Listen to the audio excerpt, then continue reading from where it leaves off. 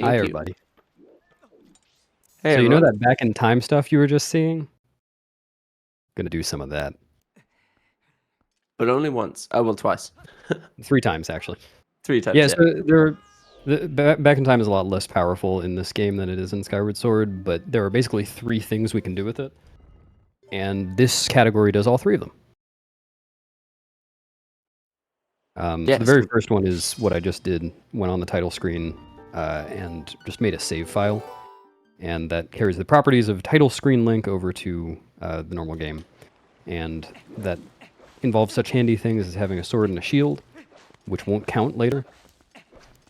But the most important thing is that it sets the flag for opponent being tamed, which means that I can get the iron boots right now, instead of having to wait until after Elden Twilight to do that. 1 trip Orden. And what's really nice in this category compared to any percent is we actually get to use opponent, which we actually don't normally get to do very often. Yeah. We get to use it for goats. That is true. Yep. Actually, I've just got to put when you have a moment, can you share the gameplay with me in Discord? Sorry, just hit the. I should be. Oh, it was in the waiting room. Yeah. Yeah, it turned off. Yeah. I'm sure whatever you're doing is fantastic. Yeah, it's the best rolls you've ever seen. Well, you ever haven't seen.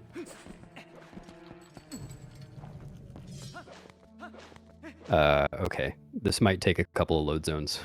No, you're good. I can predict what's happening. So basically, what's happening here is that Beast is going through just like our early game component. So just making his way through Faron Woods, going off to free Tallow, who's one of the children from the village. And then the game kind of ramps up very quickly. The early game in Twilight Princess is pretty full on in terms of tricks. So we're gonna see. No one tell Teabag that I'm actually jotwadding right now. I knew it. Basically, we're gonna get through. We in this game, you kind of go from just being like an everyday village person to having the Master Sword and having a lot of progress in the first kind of 20 minutes. So there's a lot to cover. What you see here is basically as Beast is rolling through Faron Woods, rolls in this game are our main method of movement. And what's really important is basically to try and frame perfectly chain them together. And it's also a thing that if you drop a roll while going up a hill, it's actually impossible to get that momentum back. Or velocity, I guess is probably a better word for it. So everything here, these are all rhythmically, well, not rhythmically, they're perfectly timed A presses. Well, so a lot of them are. Not all of them. Not a single one dropped. That's right. Yeah, it was all perfect. Yeah. Yeah, and so like if you've seen an 80% run, actually let me back up for a second. This category is not run very often. It is not one of the most popular categories. Probably in large part because it has a lot of components that are very similar to any percent. 90% in this game beats 5 of the 9 dungeons and enters 2 others. So we're doing a whole lot of dungeon content already. This run is different, but it only ends up being about 40-ish minutes longer than 90%. And the early game, what I'm doing right now, is exactly like 80%. The very early game, anyway. So there will be, if you're familiar with 80%, you'll basically see no differences in the first 25 minutes or so.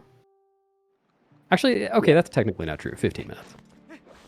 And the only variant I can think of is that the way we get rupees in this compared to any percent is a bit different. So if you've ever seen 80%, we normally go and get 100 rupees, or sorry, 2 sets of 100 rupees from Snowpeak and all this. We have a different way of getting it in here, which we'll see later on. This is gonna be really bad. It's always the relay goats. They're always the ones that the ones that sneak up on you. Oh, you saved it. Oh no, I didn't save it. Oh. So if you've ever done, if you've ever seen a TP run before, these are our goats. Thankfully, we only do them once because once is plenty enough. What are you doing? Basically, as you can see from what are these goats doing? I'm gonna be here for the rest of the reel. This is it. This is the entire. Oh my god. They are very, very finicky. There's a lot of RNG to do with them, basically on how much they Holy respond to. Sometimes they're super sensitive and they'll turn really easily, and other times like that, they just won't recognize you. Kind of anything around a 20 is normally what we go for there. That was kind of like a 20. It was the right number of digits. It was the right number of goats, yeah. That was astounding. And the RNG just keeps coming as we go into bow. So bow here basically is just I've always referred to it as a game of rock paper scissors. I think it's just the easiest way to explain it. And basically the way it works is that bow has two different phases. So you've got the first phase, which is a bit more forgiving in the RNG, and a second phase which isn't as forgiving. And effectively you choose a move, preferably a slap, and bow will respond to it with his own move. What we need to do is to get perfect RNG, we need to be able to get a slap off from the get-go and then mash it about 12 to 13 mashes per second, and that will one cycle him. But it is something that can quickly get out of hand if Bo just doesn't play nice. So I'm praying nicer than goats, preferably. Yeah, we'll see about that. Yeah. Also, crazy new time save that was recently discovered. Oh my god. Is that if you stand kind of far away from Bo and don't like mess around and move the camera and stuff, then it actually saves time on camera movement and that little bit of dialogue I just went through. Shoutouts to Waterproof Teabag. Shout out to that guy. Yeah, it's something. The game has a way that even there you'll see that when Beast finished up the fight and it turns to Bo, the camera snapped to him, and that's because if Beast is targeting, it basically just stops the camera from needing to pan the room. So there's a lot of little time save like that across the run, and he is not loving you. Oh.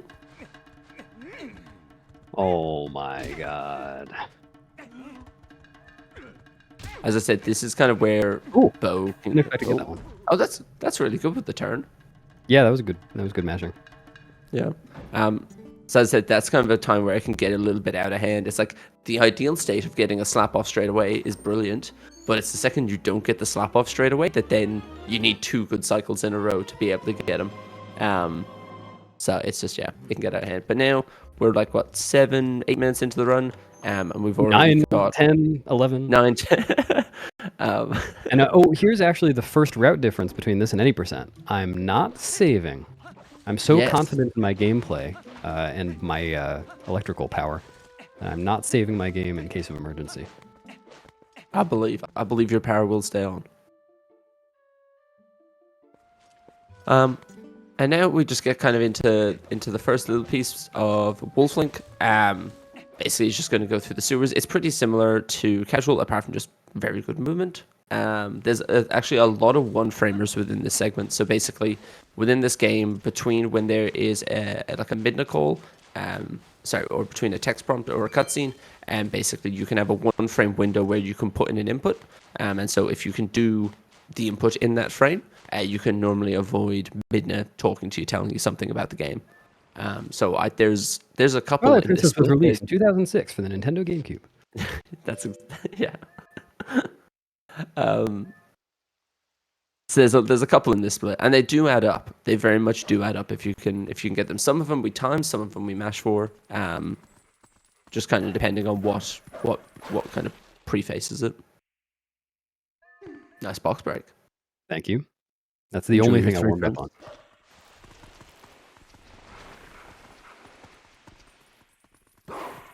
And so I guess what is nice for the context of this relay is that like in like any percent, TP is so much longer than the rest of the games, but in AD they're actually quite more evenly balanced, which is really nice.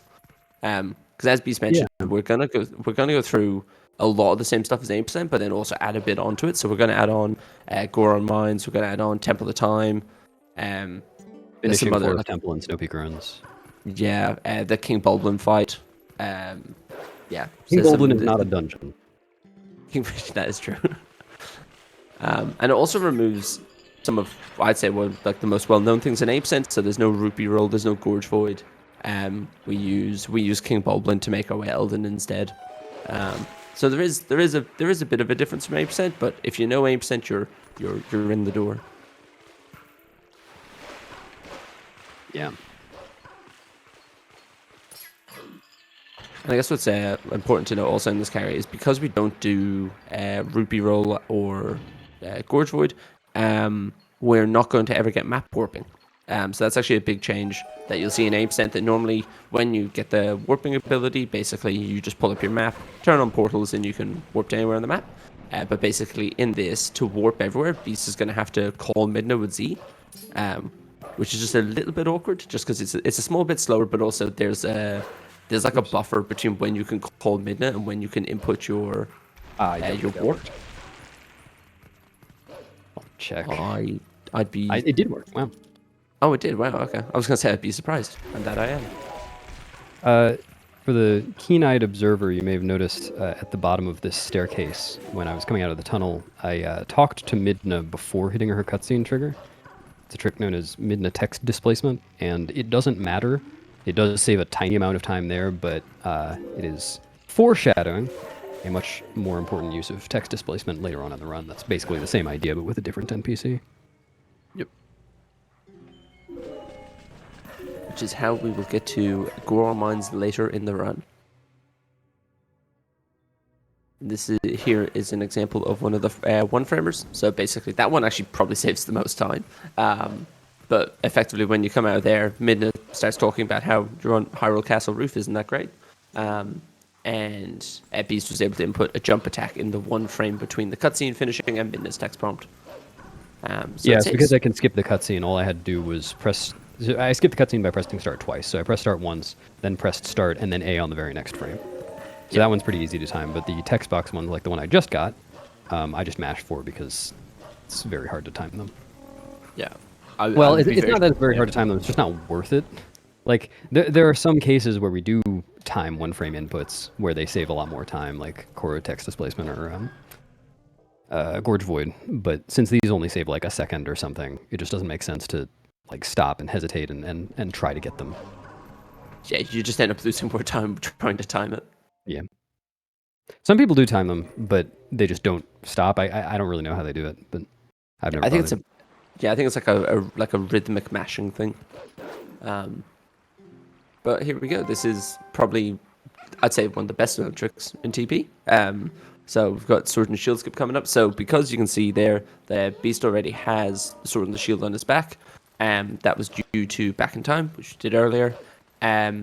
Hugo. Hugo's not having any of it. So what that does is basically that actually locks us out of Ordon Night 2. So normally in Ordon Night 2, you go back, you see all the people who are in the village, and you collect the sword and the shield. But because of what we've done with Back in Time, if we go there, the people actually won't be there. Ordon is just abandoned, effectively. So what we need to do is we need to find a way to get into Faron without collecting the sword and the shield. So that's where our friend Hugo comes in. Which, by the way, it's his birthday today, so if everyone could say happy birthday to Hugo, it'd be very nice. Happy birthday, Hugo. He has a lot of birthdays. He does. He's really old. And what we're going to see here is basically Beast is going to push Hugo to a certain point, and then when Hugo doesn't attack, if Beast backups and attacks Hugo to knock him into the air, and then jump attack towards the target while it's in the air, he'll be able to jump over the trigger that's on the floor into the trigger of the cutscene because that's in the air, and that was very nice. Yeah, not the best RNG, but worked out. We'll always take first try, Hugo. Yeah. So that's kind of probably one of the biggest roadblocks, I'd say, in TP speedrunning, like people getting in and into the game and trying to learn Sword and Shield skip. About each failed attempt costs about a minute. And it's just a bit of a finicky trick. Hugo's distance to you and to the wall and all that depends on your A press timing. Sorry, I should say your A press timing depends on his position and all that. The other way around. Yeah, it's just a lot of tricks in this game are kind of like that, where there's RNG, or I guess I should say a lot of the RNG in this game takes that form, where we don't have, like, there are some instances of just pure RNG where you get lucky or you don't, and you lose a certain amount of time. But there are a lot of cases where there's what I think of as little RNG, where like Hugo can do a lot of different things there, and basically you just have to manage it and react to it, and that takes just a lot of time and experience. Yeah. And we'll have people who are learning the trick and they'll do it twice and it'll look look the exact same, and one will work and one won't, and that's where it gets really confusing. Yeah, it's pretty precise. Yeah. So here's but another route difference from any percent. What's that? I was gonna say you can go. I think we were gonna say the same thing. Oh yeah, yeah. So any percent doesn't beat Faron Twilight, but this category actually beats all 3 Twilights. There are the routing around that is a little bit complicated to go into in full, but basically we have 2 pretty similar ways, or like similar, two ways to get to Kakariko that take similar amounts of time. One is back in time equipped, which I will be doing in this run, which I'll explain a little bit later because there's more to that. And one is just going to the gorge, doing Rupee Roll, and getting over it to Kakariko.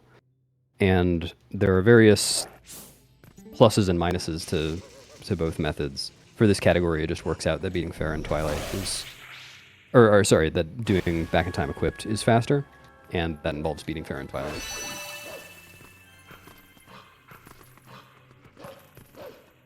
And what we're going to see here is, as you can see, Beast left some of the bugs behind him as he goes through. Just because in SD compared to the HD version of this game, there's a bit of buffer time where the bug pops.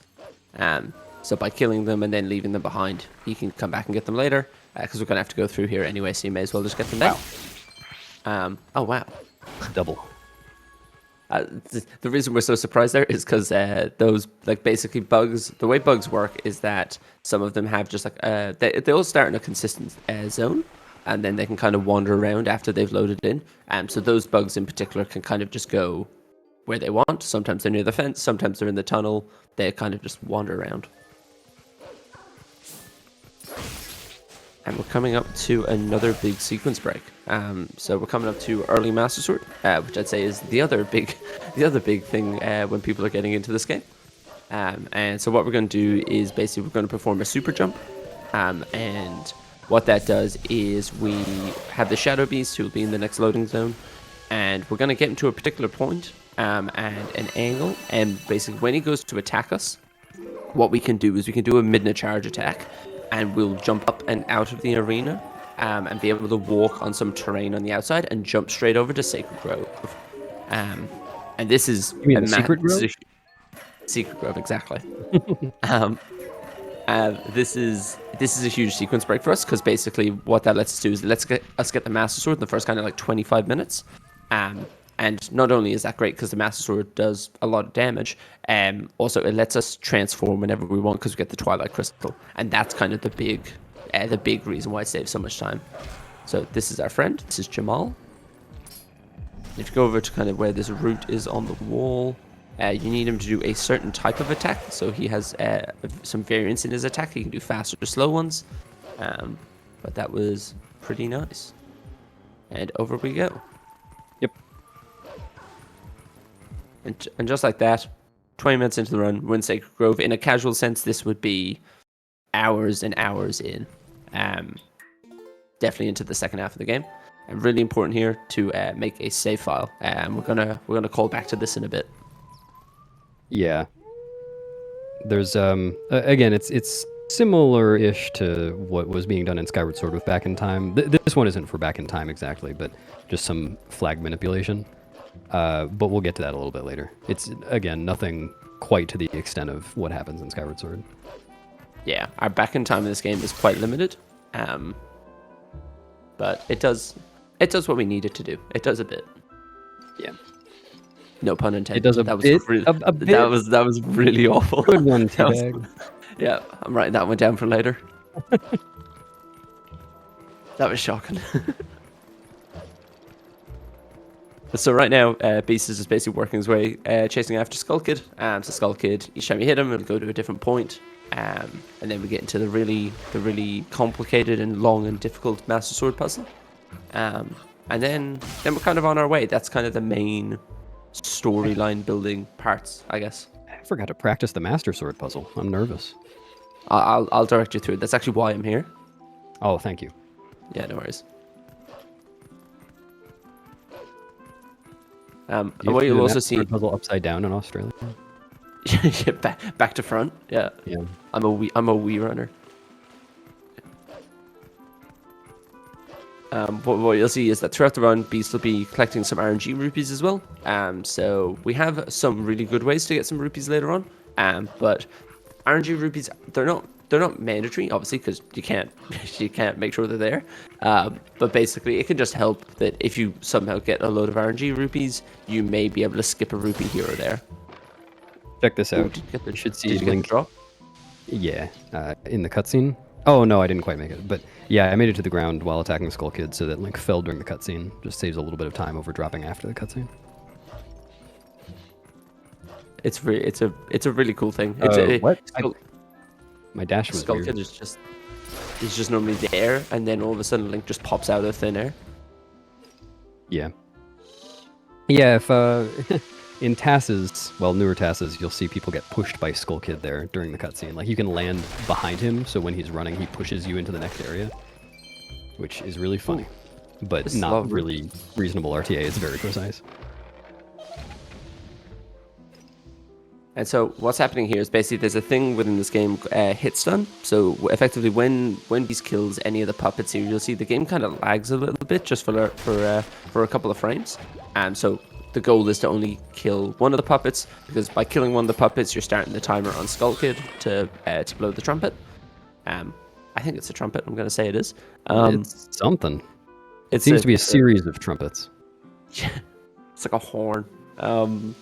But basically, yeah, there's a thing called hit stun in this game. So there is a bit of lag in this game at some points. So basically, certain attacks, cameras, kind of the way your camera is facing is a big one. So you'll see in some parts that Beast will be running with the camera down, like very far out from Link, and basically this is all just to kind of reduce the lag, which is only in the GameCube version. Wii version has no lag. All right, here we go. The thing about hit stun, actually, obviously we do try to avoid it when possible, but on the puppets there, it can kind of be worthwhile to hit more of them. It depends on how you're thinking about it, because the Skull Kid's timer for blowing the horn and becoming vulnerable again starts when one of the puppets explodes, any of them. And the amount of time it takes between a puppet getting killed and actually exploding is RNG. Or at least it's variable. I'm not certain it's RNG, but it's unpredictable and variable. So it can maybe be a good idea to actually kill more of them, so you have a greater chance of a fast explosion. But it's, under a second difference. Not a big deal. Yeah. But we're talking micro optimizations here. Yeah. So we've got the Master Sword now. This is very familiar to anyone who's seen Twilight Princess speedruns before. This is in basically every category. And getting the Master Sword early, like T-Bag says, has some really nice benefits, including warping around and being able to transform. The other big benefit is being able to get into Lakebed early, which I don't think you mentioned earlier. Did you? I don't think so. No. Okay. Because we're going to want the Claw Shot early for various reasons. And if you enter Lakebed without the Master Sword and you don't have the Zora armor, you dead. Well, I guess you could do it with water bombs technically, but there's no reasonable way to do that. But if you have the Master Sword, you can just save warp in the first room, and it takes you to land for some reason. That's just how it works. I guess the game assumes you've beaten the dungeon already, so it wants to not make you do the first tunnel. Don't know. So that's going to be really useful, because otherwise in this route, we wouldn't be able to do Lakebed early. And then the biggest detriment of getting the Master Sword early is that it makes getting into Goron Mines complicated. As T-Vag mentioned, it's going to involve some text displacement, but basically what happens is the sumo event in Death Mountain is broken because you have the Master Sword. Or Goron just doesn't act properly, and that means that he can't wrestle you and then take down the big invisible wall behind the Gorons that prevents you from getting into Goron Mines. But there are a couple of ways to get in anyway, and the one I'll be using today is text displacement, if all goes well. Are you going to safety save? I realized that I don't really need to, because I could just use Koro as a backup, so I'm not going to. Yeah, fair.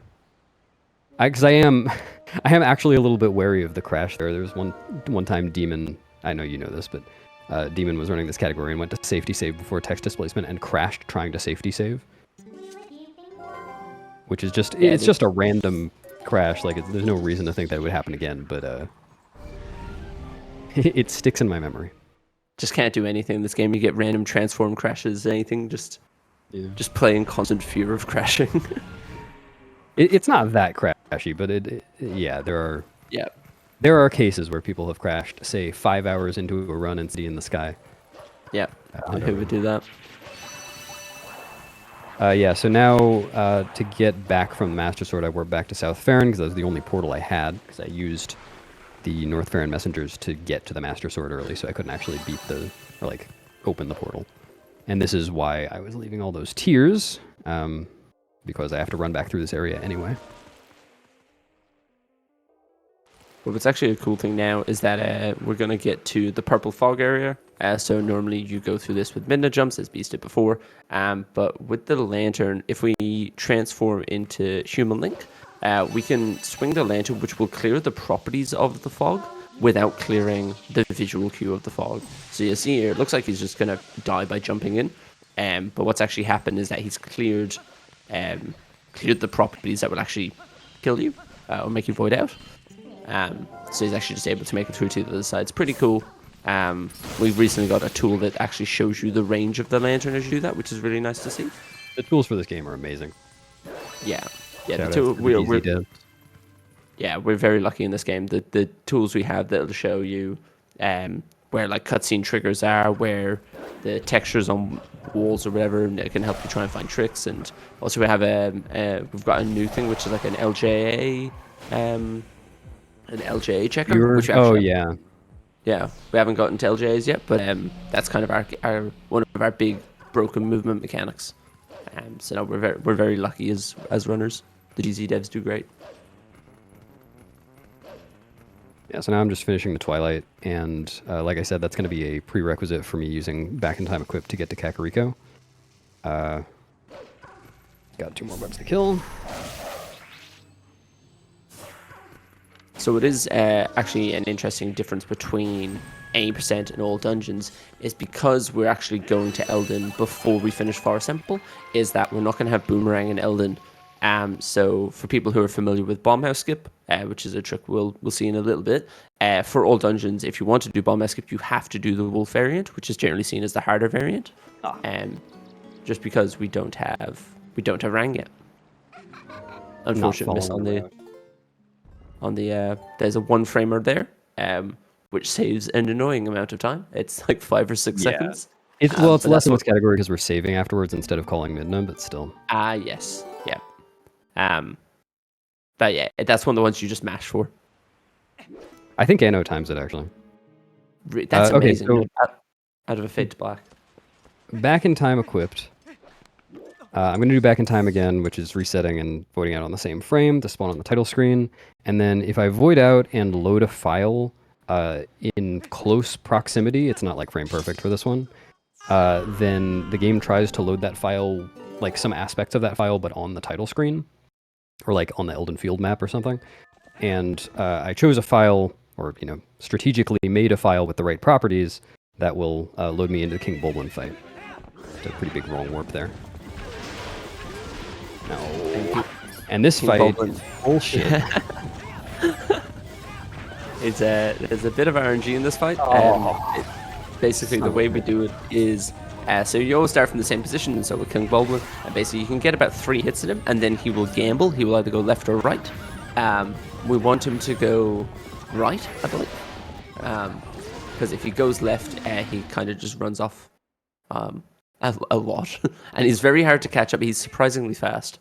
It's like rubber banding. So yeah, I got bad RNG there, and probably didn't handle it the best either. But that fight is so dumb. But this is pretty cool. Yeah, so there's a little trick you can do there to just hit him twice in one cycle. Yeah, King Bulblin is annoyingly fast. You have to waste literally like all of your Epona spurs just to catch up to him. Yeah. So the first application of bit in this run Back in Time was making the save on the title screen at the beginning so I could get Iron Boots early. The second one here was getting to Kakariko just by beating King Bulblin. And having beaten King Bulblin will also be useful for a little later in the run. Actually, a lot later in the run. And the third application of bite we will get to in, I think, 10 minutes or so. Give or take. Oh, I didn't think I was going to turn around. What might look a little bit strange there is that you saw Beast just went into a building just to immediately leave it. That was because I changed my mind. I just couldn't decide whether I wanted to be there. Got lost in the route. But basically what that does is it effectively, when you get to Elden through the King Bulblin fight, and it's still in Twilight, it gets into this weird state where it's not entirely sure where it is. And so basically it just enters into Sanctuary and then leaves, and that just resets it. And now we're in proper Elden Twilight. So we get to go more bugs. Yeah, the Elden Twilight in this category is a little bit different from, I think, every other category, though. I think you're right. That there's something I need to do in the basement. Yeah. So yeah, what basically in 80% and other categories, normally we come here, we'll kill this bug, we'll let it just pop because we can collect it on the way back like we did with the Faron bugs.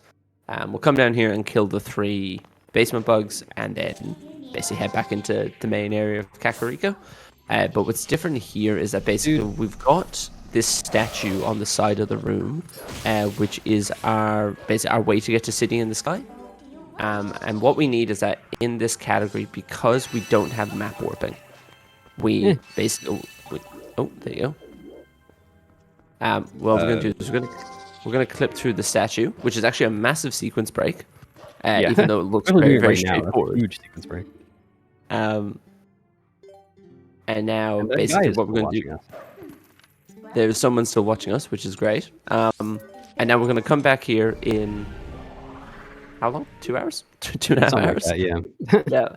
And we'll come back here and we'll talk to the cannon again. We'll make it all work. Love talking to cannons. Yep. Yeah, so again, as T-Bag said, because we don't have map warping, we have to do this special way, which works out nicely because it requires beating Temple of Time. In any percent and most other categories that do this, you can simply warp the cannon with map warping, but this one, because we get that text prompt saying that guy is still watching us, and we don't have map warping, we can't do like a normal Midna warp because she'll just keep saying that. But getting that text now makes it so that, or like the way that room is supposed to work in a casual playthrough is you like do the whole Ilya's memory quest and the whole Skybook side quest. Then you go in and you finally move that big owl statue, and then Shad follows you in there. And so when you go to warp the cannon, Minna's like, no, Shad's there, we can't let him see us warp. But then you talk to him, and he says something, and then leaves. And if you just... Oops. If you do... Sorry, where was I? Right, if you get that text at any point, and then talk to him, he'll leave. But only if you've beaten Temple of Time. So I'm going to come back here after beating Temple of Time, and I can just talk to him, and he'll leave, and then I'll be able to warp the cannon with Midna. Yeah, it's a huge, it's a very big sequence break over casuals. It looks, the trick itself, like the clip through the statue, is pretty, like it's pretty easy. But it saves us having to do the entire Skybook quest, which takes a bit of time. It does. And what you'll see here is basically each room beast is going into each house within Elden. There's basically just like a set of movement that we do. So it's a lot of enter house, do... Yeah, I'm actually doing the YMCA dance while I'm doing this. That's my set of movements. What's yours? And the bugs are doing it with you. They're the village people. Right. Mm-hmm. You were talking before how Link was a village person. Which one was it? Yeah, I tried to catch myself that I said that when we were talking about Sword and Shield Scope, I was going to say the village people have left. But what we're going to see here just after this one is the bomb house skip. So basically we've got the bomb house, and normally what happens is we scare a Twilight bug, it runs into the bomb house, then we have to go into the bomb house and blow it up. Sorry, well, we don't have to blow it up, we unintentionally blow it up. And that will kill the bugs. And basically what we do here is that by doing some fairly precise movement, you're able to hop onto this railing and jump across to the far side and intercept the bug before it makes it to the house. And what that then the game says, okay, well the bug is dead, therefore the house must have blown up. So the house just disintegrates in front of your eyes, which is great. It's kind of miraculous that it works that way. It's very convenient. But what's a strange thing there is that the physical properties of the house are still there. So even though the house looks like it's not there, you can still get crushed by the parts of the house if you don't do specific movements. That's why Beast did the upright jump attack. And I had to still go through the tunnel. I couldn't just like jump attack over the wall that wasn't there. Oh shit!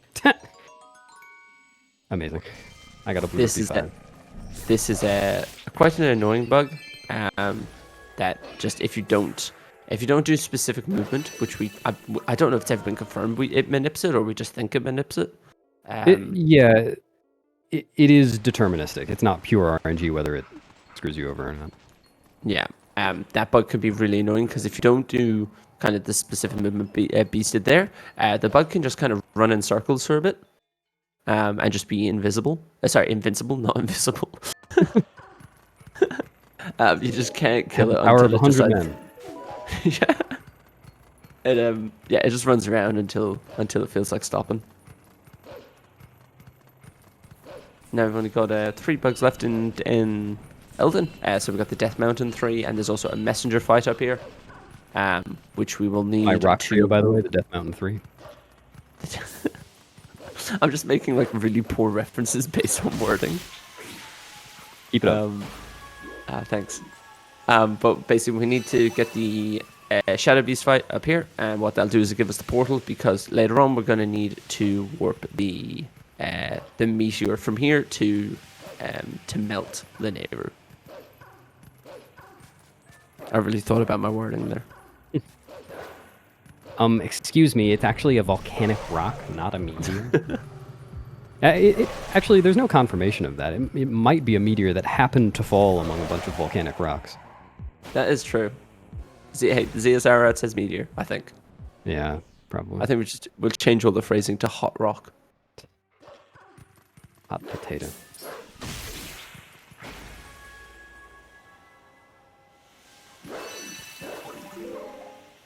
Yeah, now we're just kind of wrapping up Elden now, and what's really fun is then we actually go back to Forest Temple.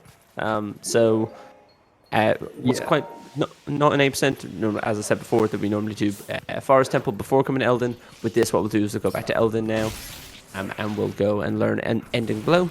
So Ending Blow is the only required hidden skill within the game because it's actually required to kill Ganon. If you don't get Ending Blow and you get to the end of the game, you'll knock Ganon on the floor, and there's just nothing you can do. I think this is the longest anyone has taken in this relay so far to get to a dungeon. That might be true. Yeah. I think it took Minnie like about this much time, but like he was entering a dungeon now. And of course the other runs are so much shorter. Yeah. Well, actually, I don't know when Skyward Sword first entered a dungeon. I think it's pretty early though. I was sleeping. I'm sorry. SMH. Oh, time to watch for the funny thing. This is going to be hilarious. You're going to just roll on the floor laughing. Look at this. Wait for it. The wolf is attacking his back. It's his back, not his front. Oh, man. Gets me every time. There are a couple of funny cutscenes within this game. Just we don't get to tame Epona in this, but that would be a great one. Yeah. Yeah, there's some really good ones. That one is it's a cutscene. Yeah. So yeah, we're going to learn Ending Blow here.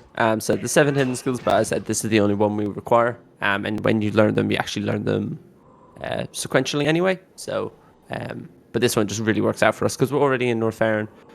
We need to go to Forest Temple. May as well get it now. Yeah, and this is one of the benefits of having cleared Faron Twilight is that I didn't need to howl for this wolf. This is the one that appears automatically. Yeah. So what you'll see us do in 8% is actually we'll get Ending Blow from the wolf outside of Castletown. But then after you complete it outside of Castletown, it'll warp you to North Faron because that's where it assumes you've learned it from. So we're coming up on the 3rd application of Back in Time, the 3rd and final one. It's actually going to be exactly the same as the last one, going into the King Bulblin fight, but instead of fighting King Bulblin and using that to get to Kakariko, I'm going to just reset in the King Bulblin fight, because I'm scared of fighting him again. I think he will take his revenge on me. But when I reset at a specific time, while skipping the cutscene, it's going to set something called the boss flag. And that controls a few different things in the game, mostly... well, that's not how you do it. Maybe, you know what, you can explain this one. Maybe I shouldn't talk while I'm doing Forest, but... Sure. So yeah, as I said, the basic when you go into the fight, the cutscene that's at the start, it has a cutscene that basically says, "Hey, you're going to a boss fight." If we reset during that cutscene, while trying to skip it, what that'll do is it'll change some flags in the code, and basically say, "Hey, now the game thinks that you're in a boss fight." What's really good for us here is that if we use that within Forest Temple, for anyone who's done Forest Temple, there's like 9 or 10 monkeys. I can't remember because we don't need to get them. 9 or 10, yeah, sure. Yeah, there's a lot. Yeah, there we go. Yeah, I don't even know because you don't need to get them. That's the great part about Teabag wearing his "I've never run glitchless" t-shirt. Yep. Yep, Honda Runner, by the way. So what that does is basically when we get to the door in the north of Forest Temple, the 4 monkeys are just gonna rock up. They're just happy to be there. And then that lets us get straight over to the Ook fight. Because we've got these boss flags already set. So that's a really nice time save. I can't believe I didn't know how many monkeys there were. That's really funny. Oh, let's see if Nancy's nice to me. Nancy's this spider. Everyone say hi to Nancy. I'm gonna go for it. I'm going for it. I shouldn't have gone for it, but I went for it. Don't notice me? Turn the other way? Nope. Oh, for fuck's sake. I'm It's committed a to bit this of one. Oh, that is... that's like the worst case scenario. Alright, that was pretty bad. So Nancy there, we normally kill with the other Deku Nut, but basically if she spins facing a certain way, we can kind of gamble on whether we can just go up it. And gamble it was. But it only saves a couple of seconds. It's more fun than anything. And what I see here, if you're keen-eyed and you watch now, that when Beast opens the door, there's a bunch of monkeys. Yep. There you go. Hi, everybody. I love that. Notably, the boss flag only affects the monkey count for Ook. It affects a few other things in the dungeon and actually makes it impossible to get all the other monkeys normally. But I won't actually have a monkey chain to Diababa, which I will need to beat in this run because it's all dungeons. So I'm going to have to find some other way to get to Diababa. I don't know how I'm going to do it. However will you do it? I don't know. If only I had some kind of technique that would allow me to cross large gaps. That would be amazing. Yeah. Like a super swim. Yeah, that's right. It's a shame we don't have Don't forget that. to mash B. I didn't mash B. Oh, there we go. Can you see what happened? Yeah, you got it anyway. We're really getting into the details here. There's like a 50% chance that the Ook's fight animation starts faster. It's completely RNG. There's nothing you can do to manipulate it as much as I will claim you can. There we go. Congrats on doing part of a dungeon. Thank you. Yeah, it feels good. I'd like to do 8.5 more. Yep. This is a some dungeons world record. Yeah, I don't think this is a world record in anything. This is the world record Maybe in get the boomerang today, maybe. Probably not even that. So with Ook there, Ook can kind of just keep hopping. So the minimum of 2 hops can keep just hopping around. I think that was a 3, which is pretty nice. We'll take that. I know someone in the community ran a simulation of a ridiculous amount of Ook, kind of Ook seeds, and I think they got up as high as like 52 hops. I want to say. Yeah, it's 52 or 54 or something like that. Yeah, but I think like RTA, someone's got I think low 20s. I personally have had a 25, which I am told ties the world record for Ook hops. Yeah, 25. That would be very impressive. I got it just a couple of weeks ago. Beautiful. So what we'll see here, Beast has now the Boomerang, which is what we were alluding to earlier around LJAs. So basically, the Boomerang is kind of our broken mechanic. So if you throw, it's a thing that's only in the, it's not in the Wii version. But basically, if you throw the Boomerang and it goes, actually, I'm gonna caveat this with, it's not entirely true, but it works for 99% of situations. That if you throw over the void, if you throw the boomerang over the void and... Oh? Oh, you there? Yeah, can you hear me? Oh, I think I disconnected or something. Can you hear me? Yeah, I can hear you now. Okay. Sorry, go ahead. Oh, you're good. Yeah, so, yeah, with the boomerang, basically, if you throw it over the void, or you throw it out of bounds, or to ground that's higher than Link's feet, and basically you can do like a super long jump, and that will let us jump over some components Can you do of the any game. backwards long jumps?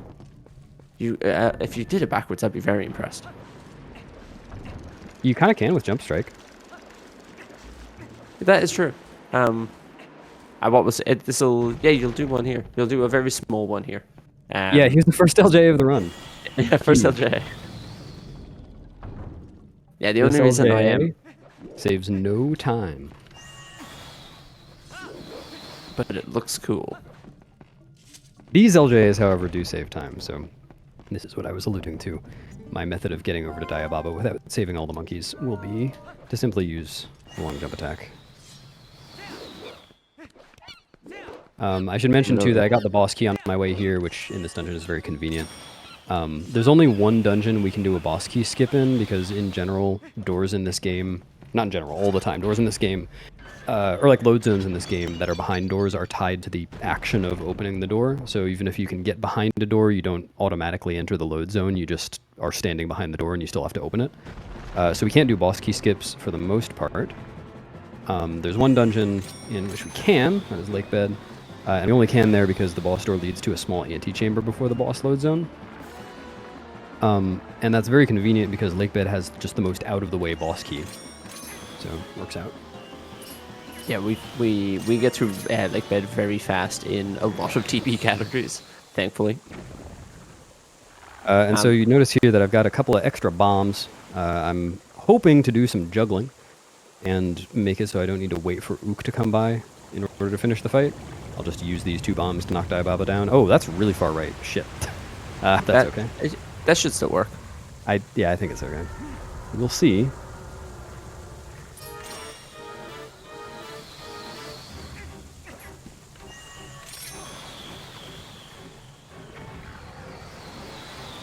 Looks good to me.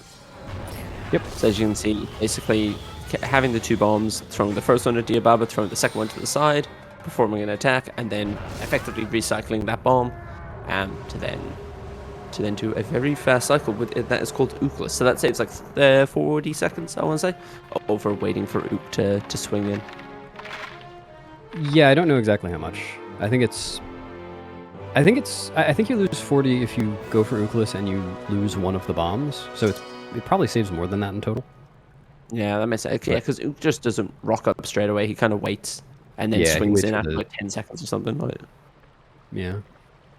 Anyway, it saves a bunch of time, and it feels really good to get. It's one of those tricks where it looks really complicated when you don't know what you're doing, but once you like have done it a little bit, it's pretty easy. You just follow the instructions, and it works every time.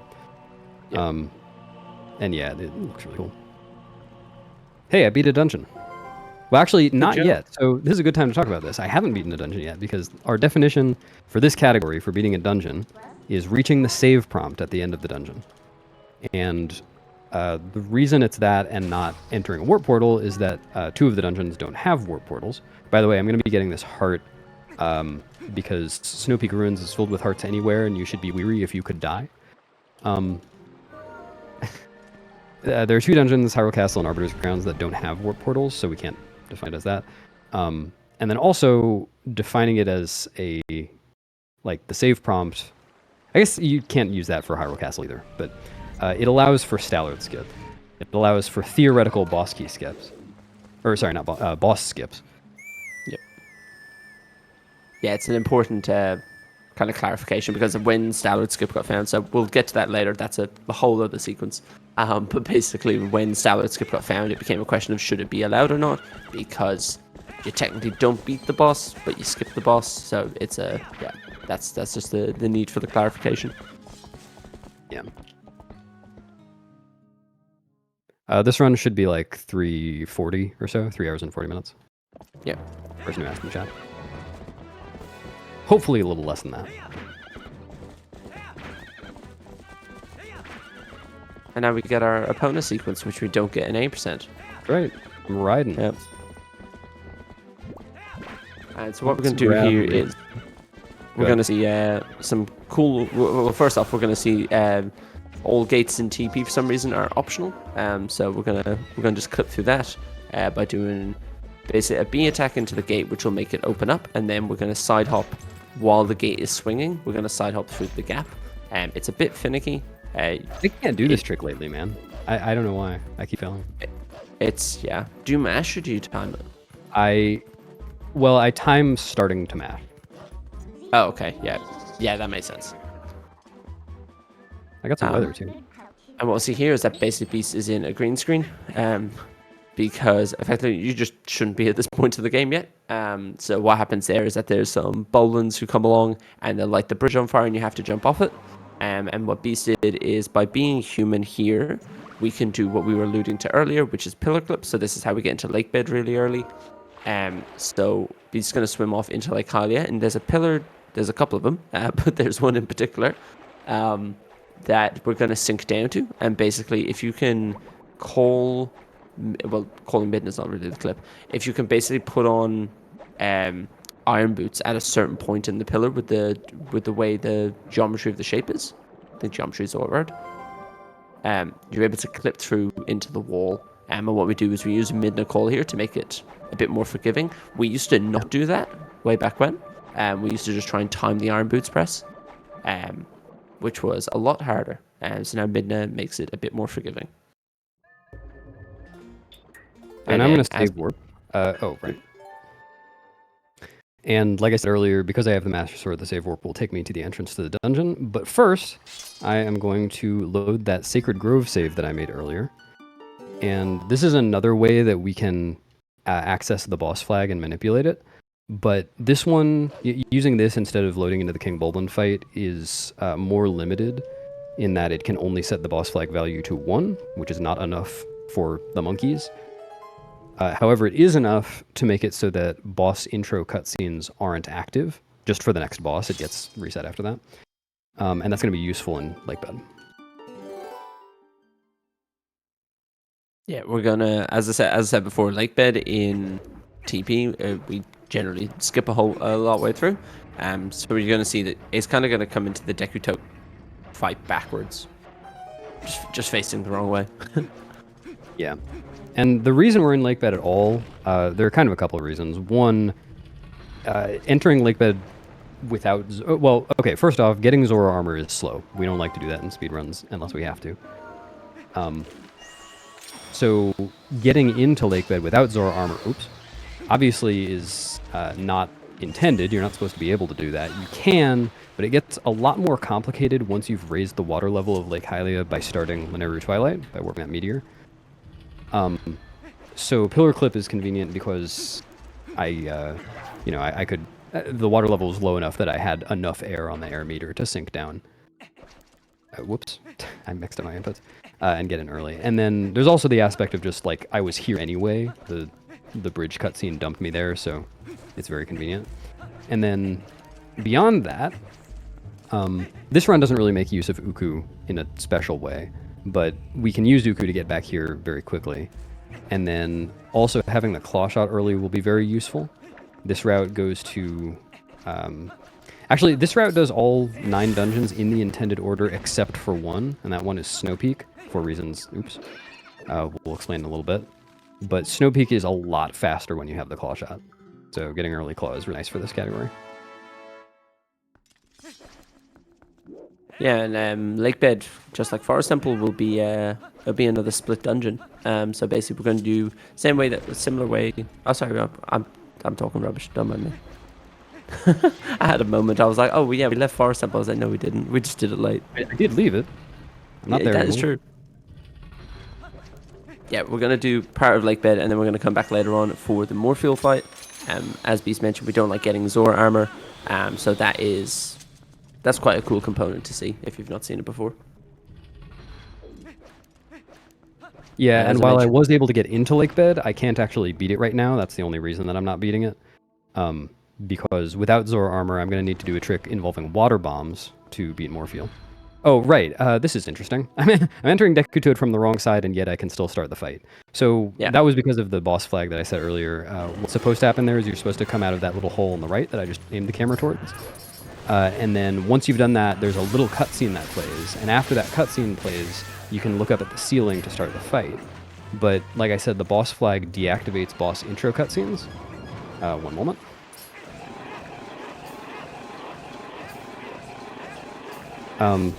So because of that, I was able to look up and start the fight from anywhere in the room, including the exit, which you're not supposed to be able to start the fight from.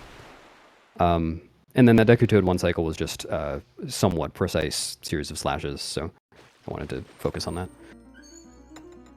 It's kind of hard to get enough slashes in time. Yeah, you'll see in a couple of boss fights in this game, basically we don't want to do full combos all the time. So damage values in this game are quite peculiar. So basically, in some ones you just have to do a certain amount of damage. Certain bosses will be you have to hit them with the end of a combo, which we'll see later on some other bosses. So the way we approach each boss can vary a little bit. So if Beast did a full combo on Deku Toad, it would just run a second cycle. So basically, if we do 10 slashes, 5 sets, you're just one cycle. And I save warped for a couple of reasons there. One, you can't Uku out of boss and mini boss rooms. And second, there's a convenient water bomb chest in that first room that I'm going to be using later for the glitch I mentioned. And so now it's on to Lanayru Twilight, which will not start quite as one normally starts Lanayru Twilight, because I have the Master Sword, so I can do a nifty trick. Oops. Let's see whether Fire decides to show us a customer, some grass, or a butt.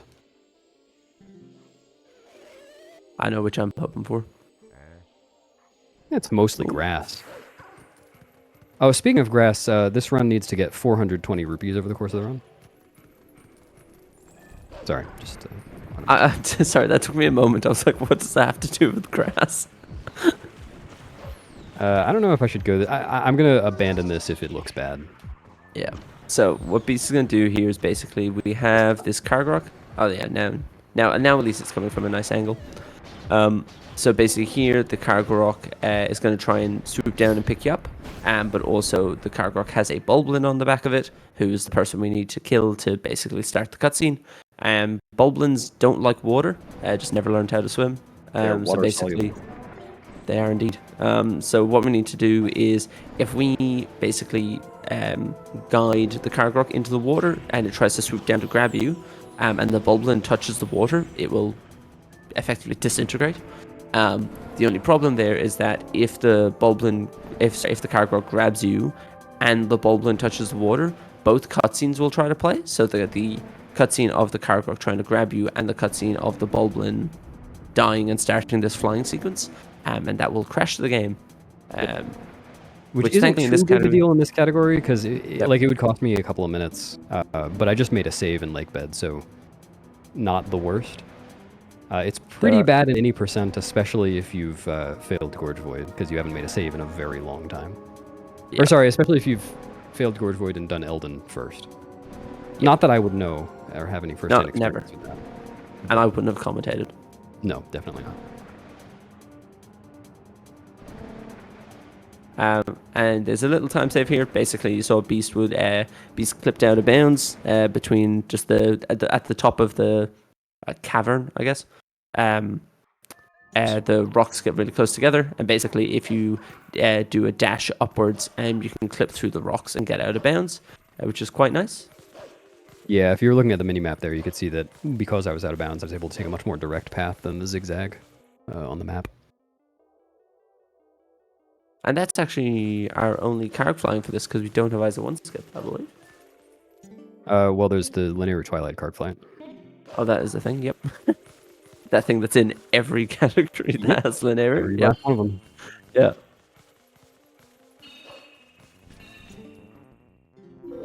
This is just a bit of kind of traversing up Zora's domain, and then hopefully not back down. Not back down, preferably.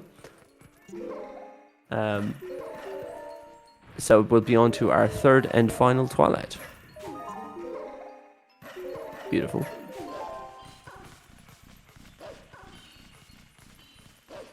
And so what we're going to do is that there's a Shadow Beast fight in here that will unlock a warp portal to Zora's Domain. And we're going to go get the meteor, the hot rock that we were talking about earlier. And we're going to bring that here to melt everything. Oh, get over here. And then we can go through Lanayru. Yep.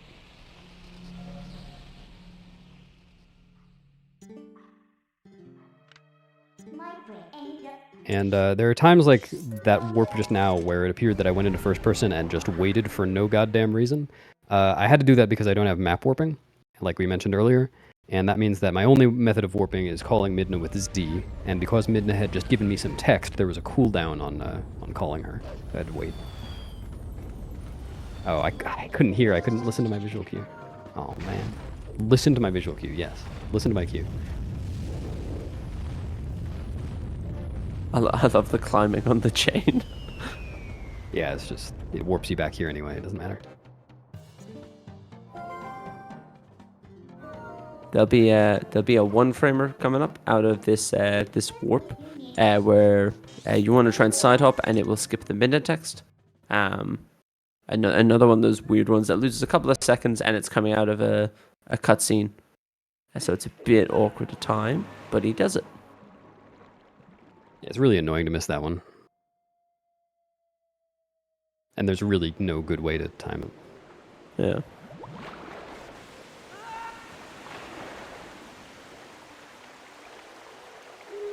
Oh, do you have enough time to get in? I don't know. Never tried it.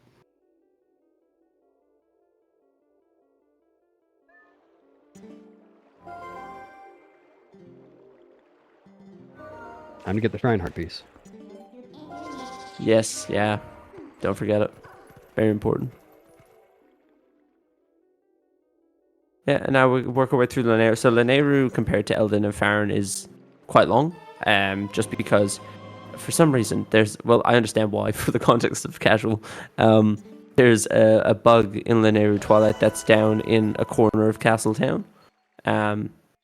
So there's the middle component of Lanayru is just getting to Castletown, which for the purpose of the storyline makes sense. It's just for the speedrun, it's not ideal. There was a quality of life change with the HD version where they removed some of the bugs. They lessened the amount of bugs in each Twilight. So Lanayru is just it's a decently long component. Yeah, and this is the third and final Twilight. My ratio of Twilights to dungeons so far is 3-1. Well, it's going to be 3-1 after this one, which is pretty bad considering this is an all dungeons run and not an all Twilights run. But well, you should get more dungeons later on unless I discover more Twilights.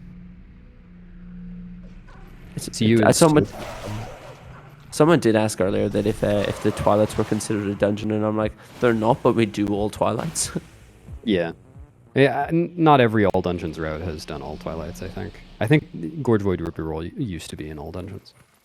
That would be before my time, though. Yeah.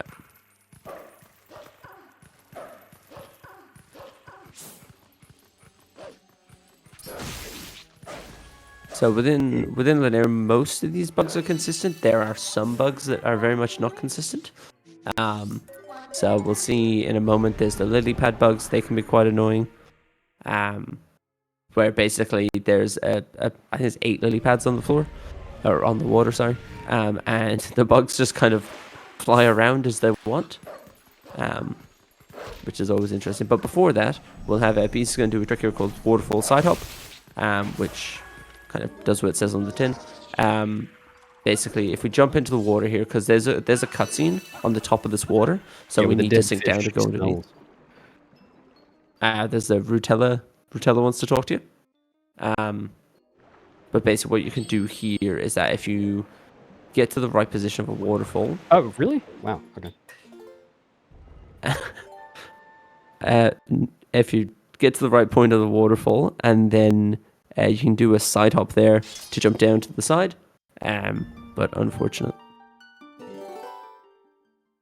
I don't know why that didn't work. Yeah, I'm not sure. I've been failing that in this category specifically. Like, I wasn't failing it at all in 80%, and now I failed it, I think, twice. So it's got to be something to do with what my hands are doing for the equip. But dunno. Yeah. Anyway, not a huge deal. Just say warp to get back up and then come get the bug.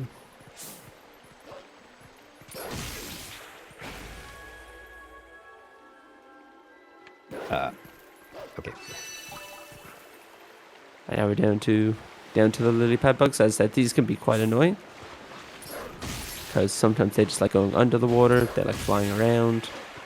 Also, when you kill a bug in water, they take longer to kind of pop. So when you kill them, they have a moment where they fly around the floor, and then they explode, and then the tear pops out. For some reason, if you kill them in the water, it takes longer. I don't really know why, but it's a thing.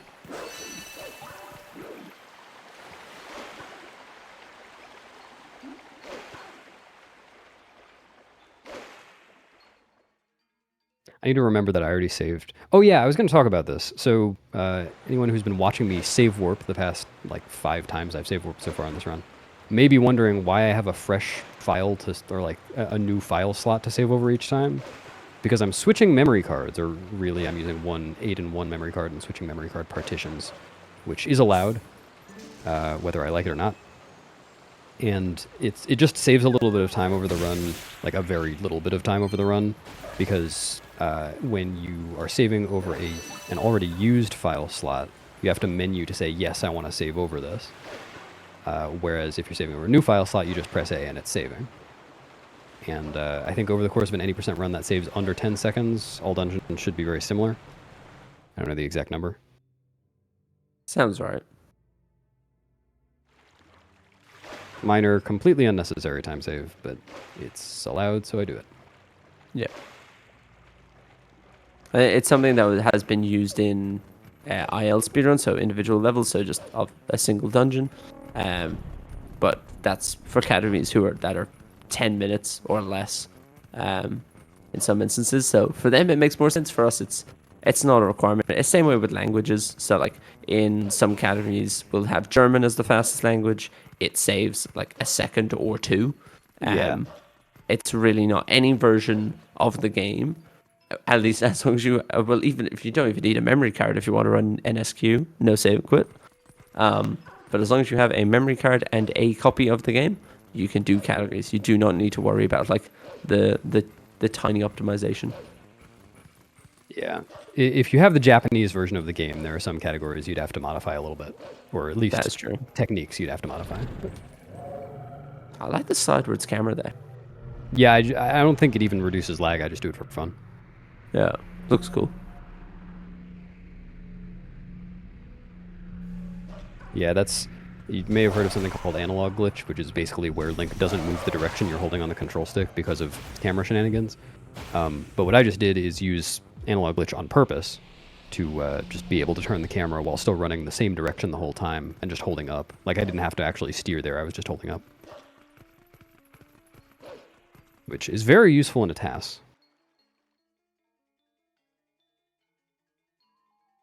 And we'll see some interesting movement here. So Castletown has a speed cap, I believe, or your speed drops really fast if you dash.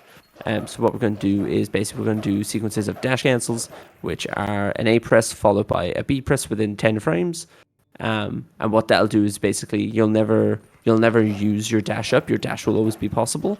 And that is our fastest way to get through Castletown. Yeah, you never have to wait out your dash cooldown timer if it gets interrupted within 10 frames. You can do that with a B press, or by jumping off a ledge, or by bonking. Oops. Wow. The bonking is usually not useful, but it does work. It does cancel your dash. Yeah, a lot of the times we use dash canceling as like a spacing thing. So when you have a situation where you can get one dash off but not 2 dashes off, you may want to dash cancel into a dash, and it'll make the spacing quite nice. A potentially annoying bug here as well behind Fyrus Cannon. I say that and it was so nice to you. I insulted him for no reason. No, he deserved it.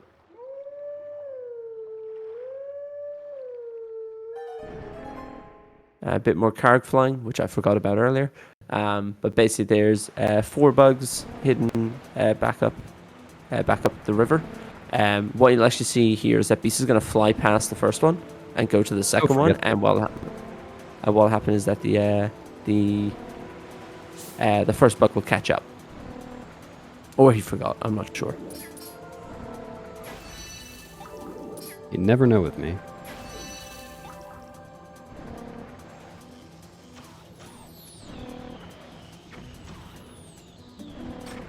Yeah, so Lanayru takes about 10 minutes. Yeah. Ballpark. Whereas you'll see Elden takes like 7. Well, in this carry takes a little bit longer due to the cannon. Yeah. Yeah, this one just takes a bit longer. But thankfully, we're right at the end. Just 2 more bugs, and one of them should be pretty quick. And the other one's quite large. Yes. And in charge. Oh, come on. This bug is an asshole.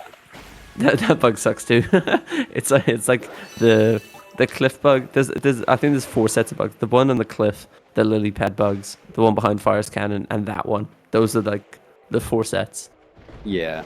And like the way enemy movement and RNG works in this game in general is when you load in an area, an enemy will always it'll start off in the same position, like facing the same angle and whatnot. But from there, its movement is just RNG. So between loading in the area and like turning around and dashing at the bug, like Link had to do that get up animation. In that time, that bug flew up really high, so I couldn't get to it, which it just sometimes does and sometimes doesn't. So here I'll try to get an early bonk on this bug. Well, I got the bonk and failed the quick attack. Oh well. Hopefully I can get that the next time.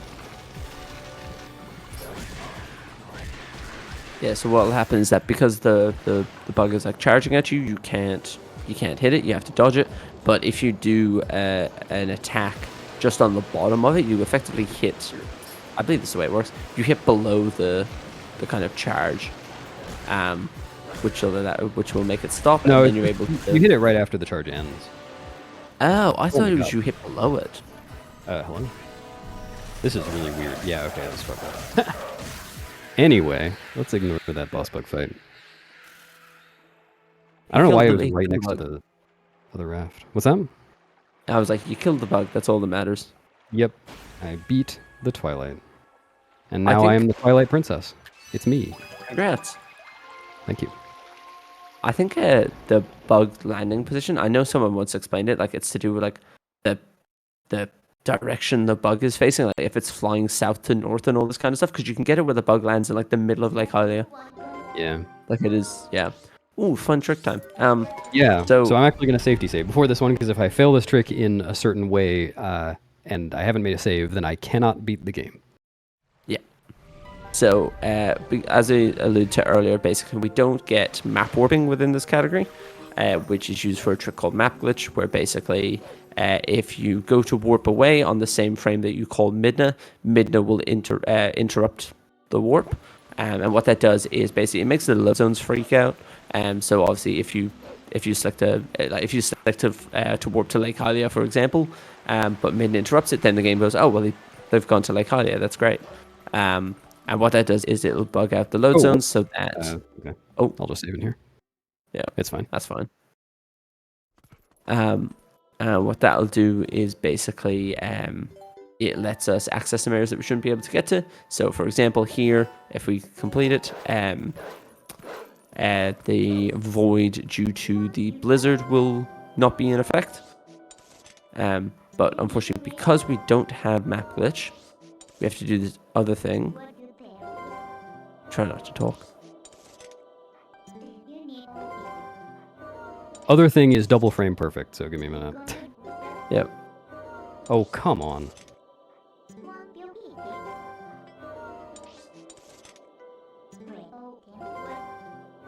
There we go. There we go. Okay. Yeah. There we go. So, yeah, I was like, I needed to stop talking during it. Nah, that was... I'm just bad. Oh, whoops. So yeah, that's a trick called universal map delay, and it's just another way of accessing map glitch, what Teabag was just talking about. So the way he was just saying is you interrupt the warp by calling Midna, like pressing Z on the same frame that you opened the map. But because I can't pull the map, since I didn't get map warping, it's slow for this category, what I had to do was interrupt a warp a different way. I had to use Midna to warp, and because I used Midna to warp, I couldn't use Midna to interrupt the warp as well.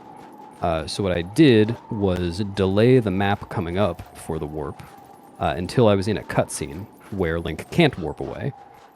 And the way that I did that was just alternating... well, the way that you do that in general is by alternating A and B frame perfectly. This game runs at 30 FPS.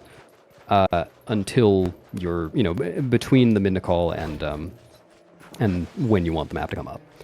So with that setup, I only had to do that for 2 frames. But yeah, I had to hit A on a specific frame and then hit B on the very next frame, and I kept messing that up.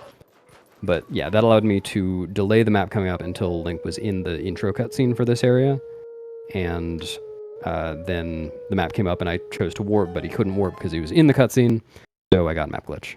And now I'm howling at the stone to deactivate map glitch, because if I didn't do that and I just hit a normal load zone, the game would soft lock, because load zones are deactivated.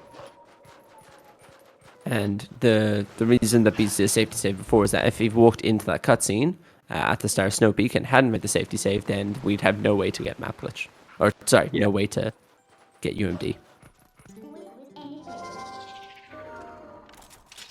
Yeah, I couldn't even come here the casual way because I locked myself out of the fishing rod by doing back in time at the beginning. I would just be screwed. So using map glitch in other categories has a bit of benefit. So like in 80%, for example, you may see that there's an out of bounds you can do to enter the Bulblin camp outside of Arbiters Grounds. We unfortunately don't do that in this category. We'll just go through. Well, actually, we'll do some cool movement. Yeah. But yeah, it can be applicable in different situations to access places that you shouldn't be able to get to.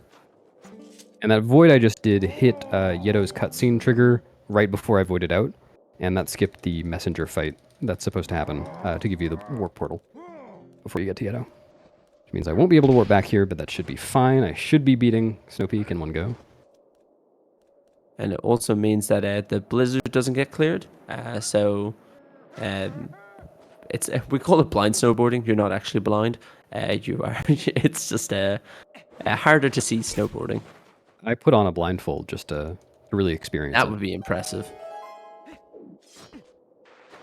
But thankfully, even though it is quite snowy, there's mountains in the distance that we can faintly see, and we can use them as a bit of a lineup to make sure we're going to the right place. Yeah, and being in the air locks your speed when you're snowboarding, so I'm basically getting up to max speed and then staying in the air as long as possible with spin attacks, where applicable. Also, it's like nearly an hour 20 into the run. I'm only entering the second dungeon now. This is pretty bad. This is going to be a long run. This is going to be a very long run. If only there was like a bunch of dungeons you could do back to back. That would be really good. That'd be amazing.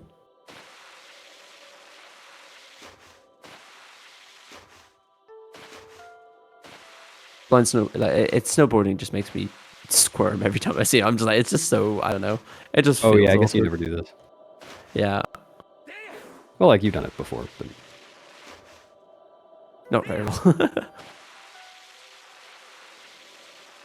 And we're off to our second dungeon. So we got Snowpeak coming up. So Snowpeak, although in a casual sense, Snowpeak takes a decent amount of time. It's one of the slower dungeons we'll do in this run. The faster one. Faster one. Yeah, shorter one. This dungeon has a lot of sequence breaks in it. A lot of really cool stuff can go on here. Yeah. So part of the reason why we wanted to get the claw shot early was because we can do this. So basically, if Beast does an LJ across this room here, normally what happens is that you're supposed to destroy the floor here, but for us it's a roof. Yeah, this is the second half of the dungeon already. Yeah, it's only got one-way collision, so we're able to just go down, and that floor is stupid and doesn't exist sometimes. By the time I'm even explaining... Actually, stop talking for just a minute. Yeah. Oops. All right.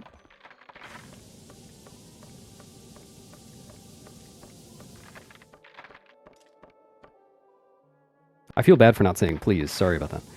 No. Yeah, it's just frame perfect right there with an audio cue. So, Yeah, So yeah, you're good. that freezer is not supposed to let you up. It's supposed to spew ice indefinitely when Link is on the ladder, but if you drop off the ladder frame perfectly right as it starts its attack, then it does its attack as though Link's not on the ladder, which is a temporary attack.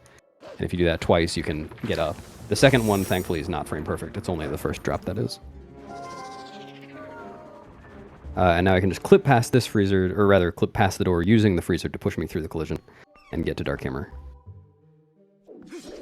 Without even talking to Yeto, or Yetta. This dungeon goes by so fast that by the time I'm even trying to explain something, you've done it and you're on to the next thing. Dude, I fucking hate Dark Hammer. This fight is so dumb.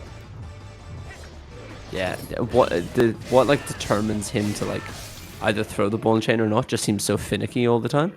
It's really not. I just didn't wait long enough, but it's making me wait in a speedrun. Yeah. Yeah, whatever. But yeah, just like that, we're like 3 minutes into this dungeon and we've already killed the mini boss. Yep. Like, it is a very, very fast dungeon to complete. And what's really nice is that what Beast did before, LFC, that the thing on the ladder, we can do it again. Yep. And that takes us right to the boss key room. Yep. So the whole component of this dungeon that's casual, that has like the getting all the ingredients for the soup and going off and exploring all the different places that Yetta thinks the mirror shard is, we can just skip all that. Come on. Oh. Wow.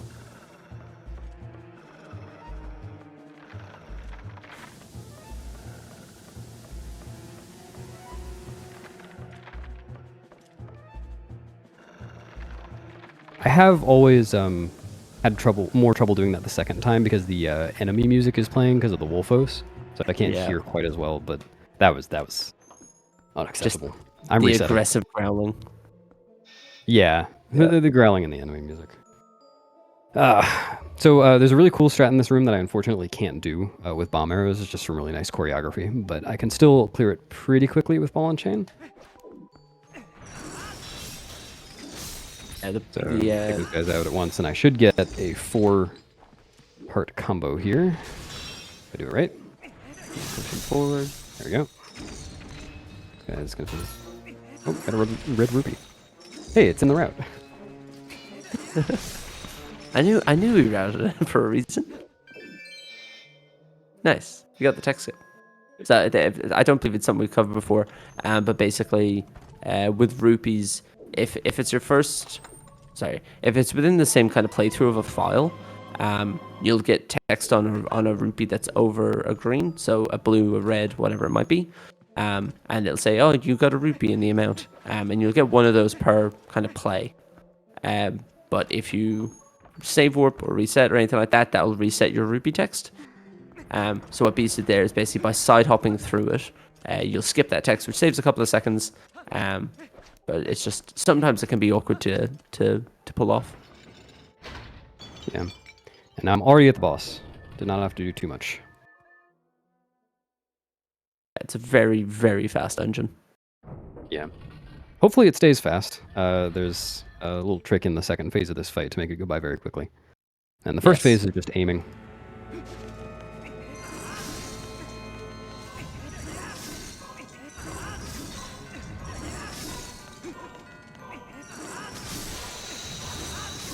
Maybe? I was going to say, that would be an amazing first phase. That was lame. Bad ending. First part was good. That was on track to be really, really good. Yeah. And now so here, I'm gonna take it. There are supposed to be three cycles here in the second phase of getting Zelda to drop down after you've broken some of the icicles, so you can get at her and hit her with the ball and chain. She can become stuff between you and the ball and chain. But I can do it in one cycle if I just set her up properly. So I'm just gonna make all the icicles fall near the wall. that doesn't really matter. But now I'm near the wall, and they will fall near the wall, and this will knock me into the circle where I'll be trapped with Blizzetta. I can get around and hit her towards the wall. And that gives me enough time to just hit her 3 times. And just like that, we're done.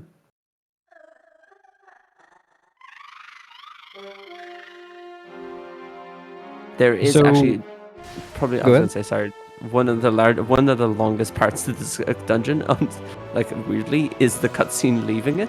Yeah, the IL, the individual level speedrun for this dungeon, any percent, is under 7 minutes long, and about 2 minutes of that is this cutscene. It's a very quick dungeon. So yeah, I've got 1 Fused Shadow and 1 Mirror Shard now. I was going to mention, because I said earlier that all the dungeons are in intended order aside from this one. It just works out that that happens to be fastest. We can do a lot of dungeon sequence breaks, but it doesn't end up being faster. Oh, try to backflip here. Damn it. But the reason that this one is so early is that I'm going to use a property of having finished this dungeon in order to enter Goron Mines to get text displacement for it.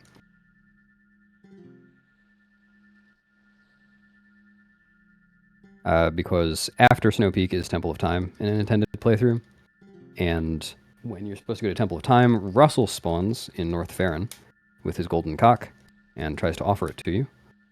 And you can get text displacement off him. I guess I'll just go ahead and explain text displacement.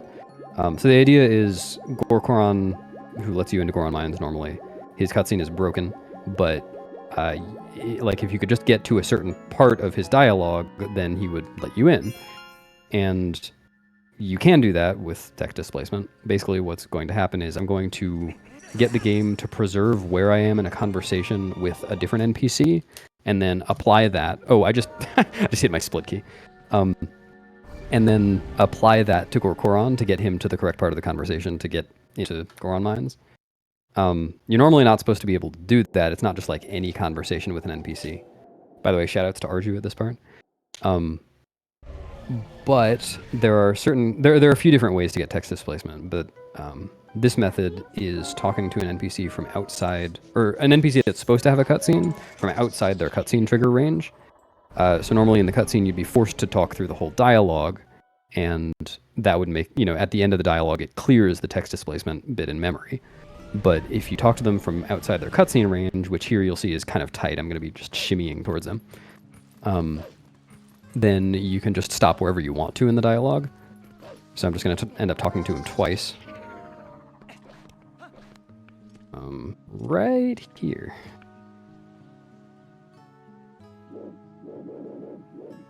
There we go. And now his cutscene trigger is disabled, so I can get a little closer. Says, let me tell you a story. And I will not let him tell me a story. I'm going to leave. He manages to take off his helmet and put it back on, while also wearing it. Very impressive. Yeah, that's text displacement. So I only went 2 dialogue boxes in, and I've preserved that. So now I'm just going to go talk to Goron. And the fastest way for me to get to Goron will not be to fight all these Gorons and do what you're supposed to do, but be a little bit naughty and get up a different way and get destroyed by a meteor. That one's a meteor too, not volcanic rock. Hot rock. Bounce here. And get over. Amazing. Oh.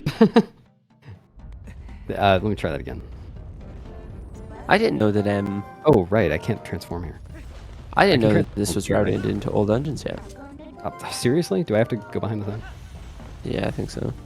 Yeah, it kind of sucks for rupees in this category, but it's still faster unless you do that. Don't. Oh, come on. Hot. Let me up. Game's out to get you.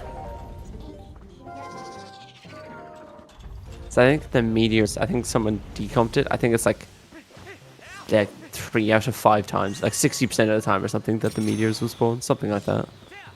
Oops. It's more often than not, but not guaranteed.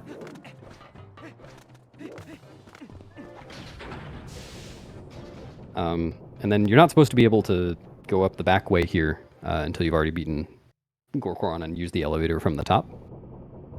But So I've got this Goron blocking me, and there are a couple of ways past this guy. You can use the spinner, which I don't have, or you can do a frame-perfect roll out of a transformation right here when you're kind of clipped into him. Not like that. And it'll just go right through him, eventually. Oh, maybe I'd mash for it. Alright, I'll mash for him. It can be quite awkward, yeah, because you're trying to roll on the first frame that basically you become Human Link, which can be a little bit awkward. Third try does the job. So those Gorons didn't actually move, but Gorkoron said let him go in the dungeon, so the invisible wall behind them, that is what actually prevents you from entering the dungeon, was removed. So I just rolled past them. We're gonna see some cool skips in Goron Mines. So normally here you have to play with the flame jets. So turning them off by stepping on switches with some iron boots, we can just jump straight across, which is really nice.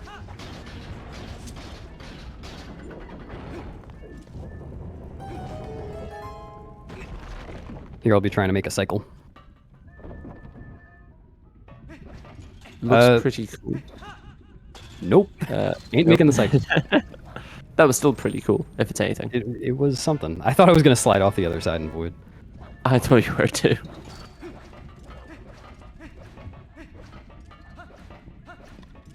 Oh well. Yeah, there's a cycle here, basically with these kind of paddles, I guess, that spin around because they're a consistent timing from when the room loads in. And basically, if you do some nice movement, you can get through it on an earlier cycle. Only saves a couple of seconds, but it looks pretty cool.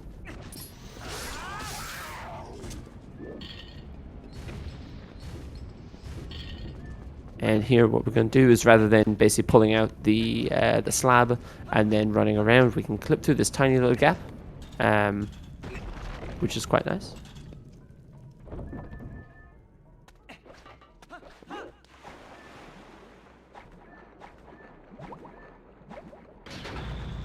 There'll be a small part of Goron Mines that we're going to skip, which is Shard 2. So normally the way Goron Mines works is that basically you want to build the boss key. So you talk to the 3 separate elders, they'll give you all of their pieces, put them together, you get the boss key. But what we can do is we need the first one, and we can get the third one. But we do not need to get the second one. We can actually skip it with an LJA over. I think because I got the Chill Voice Rupee, it was actually a faster way to get that instead of the purple. I would agree. So basically, Beast's working his rupee count up to 300, because we're going to need that to fix the cannon. Well, I need 120 first. Oh, sorry, yes. Yeah, we need it's 120 to buy the bomb bag, and then also you need 300 to fix the cannon. So we'll be gradually work through rupee count, but thankfully there's a silver later on, which is a 200 rupee, which will get us most of the way there.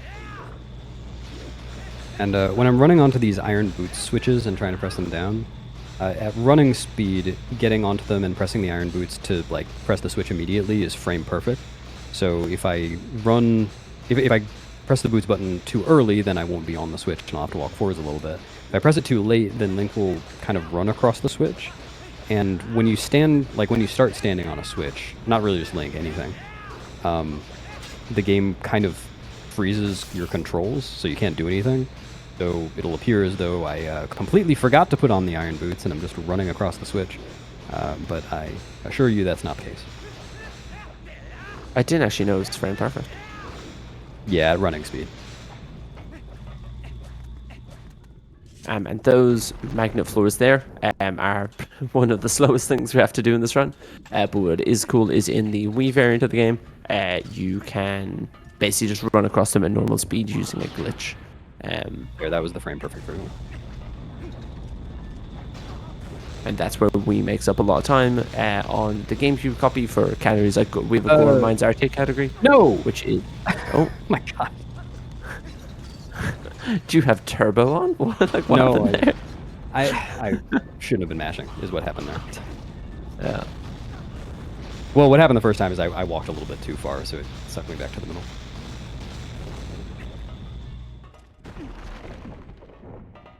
There's a cool little trick in here. Jumping over the Tektite? Oh no, the Tektite's not there. Don't get any extra points. I can clip through this gate by just climbing through it as Wolf. Not this gate, this is a chest. This gate. But what's interesting is that you can climb through it on like with a certain angle, so you got to be basically facing straight onto it. And I was gonna say, and if you go side to the right, you will get crushed for it in. Amazing. Thanks for showing that. So I didn't have to explain it. I'm gonna die to Dangoro. Or die to the Tektites. Oh, there we go. I was gonna say die to a crush void. Yeah, second one. Or I could die to a fire arrow out here. Cool. Yeah.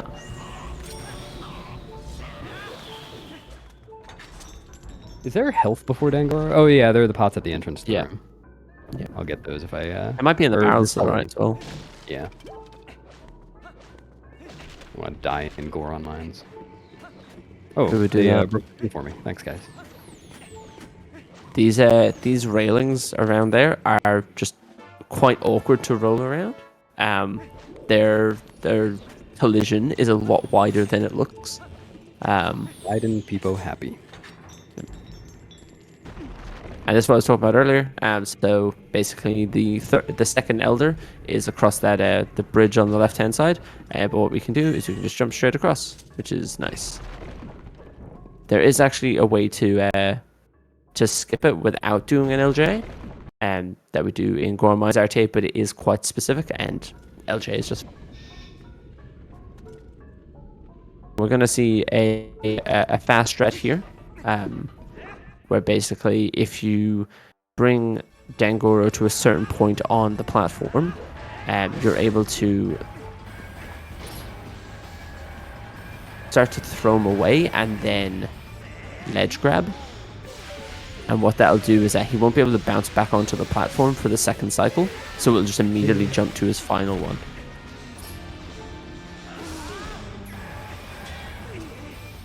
So it's a nice 2-cycle strat.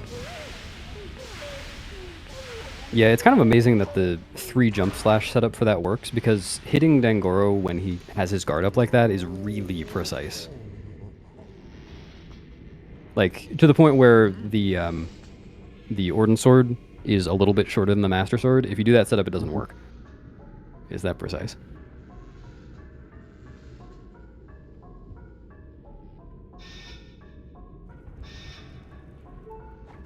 And just like that, we've done the first half of Goron Mines. Now we get the bow, not to be confused with the man who we wrestled earlier.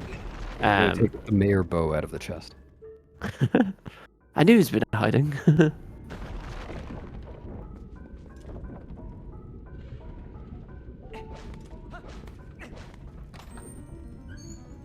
And what is quite nice here is that kind of after we've got the bow, we can basically just go back through the way we came. So the second half of Goron Mines here is also kind of like Snowpeak. It's quite fast. We basically go back where we were previously, and with a bit of claw shotting and some nice movement, we can make it straight to Fyrus. So we are speeding up in the dungeon department. Yes. We've got 2, and we're nearly done 3.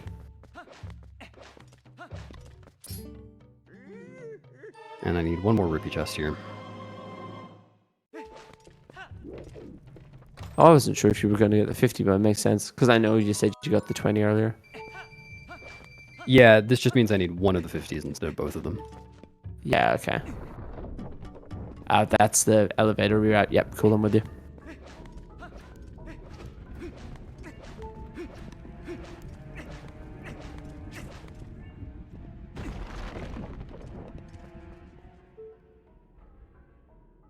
Yep, so just making my way downtown. Dangoro really wants to talk to me in this room, but I don't want to talk to him, so I'm going to slash whenever I'm near him, as that turns the A prompt to roll instead of talk. What is really cool is if you roll your finger from B to A, like it's like almost like a dash cancel. You just don't even swing the sword. It looks like you're just able to skip the text prompt. This is a cool LJ. To waste some time because I failed it. That's why I did it. And here's where the claw shot's going to save a little bit of time. In here, it saved a lot of time in Snowpeak, but.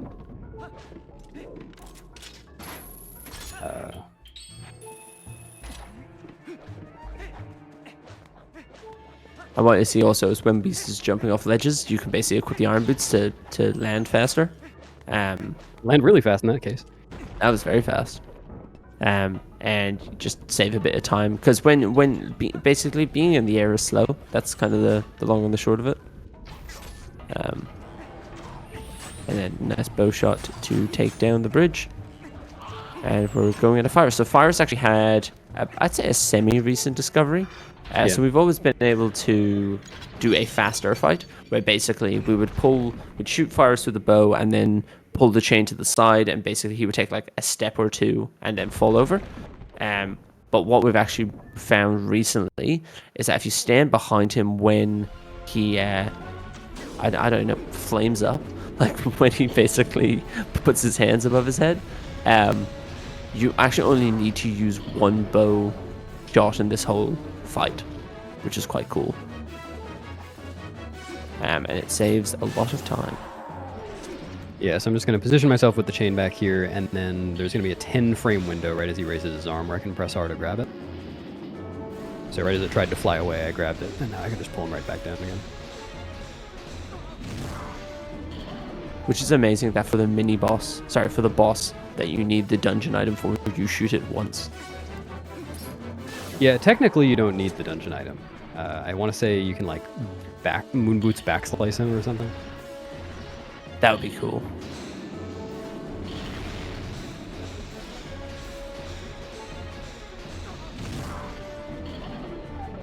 Very nice. That basically takes the fight from being like there's always been a way to make it easier with the old fast chain pull strat, but this I think it saves about 10 seconds. Yeah. It's quite nice. 5 per cycle. And that is dungeon 3. Yep. Speeding up a little bit. We're getting there.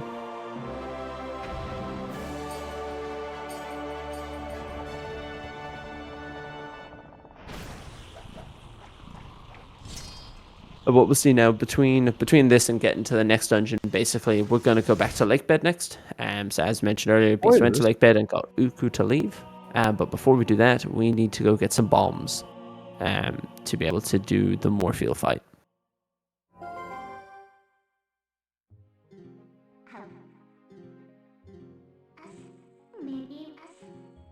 So the way the Morpheel fight works is normally you would do it with Zora armor, so you don't drown. Obviously, as I said before, we don't like getting Zora armor because that's quite slow.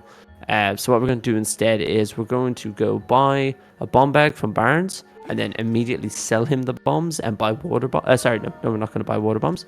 We're just going to sell the normal bombs to empty the bomb bag, and then we're going to take there's conveniently placed water bombs at the start of Lakebed that we will take. And basically, the way the Morpheel fight works is that if you are like on the floor wearing your iron boots, if you pull out a water bomb, and then during the bomb pull out animation, you equip something over your iron boots, you will start to float. And what's really nice about that is, one, we get off the ground, so it's really easy. It's easier to get up on to above Morpheel. And the other part of it is then when we release the bomb while floating, it will actually reset our oxygen meter, which lets us not drown, hopefully. Hopefully.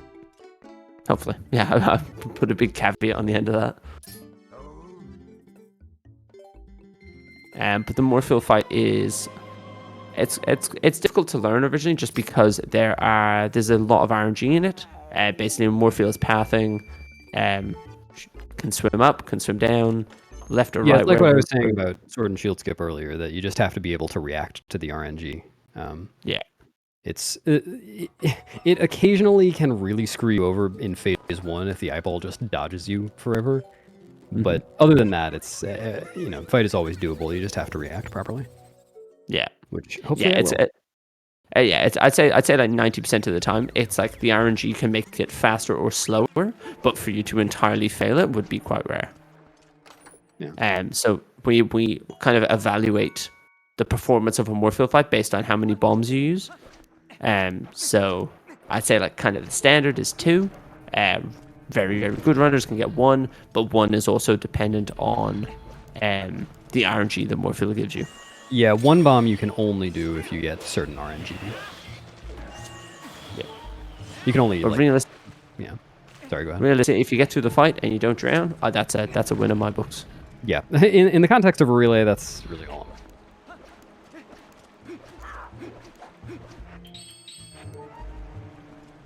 And we also get to go see the boss key skip we were talking about earlier. Yeah, here's the only boss key skip in the game. Oops. Tektite's gonna do the motherfucker. I have done this every single time. I don't know why I can't do this anymore. Yeah, so you see the small antechamber I was talking about earlier. So what we do here is that because you can hit the edge of that kind of slope, it will make your angle straight perpendicular, or I guess parallel with the stairs, and that will let beasts clip in. It's actually really important to be wearing the iron boots when falling into the water, because if you land in the water and you're not wearing your iron boots, and just put them on straight away, you will drown. There is a way to back it up, but yeah, we like to be wearing them as we sink, because you'll see the oxygen meter is going to get alarmingly low before we enter the cutscene.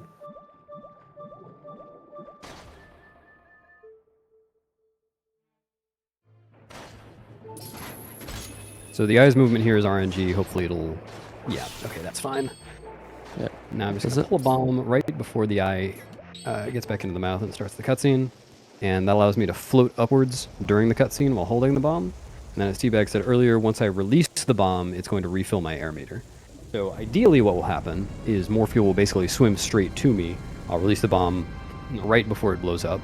And then I'll have a full air meter when I get onto Morpheel, which will either make it possible to do 1 bomb or just, not give me such a high risk of drowning after the first grab. Yeah, the eye movement there is RNG, and also the length of time it takes to go back into Morpheel is also RNG.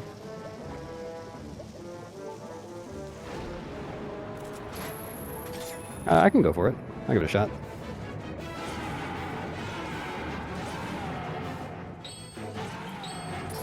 Well, okay, I guess I missed the Y input. Whatever, that's fine. So what you'll see is that when you're on Morpheel, we're wearing our iron boots normally, because what we can do is that rather than waiting for Morpheel to shake us off, what we can do is we can unequip our iron boots, which will force us to just immediately dismount, and that will just buy us more time in getting back down to the floor. And you see that, yeah, Beast was buffering for a frame, or a couple of times to basically make sure that Morpheel's head is facing down, so that means we can get a quick regrab, because if Morpheel is swimming upwards, we may not be able to hit the eye on the top of its head. And if you want a fun fact, this cutscene here is also RNG. The length of time it takes, don't really know what causes it. Don't know if it's about where in the arena Morpheel is when you kill it. But yeah, it can vary slightly in terms of length of time. But we will take a 2 bomb. 2 bomb is pretty nice. I'm also going to assume that Beast has gone to the bathroom during this, because this is a long cutscene.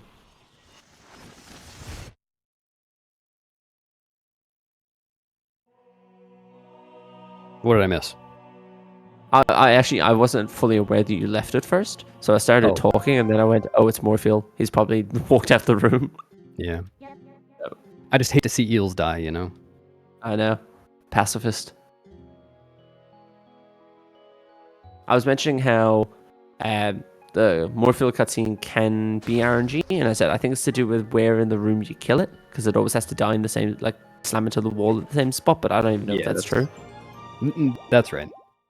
Yeah. It's like where in the room you kill it and what path it's trying to go on. Yeah, that makes sense. And there we go. Now that's our 4th temple done. So we go from, I think at like an hour 10, we were at 1 dungeon. Yeah. So and then we've got 3 in the following 40 minutes. So we're picking up pace. Definitely. We got some of the longer dungeons left, but there's going to be a lot less overworld stuff. There's a good amount between here and Arbiters, but after that, there's going to be a lot less between dungeons. Kind of a dungeon rush. Yeah, it is very much a, hey, you leave this one, just warp to the next one, let's go again. Right now we've got MDH, which is just, it's completing parts of the storyline. Basically, we've gotten all of the Fused Shadows, and then we need to go save Midna. It's too late for that. My Midna's dead. I'm going to replace her. I'm sorry to hear that. I'm not. She was kind of annoying. Did you see how she was trying to talk to me all the way through Goron Mines? I know, awful. You should get a wicked one. That would be cool. That's a good idea. I think I will. There's some like small, cool movement we can do here. So there's a cool cutscene we can get. Kind of rare to get it, but if we do, we can talk about it. And also there's some cool movement in Telma's Bar. But again, using dash cancels to get through Castle Town as the best method of getting through.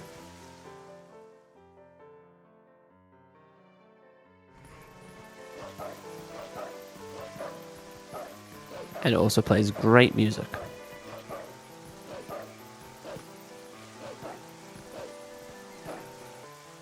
I think if you're ever in a ZSR stream and you're in the waiting room, or you're waiting for an event to start, there's a high chance that this song gets played. Yeah. Unfortunate with the cat glitch. It's at dash speed frame perfect, and it saves so little time that I don't think anybody ever practices it. I certainly don't. No, absolutely not. It saves like what, 1.7 or something? Yeah, honestly, I probably should. 1.7 isn't that little, but anyway, I missed it. I was a little bit late. Probably just a couple of frames. Basically, what it does is that rather than the cutscene here following Louise around as she's talking to you, it basically locks the camera in a fixated position. So you're almost getting like a kind of top-down view of the chat. Yeah, so it saves a little bit of time on camera movement. Yeah.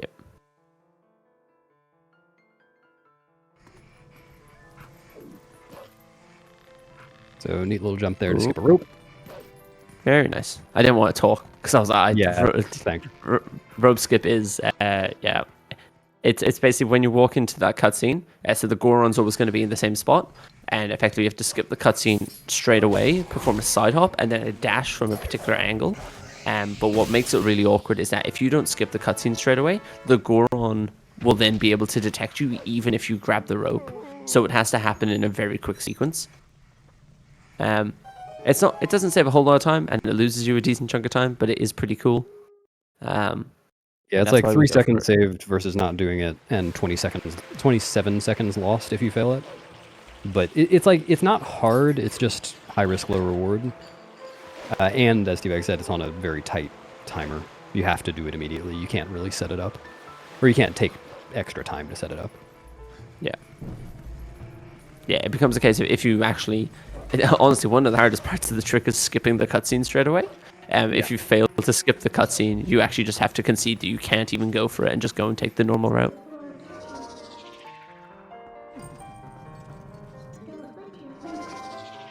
TGD turned Dutch there for a moment. Yeah, I don't know what happened. What does rope spick do? That's you probably shouldn't say that. Sorry.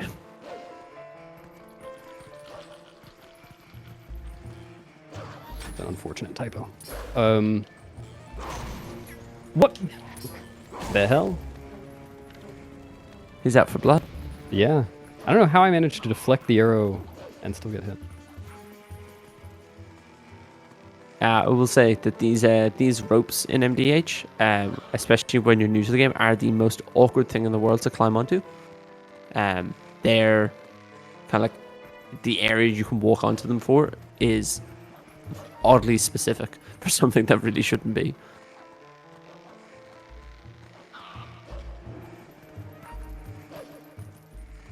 Got some cool movement here to skip over some of the ropes, and just speed it up a bit. And what we got here is a wind cycle. So we saw this earlier on in the game. But basically there is a wind cycle here for a bridge we want to jump to because we can't be doing Midna jumps. So basically there's a bridge just up ahead. And then if we have nice movement along here, get our dash cancels all right, and good kind of vectoring, we should be able to make a cycle, which just saves a couple of seconds. And now we get to go see Zelda again. Hi, Zelda. Hi, Zelda. Bye, Zelda.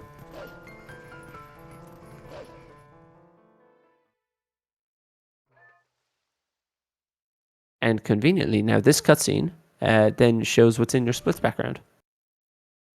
Oh, yeah. By applying the barrier to Hyrule Castle.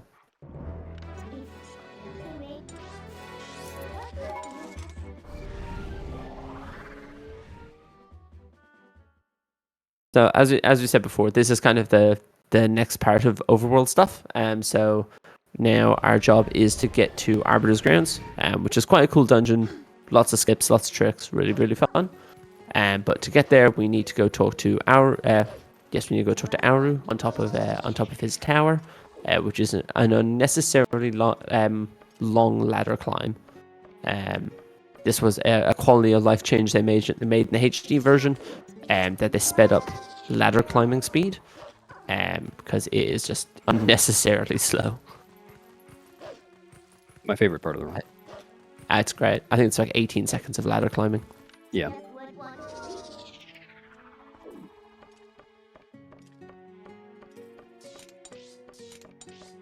And basically what we're going to do is going to take this, we'll bring it over to fire, then we get into Gerudo. Then we have a way of getting into Gerudo. So I get what happened? Sorry, go ahead.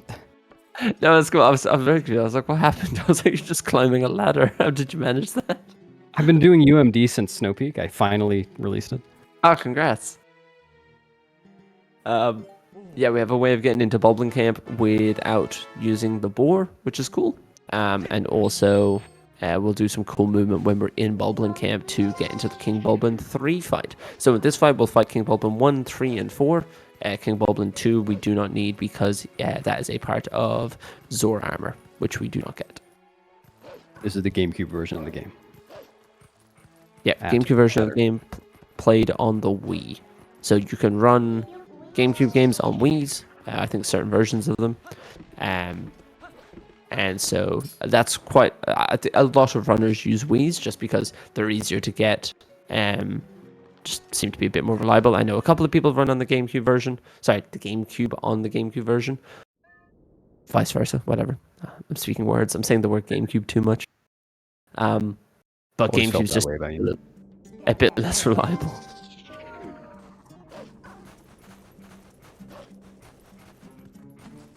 While we have a little bit of downtime here, so there's 3 versions of the game. There's a GameCube version, there's a Wii version, there's a HD version. They're all obviously off the same base game, but the speedruns are all quite different. GameCube is, I'd say, the most popular version and the most competitive version, but there are Wii runners and there are HD runners, which are both cool in their own right.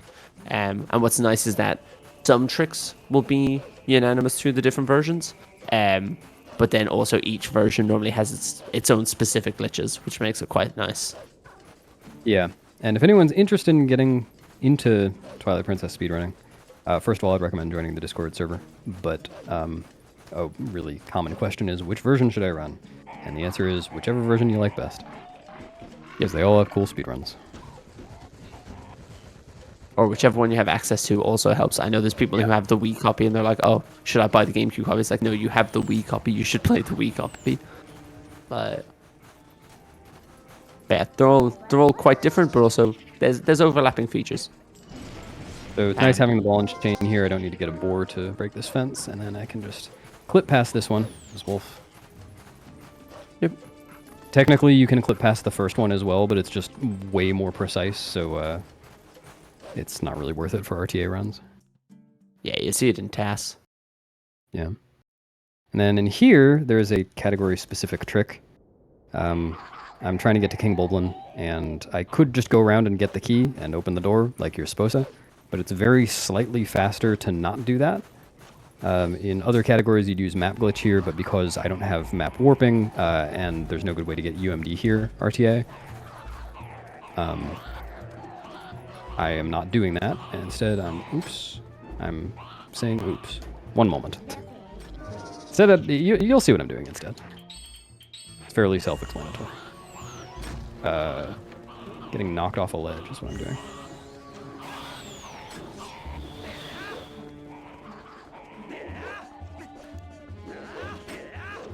So just get on the roof, and his cutscene trigger extends infinitely upwards and downwards, so I can just activate the fight from here.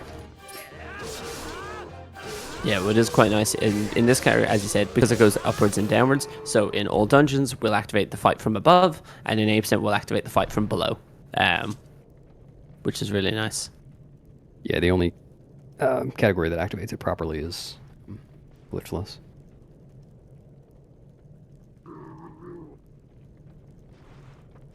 Yeah, and you can do so one of the main ways we deal damage in this is through doing an instant spin. So doing a jump attack into a spin attack. So we'll see that's kind of the fastest way to inflict damage. So we have what we refer to as big damage. So spin attacks, roll stabs, jump attacks. I guess mortal draw as well, but don't have that. And basically you want to apply as much big damage as you can. So and then something like a slash or a stab would just be small damage. So running slash is very small damage. That's running slashes is like it's like hitting someone with a slingshot. It's so weak.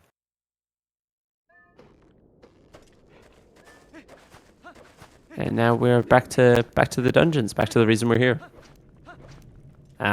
So Arbiters it's quite a complex dungeon. A lot of people say it's the hardest dungeon. Just because there's a lot in it. There's a decent amount of RNG, but again, RNG is something you have to just account for. It doesn't always kill your run. And also, what's really nice about Arbiters is that we don't need to do either of the boss fights. We can skip both of them in two separate ways. So in Arbiters, we've got Death Sword, so we'll do Death Sword skip, which is this really cool super jump. And then we've got Stallord skip, which is probably one of the better known things in TP recently. Yeah, if you haven't seen a Twilight Princess speedrun in the past like 2 years, stick around. Yeah, it is. It's basically a trick that we used to think was TAS only, and now we have really cool RTA setups for it, and it saves like a minute 40. It's kind of pushed the category, pushed like any percent in all dungeons a lot further than we ever expected it to, because the world record dropped so much after it got found. But there is, I believe. Are you gonna deafen for Stallord skip? I don't know. I was just gonna say because I want to explain it, but also I don't want to explain it while you're doing it because that might put you off with the metronome. Yeah. Yeah, I'll just deafen then. Yeah, cool, easy. But the main structure here of Arbiters is that there's these 4 Poes, and basically you kill the 4 Poes, they'll open the Poe gate. For anyone who's seen low percent runs, this is where the big slide happens. That's quite a common thing we get asked. But what's really nice here is that TP has this repeat offensive. Basically, it will only check if you have the final of something. So do you have the final Mirror Shard? Do you have the final Fuse Shadow? And do you have the final Poe? And so what we can do here is 2, 3, and 4. It's not just the final one. Oh, there we go. So sorry, go on, and I'll come back to that. Sure. So basically what we did there, that's trickle Poe 1 skip. So that Poe that's in the main room, we actually just never need to interact with. We'll just run past him, say hi a couple of times, but we actually don't need to ever complete that fight. But you go ahead with 2, 3, 4. Yeah, so in the case of Mirror Shards and Fused Shadows, it only checks for the final one. There may be other examples of that in the game too, but for the pose, the way the dungeon works, even if you're just playing the intended way, you can get the pose sent from Po 1, and then you can actually get the rest of the pose in any order. Because like Po 2, you can just go down and get the small key, and then you can go straight to Po 3. And then Po 3, you can actually just go all the way through and get straight to Po 4. Like, you don't actually have to get the pose on that path. You can miss them. So it checks for all 3 of them. Which really makes me wonder why they didn't just make it check for all 4, but I don't know. Yeah, that is... I actually didn't know that until right now. That is quite interesting. It does make sense that you could, in theory, just get, like, the last one, then you'd be done. So I did a little manip here to make the pose enter their fast spinning without doing much slow spinning, which is slow. And then just the fight went over pretty quickly. Yeah, I need to sniff this Po, because conveniently you can get the Po sent from any of the 4 Poes. And although you're supposed to get it from the first one to get to Po 2, you can get it from this one instead and skip the first one. And then for backtracking purposes later, I'm going to push this block 4 times, count them. And, no more, no less. Correct. I mean, it could be more. But if you don't push it 4 times, it doesn't stay put. And you have to do Po 1 skip again. Well, we actually have that in... We have that in Goron Mines as well for the third Elder, that you have to either push it 2 sets of 2 or you have to push it 4 times. Don't know why 4 is the number, but yeah. So what's interesting is that if Beast forgot to get the scent there, that dig spot actually isn't possible. Yeah. So even though we know the sand is there, we know the chain is underneath it, but unless you have the scent, it actually won't let you dig up the chain, which means you couldn't get into here.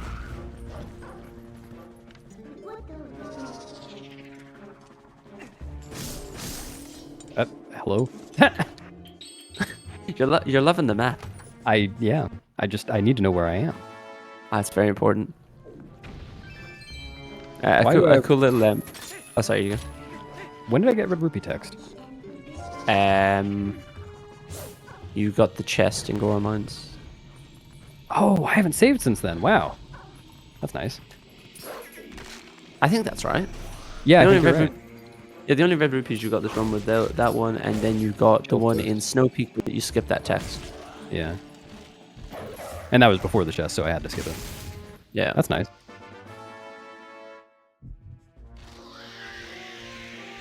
But yeah, Arbiters has a bunch of small optimizations in it, basically, because everything is kind of bite-sized into different rooms. So what we're going to see here is that basically when Beast leaves this room, going to try and perform a trick called Speed Rat. And what that is that the rat will attack you after you started pushing the block, and that will basically let you run around the room earlier. That looks good to me. Yeah, very nice. So actually, I opened the door so early there that the room hadn't finished rotating, and that means that if I were to go up to the door right above this to try to get to Po 3 the normal way, I wouldn't be able to. I would open the door and there would just be a big wall facing me. But wow. Thankfully, I'm not going to do that. I'm going to go this way instead. And as you can see, Po 1's just hanging out in the main room. It's really important to not put on senses and target it, because then you will just do the Po 1 fight. It seems like a weird mistake to make. Whoops, I put on senses and hit target. Yeah, look, you can put on senses if you want, but yeah, it's the targeting that would really get me. And so you can actually hear the lock opening in this door. You're supposed to open that door from the other side. And I'm a little naughty, so I didn't. Yeah, doing backwards Po 3 is a lot nicer than doing forwards Po 3, because the enemies don't really have a detection when you're coming this way. So like those redeads, for example, there's 2 of them. They just won't attack you if you come from this side, unless you get in front of them and start kind of asking for it effectively. And what you see also is when Beast is getting to some of the Poes, and that's a lot of rupees. That is a lot of rupees. I don't need any of them. What you'll see him do is that basically does a jump attack, and what that does is the Po, when you first get near a Po does like a screaming animation, and by doing a jump attack, it just cuts that off, and so they will attack you sooner.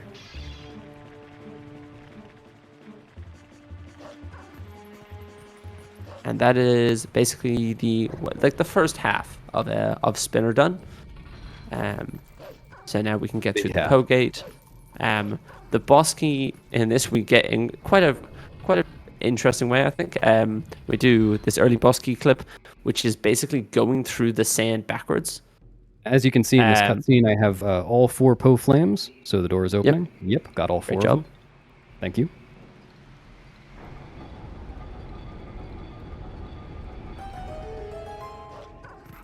Yeah, lots of runners do talk about Arbiters as being one of the hardest dungeons, just because it can get out of hand pretty quickly.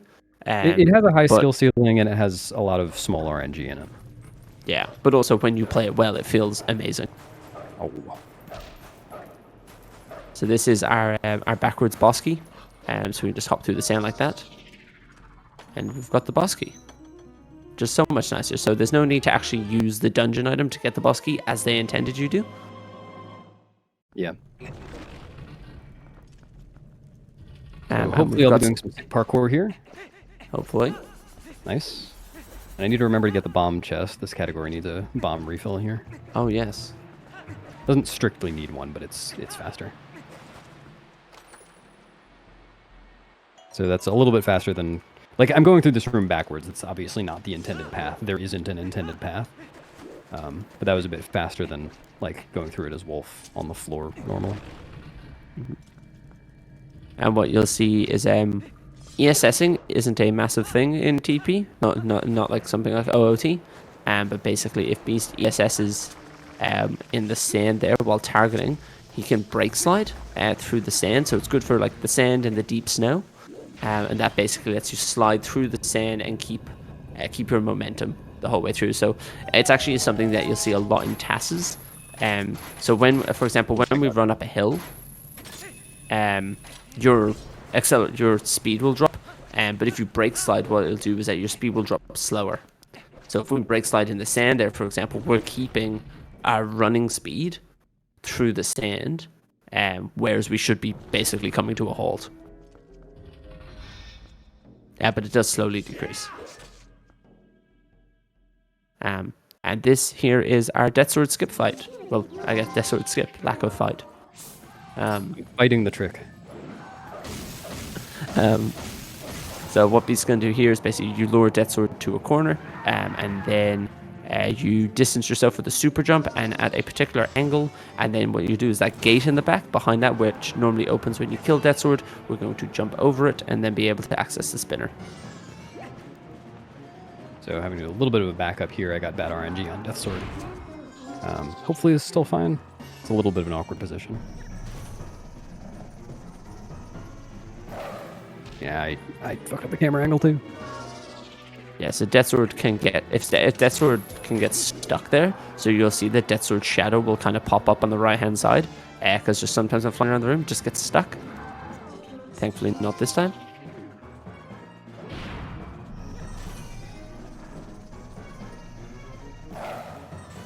Yeah, so it's a 2 or 3 frame window to release that charge attack. Oops. So kind of precise. It's really not too bad, but I screwed up my camera angle, so I couldn't see my normal visual cue the first time. Yeah. It saves about 25 seconds over doing the fight. I think something like that. To a lot of the tricks that we do in this run. So trying to look at it and trying to kind of figure out what went wrong and what went right is quite difficult. But it does feel cool to hit. Yes. And that's why we do everything.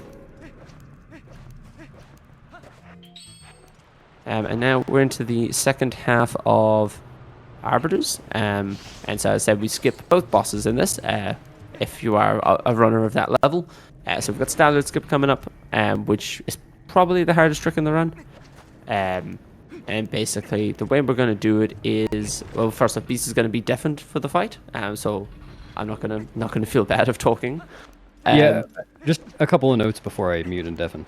I'm going to be using a metronome for the very last part of the trick, but I need to have it on the entire time just because there's no good time during the trick to turn it on.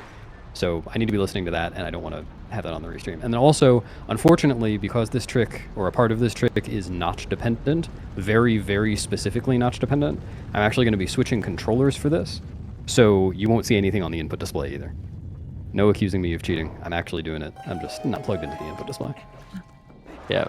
Every one of your PBs that people go to try and learn Stallord skip, and they're like, "Why is the input display not working?" Yeah, I feel bad about that because it would be good as a resource, but it's just this controller can't do it. Yeah. Then it's like if you hold like the up left or the up right or whatever within a controller, you want it to be 40, -40, like that range. See on the other side. Yeah, cool. Good luck. So you want it to be like 40, -40, depending on which it is. And it makes it like a one unit can make it vary. It's very, very specific. So if you have one that's 39, you have to account for that. So this saves it, as I said, about a minute 40. Basically what Beast is going to do is he's going to do an angle setup to start with, and then spin her across to the other side. And then we've got our friend Joseph, who's one of the stall troops. And what we're going to do is we're going to pull him into the corner using something called a CAD, which is a claw shot actor displacement. Which basically we're going to try and claw shot a very specific point of Joseph. And then we're going to enter a falling state by going off the ledge. And what's that going to do is that Joseph is going to fly against us and push us into the corner. And then when he's in the corner, we're able to perform a wall clip to get into this wall right in front of Beast. And then a bomb boost to get through the wall. And during all of this, we're going to be spending the time managing Stallord's breath cycles. So basically, Stallord would breathe flames at you every 10, 15 seconds. So we've got to manage that by throwing a rang at him. So it's a very, very specific vertical angle. That CAD looks good to me, I think. Yeah, it looks good. And now it's going to perform a wall clip by performing an L slide, which is basically claw shotting, and then holding L and upright after you've shot the claw. Very good. And now we've got the bomb boost. So basically, it wants to throw the bomb, and then it's I don't even know the frame window, but it's a very specific frame window afterwards. And that if done correctly, the bomb will explode while he is claw shot into Joseph, and he will clip through the wall. And that is very good. He made that look way easier than it is. But yes, that was very clean. That was not very clean. That was okay. You got through it in the first try. I'm calling that very clean.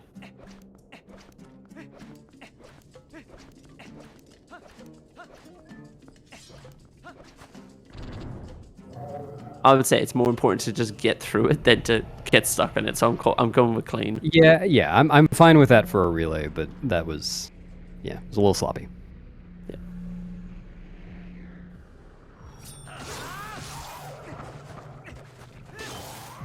I love the idea of just me like picking up you while you're doing the trip. You're like, oh, that's so good. And you come in, you're like, that is rubbish. Not quite. Just going against everything. So the next dungeon that you're supposed to do after Arbiters is Snowpeak. I've already done that one. So I'm going to head to Temple of Time. And again, because of the trick I did earlier, or like the specific way that I'm getting to City in the Sky early, I need to do Temple of Time before like getting the Sky Cannon. So that's why that's here in the route. Otherwise, it really could be anywhere. There's, I think the current DBHD All Dungeons route has Temple of Time after Palace, which is pretty strange.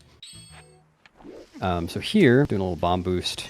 This achieves the same thing that early Master Sword did earlier in the run. I'm going to be getting to Sacred Grove. This time, oops. One sec. This slope is okay. Yeah, this collision is... You're not supposed to be here. And yeah. Yes. No. Okay. Yeah, this time I could have gotten here through the normal means. Russell was right over there waiting to tell me his story from earlier. But it's just slow to listen to his story. It's a great story, though. So I've heard. And now I need to get through Grove 2 to get to Temple of Time. You can technically skip Grove 2 if you can just get to the exit load zone. You don't need to chase Skull Kid or fight him. And we do that in 100%, but there isn't an RTA viable way to do it without hidden skills. And this run, like it wouldn't be worth it to get hidden skills just to do this one trick. Yeah, it's this kind of sequence in Hundo. Also, we don't need to do the bomb boost that Beast did before to get up on there, because we can also use Jump Strike for that. So Jump Strike just makes kind of traversing, just getting through the game a bit easier for us, really. Because Jump Strike as a combat technique is kind of rubbish, but as a movement technique, when combined with Iron Boots, is pretty useful. Or for LJS. Yes, yeah. So here I'm just doing a little turnaround. I don't actually know exactly how that works, but I think because I didn't go right up to Skull Kid in the first room where I shot him, it didn't like activate something properly or something. I don't know. But I'm just following the lights around. Yep. Follow the light. So what's interesting here is that the puppets that are spawning in, they just spawn in every time he blows the trumpet. But if you have something above you, they won't spawn in. So for example, if Skull Kid was blowing the trumpet while Beast was in like kind of one of those little kind of caverns or caves, no puppets would spawn in on that cycle. Which is a lot more relevant to 100% than it is to this category. Definitely.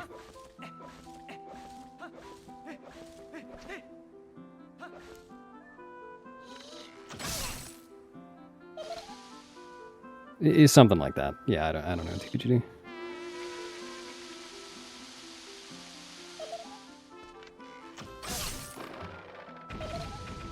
We've just got a couple of bow shots at Skull Kid, and then we get to go return the Master Sword, and then we'll be into Temple of Time. That was a good shot. That was a very nice shot.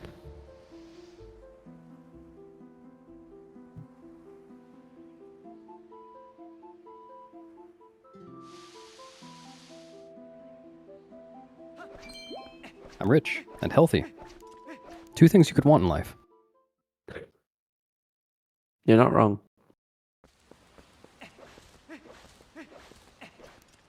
There's a cool one-framer here that you can sometimes get. I didn't even press the A button fully down. Yeah, it basically between pushing the box off and Midnight Talk to, there's a side hop you can get which will make you jump the whole way down. Again, tiny thing. Now I'm going to take out my sword just to put it away and then take it out again.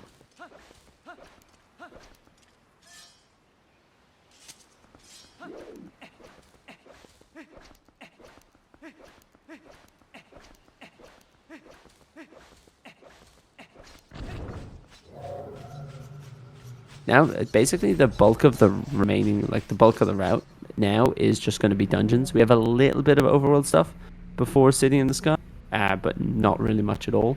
And then it's just kind of, let's go do all the dungeons. Yeah, unfortunately, even though we never use this warp portal, we don't even use this warp portal on 100%, but we have to get it, otherwise you can't get into Temple of Time. Yeah. There's no way around it. I think it's the only warp portal we don't use in Hundo. Yeah, I think you're right.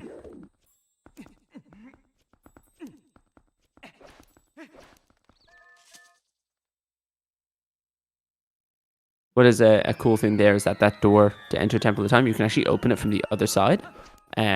If you're doing a targeted backwards walk. Sorry, it choked. I don't know what happened there. You can do a targeted backwards walk. And you can open the door from the other side for some reason. Don't really know why. Yeah, nice to do that in Hundo because you're coming from the other side, but that's only relevant if you have hidden skills. Yeah. Clank. And we're into TOT. So I think TOT is a great dungeon. Yeah, me too. It's quite divisive at Anarakis. But there's a fair bit to it. Yeah, it's a lot more interesting in Hundo than any other category, but it's still fun in this category. Yeah, we got to do some cool gate skips. So basically, all of the gates in Temple of Time, normally you put down like pots and all that on the switches, and that will let you through the gate. But what you can do is that if you claw shot up to the grate, and then wait a few frames, and then you do a B attack while falling, you're able to jump over the gate rather than having to open them. Yeah, Link's dangling animation basically moves him forwards a little bit on some certain specific frames. So if you just drop on one of those, then he's farther forwards than he's supposed to be able to be, and then you can jump slash on, which I will demonstrate momentarily.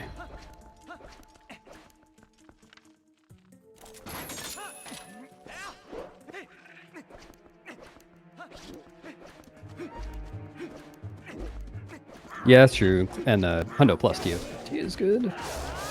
Really just TOT is good. Oh my god, I'm hitting C up too early. There we go. This one.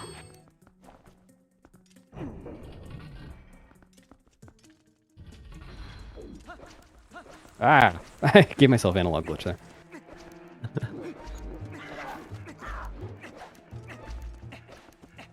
Yeah, depending on what category you run, there's yeah, Hundo TOT definitely has a load of content in it. There's a lot of moon boots in it. But thankfully in AD we don't need to get the heart pieces and the pose, which is probably the thing that wastes most of our time. Yeah, it's definitely shorter in all dungeons. Yeah. This is a nice little optimization, not having to get the second statue just by performing a side hop as it rises.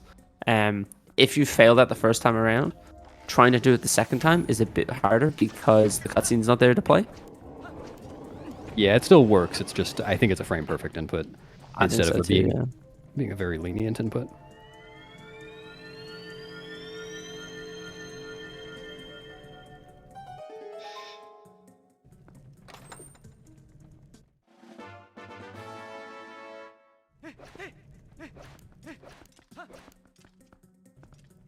I guess what's also important is that I haven't really talked about bomb management. So Beast got some more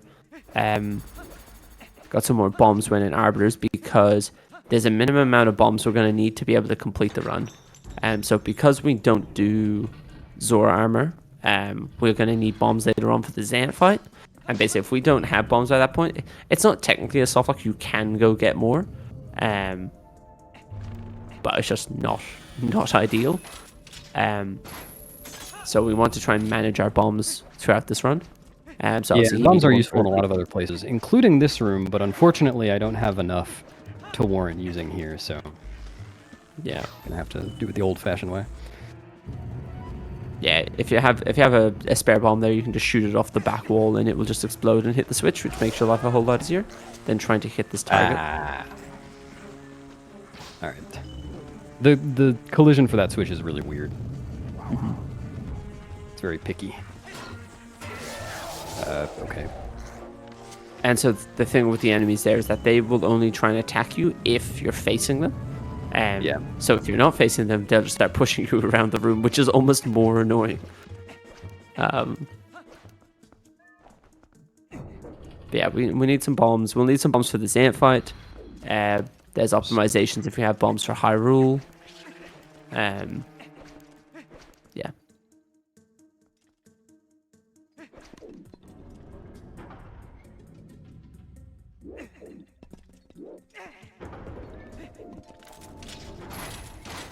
And we're still going to use, what, 3 more in this split? So,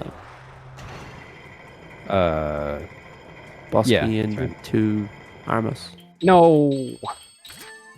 Equipping over bomb arrows is the worst feeling. You have to do 2 equips to get them back on. So there's a really, really cool bomb boost strat for this room that I unfortunately am not going to do because it's really hard. But you can actually skip doing the puzzle that I'm going to do with these Helmosaur shells.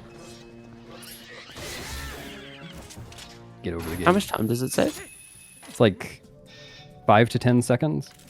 Okay. G's and I both made comparisons, and his came out to 5, and mine came out to 10. And I don't really know why.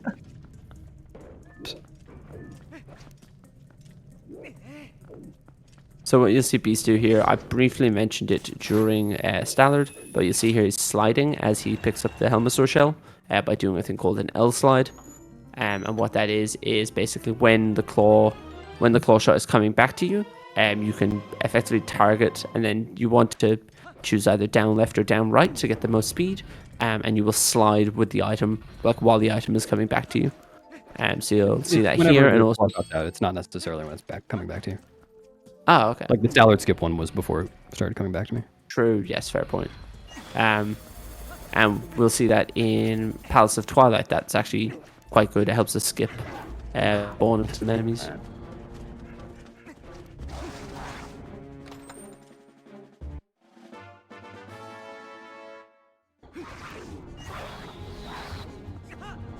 There's a cool cycle you can get here to basically make sure that the Lizalfos get stuck behind the rolling pin and you don't.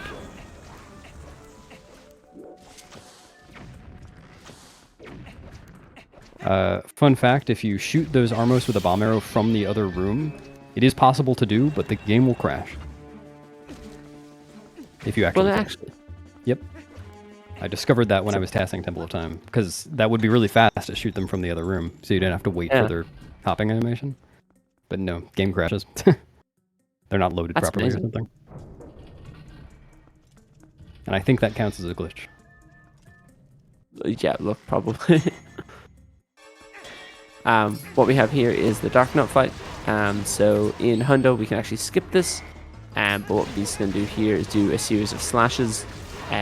Because as I mentioned earlier, doing combos is just a bit slow when we can do more hits with slashes. And then if you roll forward here, the Dark Knot's going to charge at you, and you can actually just kill it with ball and chain really fast. Yeah. He did it to himself. Cool. Yep. I don't remember whether I switched memcard partitions. I guess I'll find out shortly. So what you're supposed to do here is get the Dominion Rod and then take this big statue up above the chest, all the way back down the way that you came. But I don't wanna, so I'm not gonna. Just gonna save warp and go back to the beginning of the dungeon instead.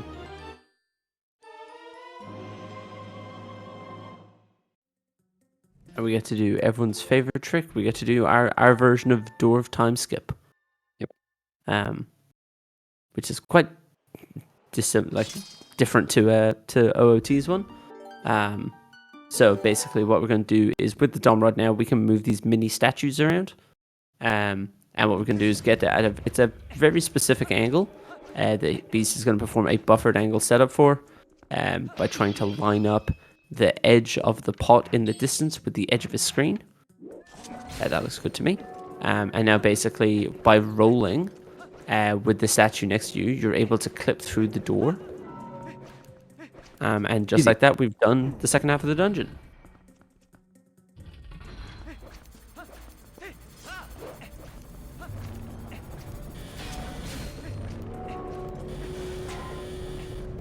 And just like that, we can now go to the boss.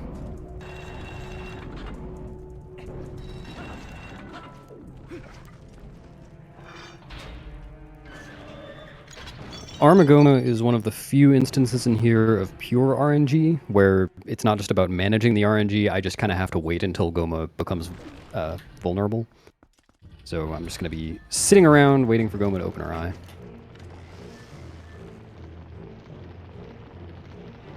What's actually quite a weird thing about the Goma fight is that for some reason you can't hit that eye with bomb arrows.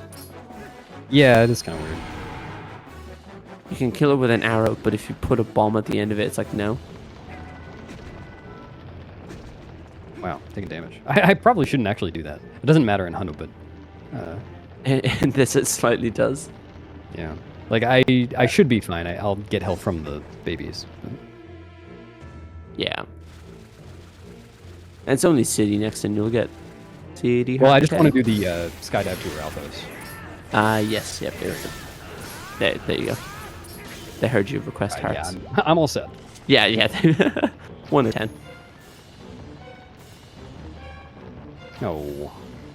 And I'm just like, I'm not even waiting for Goma to open her eye. I'm just shooting so that I can hit it as early as possible. I should have enough arrows. Oh, this is a quick one. Nice. So, Goma's pathing after you smush her is based on her pathing before you smush her, and I got good RNG there, so that worked out nicely. Well, I got good pathing RNG. It wasn't good eye-opening RNG. Yeah, this is one of the, as Beast mentioned, this is one of the few moments where we just kind of have to wait and see. We'll have this later on as well in the Puppet Zelda fight, which again is just a pure RNG fight. A lot of the times we can just kind of adapt to the RNG. This is just an example of just the game gives what it gives. Yeah, I can't do anything about that.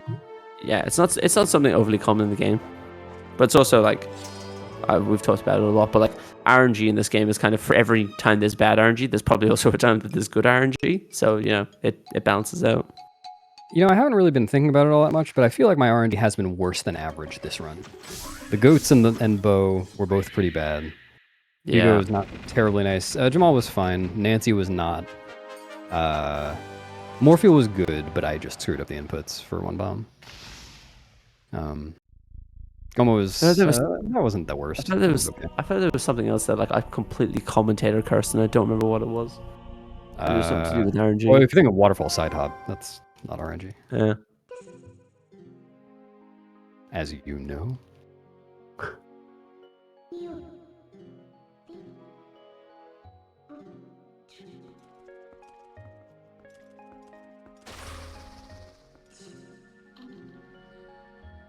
Alright, what's that? That's dungeon 6? 6, 5? yeah. I can't count. Yep. Yeah, that's 6. 3 left. 3 left. We've got our last little bit of overworlding. And then this is the point where it's let's leave this dungeon and go to the next one. Yeah. So we've got the bones of an hour left, probably. And Something we'll like get that. 3 dungeons done the time.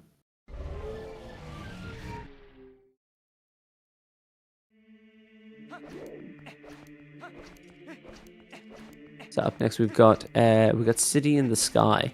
But before we get to City, you can see Beast is at 115 rupees, needs 300 to fix the cannon. There's a conveniently placed 200 rupee in a bell above the sanctuary in Kakariko. By the way, which would be little known fact, you can actually skip this cutscene with Uku. Just want to mention that. very important to know. Yes. Sorry, go ahead.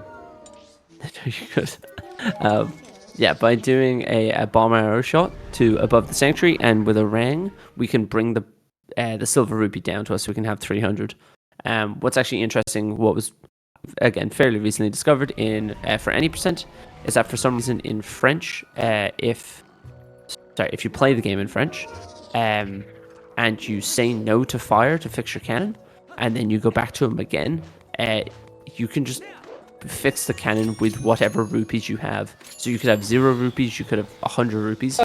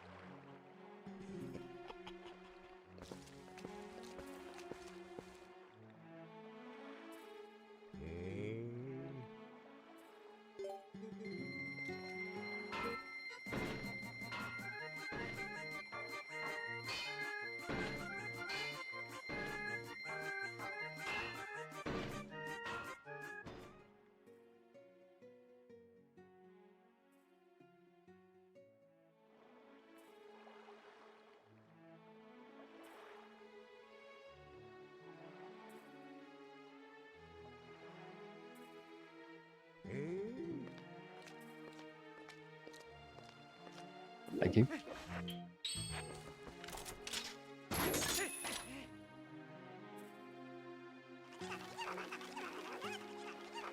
We should be Thank back. you. Thanks very much. I'm just waiting to see if I can hear myself on the restream. Yeah, he sometimes stays up, but... anyway, so we just finished explaining how to do barrier skip. Now we're on to City in the Sky. We told all of our secrets while we were gone. That's right. Like a slumber party. Yeah, we are back. Yes, City... I always refer to City as an aim map within TP because it is quite aim focused. So the first component being to get the other claw shot, and then using both those claw shots to do even more aiming. So within this game, basically, when you claw shot up to something like a vine or whatever it might be, there's just a chance that Link grabs it with one hand and a chance he grabs it with two hands. Two hands is just nicer. There's nothing we can It's really 32 do to. frames. Yeah, it is quite nice to get. Like if you get a split that had all double-handed grabs, you'll know because it'll feel so good. But it just kind of luck of the draw. But there's also some really cool LJAs here. So obviously we don't want to do it the way the game intended because we can just jump over it.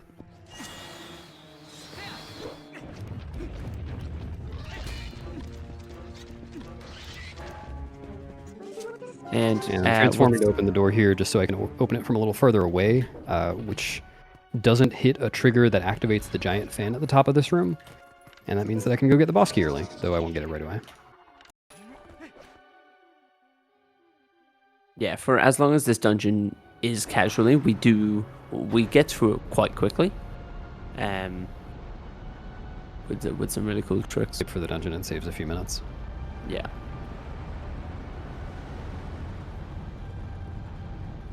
And what you'll see Beast do here as well is that before the spinner has finished extending the bridge, you can get off the spinner and roll away, and it will still extend it the whole way out. So it's saving a small bit of time getting across. And on this bridge here where he is right now, when he comes back out here, he's going to perform... It's going to look a bit weird, but basically he's going to perform these jumps up onto the railing of the bridge to hop across. And what that skips is the Argorok cutscene skip. Sorry, it skips the Argorok cutscene. Normally what happens is that Argorok will fly along and destroy the bridge. And that is not ideal. That is not what we want. Because what that does is that means that when we save warp after getting the double claw shots, we will end up at the start of the dungeon. Whereas because we skip that sequence of him breaking the bridge, we'll actually spawn in this room where Beast is now, which just makes it faster to backtrack into the main room.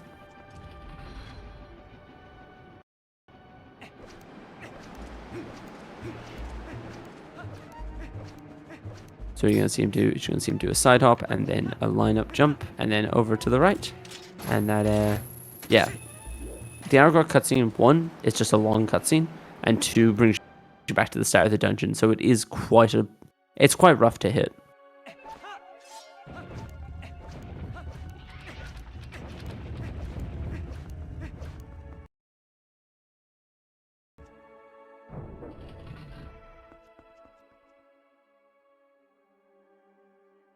And now we have our second sequence of spinner. So the spinner thing here, I know some people get to it and think that they need to mash like their life depends on it. It's really not. It's not that specific. I think it's something like, and I think you tested it, Beast, when you were testing. Yeah, it's as long as you're mashing at least once every 8 frames, which is about 4 hertz, it's going to go the same speed as if you were mashing any faster than that. Whoops. Yeah, as long as you are just pressing A at a somewhat pace, you will be okay. Yeah, what's weird is that the different spinner sockets in the game act differently. There's one, like the mid-fight one in Stallord, is very strange. It doesn't, like, the amount of time it takes doesn't linearly correspond to your mash speed. And then there are ones like this where it doesn't matter, as long as you're, faster than 4 hertz, or at least 4 hertz. And then the one to raise the mirror after Arbiters Grounds, that actually does depend on your mash speed. If you mash really fast, it goes faster. I did not know that. Yeah, I didn't know that until I was testing it. Also, a cool little tile worm LJ there. And yeah, we can... Fun strat. Yep, let's see if we can make them jump off the edge. There they go. Scaredy Dynalphos. Oh, and the two-handed. Not that it matters. Yeah, that's a pointless two-handed grab, but... Yeah, just looks nice. Yeah, so the room before this would be that LJ. There's basically, you can go through it by doing a boomerang jump, or if you do an enemy LJ, so targeting an enemy in the distance, you can jump a bit further, and by using also, I think it uses the wind, the fan cycle or whatever it is, it just helps kind of push you across. Yeah, it makes it so you don't land on the tile worm and get launched back. So we refer to the term LJ within TP generally about boomerangs, but also you can do ones with enemies. Anything you can target. Yeah, anything you can target. There's one with, you can do one with a P hat in the second half of City if you really wanted to. This is quite cool. Do you have the hearts? Yeah. Oh, he does. Whee. Oops! No! Fuck! Okay, it's really uncommon to get a clank there, so I didn't expect that. I've seen a clank. I've never seen a clank fall. That's brilliant. Well, it only fell because I was mashing A to roll, but yeah, I didn't anticipate the ledge grab. Yeah. Oh well. That's really good. That's stupid. It would have been so cool if you got the frame perfect like ledge drop cancel. Just save it. Yeah. That would have been amazing. But I had so much health I got to do it again. Exactly. What we're seeing here is that in typical TP boss fashion, we're going to try and skip it. So this is a Ralphos skip, which normally has like a fight sequence that you have to go through, but with a particular position setup and a quite specific claw shot angle. You can just claw shot through it. And what actually has been nice is that that's always been a rough thing for people to get used to because it is a very specific shot. We actually had there was a buffered angle setup made for it in recent months by Awabi. And that just makes it, especially for newer runners, that makes it a whole lot more viable. But technically, aiming would be faster if done optimally. And because he didn't hit the cutscene trigger before, we're back in the small key room. And what's nice now also is that he doesn't have to do the funny hops on the bridge. He can just run across it to the other side because we're done with that sequence. Yeah, the cutscene trigger is not there anymore. Yep. There is a very rare example where people have not hit the cutscene trigger and then still spawned back at the start of the dungeon, but we don't have a reason that's happened. It's just a random thing that's happened to a few people. Okay. I thought I was going to roll right off. Yeah, I'm sure it's not random, but we'd have no idea why it happens. Yeah. It's happened like just a handful of times. And what's really nice now is because Beast didn't turn on the fan trigger before earlier in the run, we can just go straight up to the boss key. Yep. And then I'm gonna go straight up to the boss key. Wow. Literally straight up. Not literally straight up. Well, what we used to do is we used to go outside, and we would go outside and do like an LJ, but we can do this thing here where with a particular setup, we can just wall shot up past the grate because there's a bit of a gap. Nice pop. Nice. And then we have the boss key.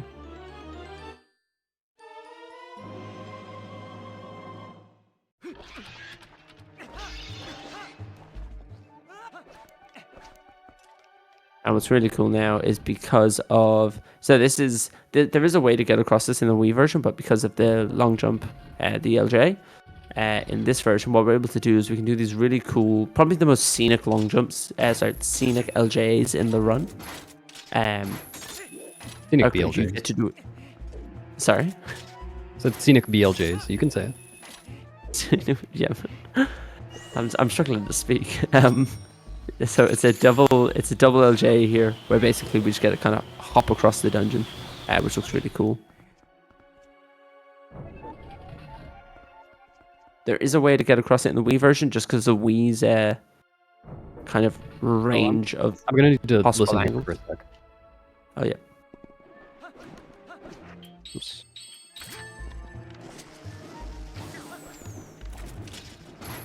Okay, I got it. So what Beast was waiting for there was a ding, because you saw he shot a bomb arrow up. What that does is that will trigger the fan cycle at the top of the room, which normally we take from a standstill. But within this category, what you can do is you can shoot it early, so that when he gets up there, it's already moving.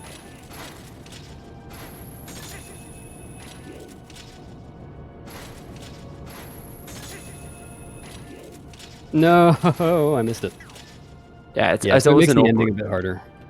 Yeah, But can save like 8 seconds. yeah. It's kind of an awkward one, because you have to preemptively shoot on where it's going to be, and then it almost like bends back in on itself. It's quite weird. Because as long as you get the claw shot off, even if the grate has gone past you, you'll still clip onto that side.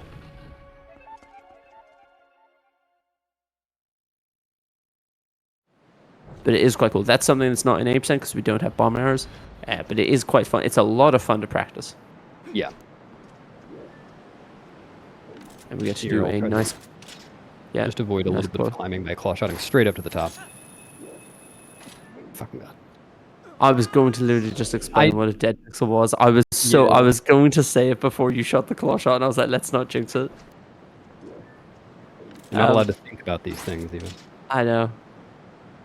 I'm thinking of EHC.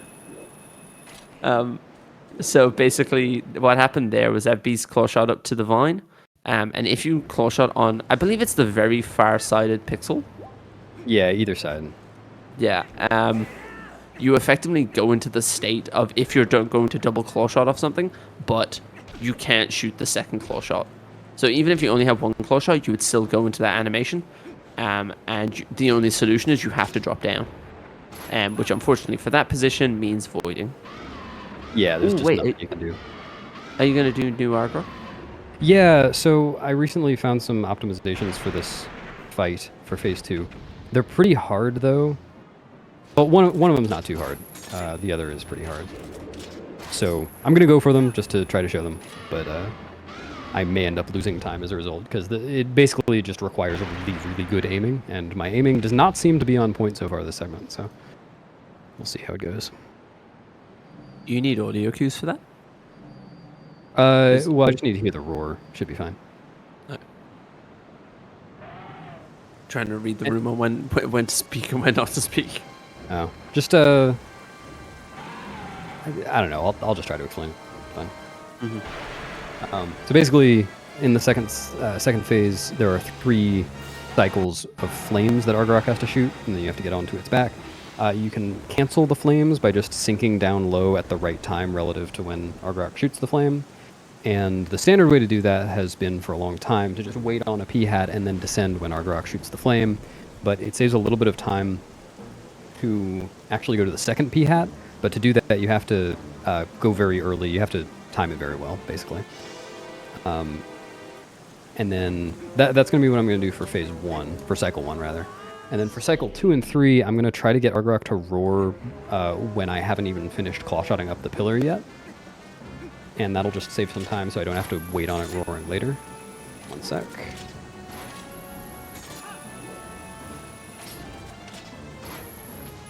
Alright, so Argorok roared there so I can get to the second P-hat. And then I did my flame cancel, and now I just have to claw shot to 2 P-hats instead of 3 to get Argorok's back. It's a little faster. So yeah, now I'm gonna just claw shot up basically as soon as I possibly can, and then if I can get the second claw shot off really fast, then it'll work out. If not, it will not, and I'll have to claw shot back down.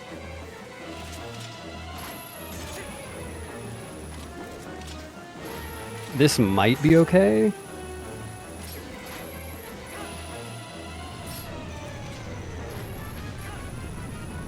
Did that work? Yeah, okay. Nice. That's really hard. Yeah, that's really nice. I'll try to go for it a third time. Or, well, the early roar a second time. third cycle.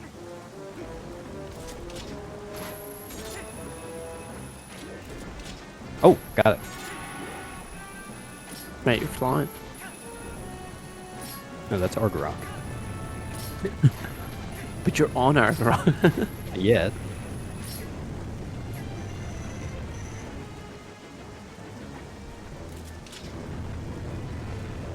What? Oh, I failed the second flame cancel. Oh, wow. That's the first time I've ever done that. Okay, so I did something really weird there because I was too early, but I got the hard part.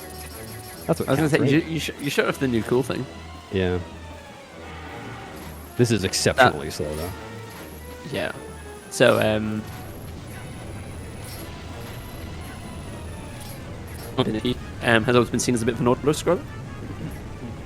We just, yeah, there's never been a whole lot to the fight. So now this kind of ups the skill level for it a bit. Did I fuck it up again? Wow, okay, I'm just going to go back to a pillar. Start from there. Is this going to... Are you fucking kidding me, dude?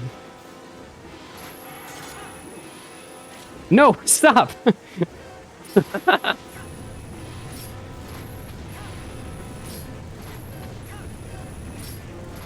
I'm amazed that I failed this part, too. The tops of the pillars is so weird.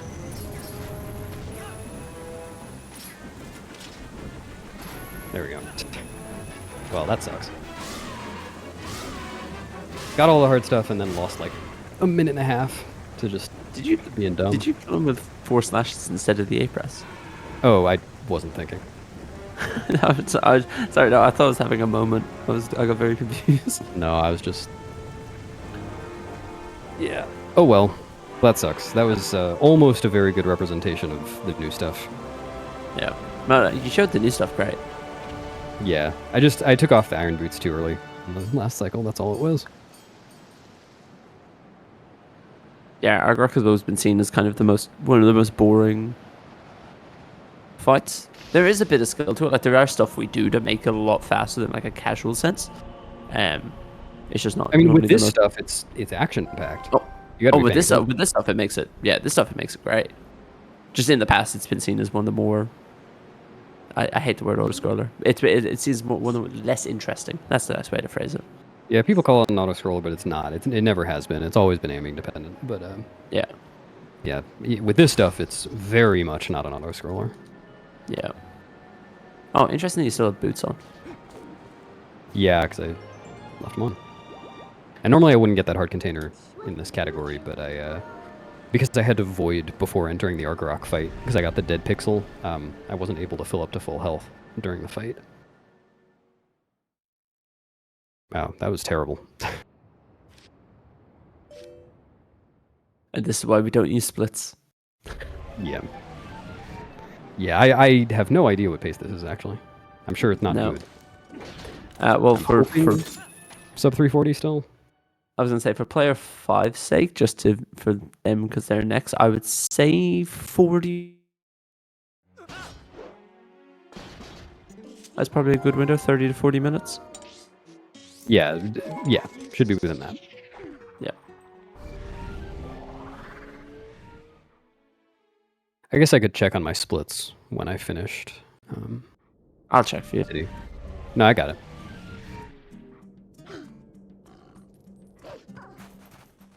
Let's see. Finish my PB 3 City at 252.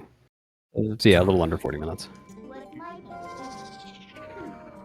Ideally.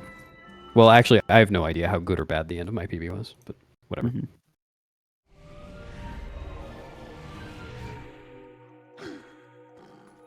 So now it is. Oh, nice. That showed up on the stream. Yeah, it did. I was going to say, I was going to check. There's some investors at 327 flat, which is oddly satisfying. I was hoping to get it below 327 this week while I was running this category, but it didn't happen.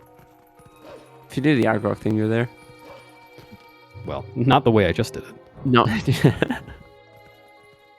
So we've got Palace, and people always explain Palace like there's nothing new to it in the speedrun, which there is. It's quite a difficult dungeon, and although it is linear in terms of its layout of having to do the west wing and then the east wing, there's a lot of optimizations in every room. So what you see Beast do here is that some of these Xant heads will be a bit off the ground. And what you can do is if you perform a charge attack and stand just a little bit under it, you will hit the Xant head at the bottom and at the top of its hitbox. And basically doing it as like a single attack, rather than having to perform 2 attacks. Yeah, you just have to time that because the Xant head rises and falls. But not all of them do that, so I can't do that in the next room, unfortunately. Yeah.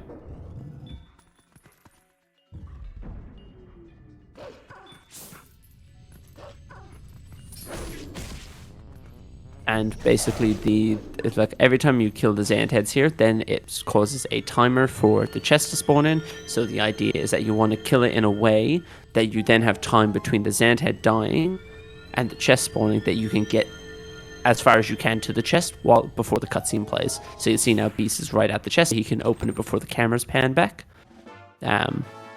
So there's a lot of optimization that goes into this. It is just there's no major skips, I'd say, in Palace.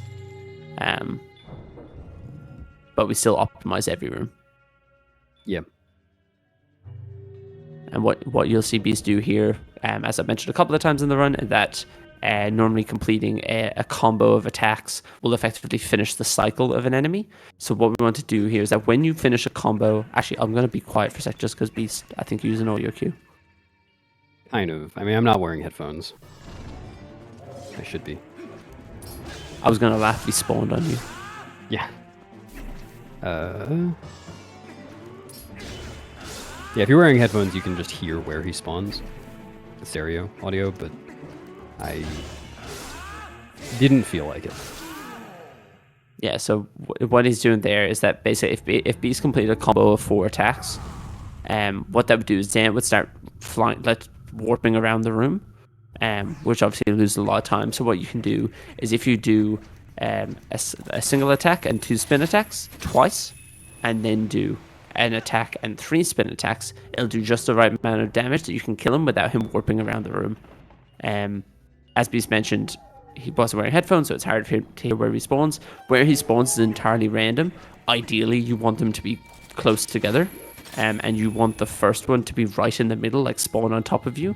But you can just take the hand that you're dealt. Yeah. And now we have the constant anxiety of having this hand chase us through Palace. I feel like everyone who played this game casually stressed about the hand. But lucky for us, we know where the sockets in the room are.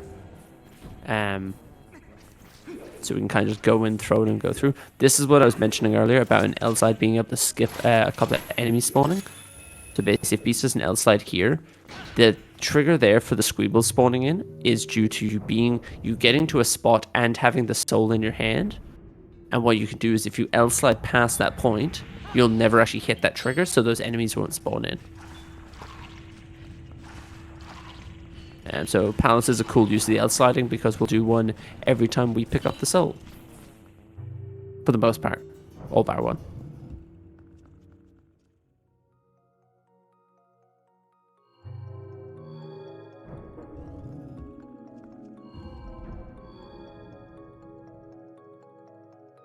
And what we'll see here actually is quite a cool example of an LJ. So you can do an instant LJ out of this soul cutscene.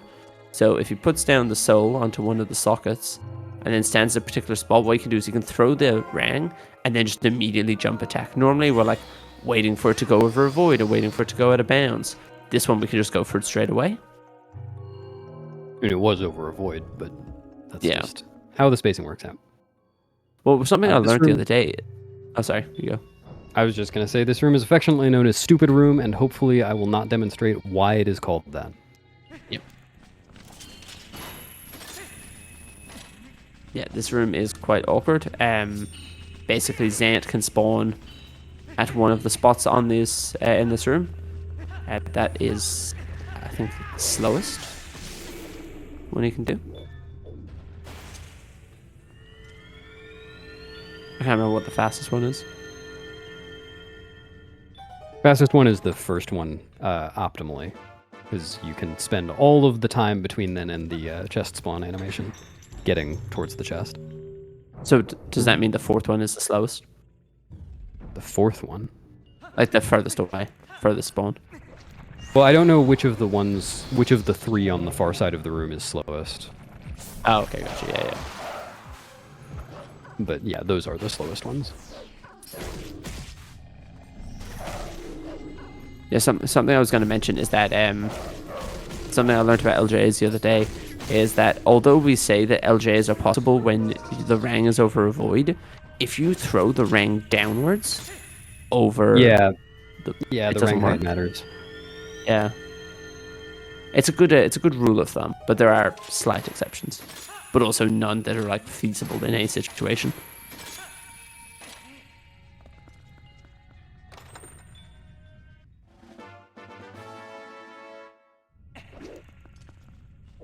No. No. Oh man. Never mind. This run is gonna last 50 more minutes. Oh, that claw shot is not that awkward. I just made it look way harder than it is. Yeah, you have the choice there between a claw shot or an LJ. But the thing with LJ in some dungeons in this game is, although it looks like it's out of bounds, there can be collision on the other side of the wall that we can't see. So Snowpeak is pretty criminal for that, and so is Palace. That basically you'll throw a rang and it'll go beyond the wall, and you'll assume, okay, it's out of bounds, I can now do an LJ, and then you can't because there's some textures on the other side, and it will just make your LJ fail, and it's very infuriating.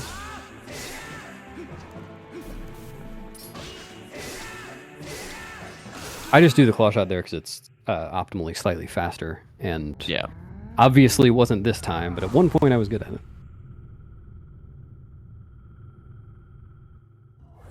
Yeah, failing that LJ because it's just very frustrating because then also you fall in the fog and it's a whole thing.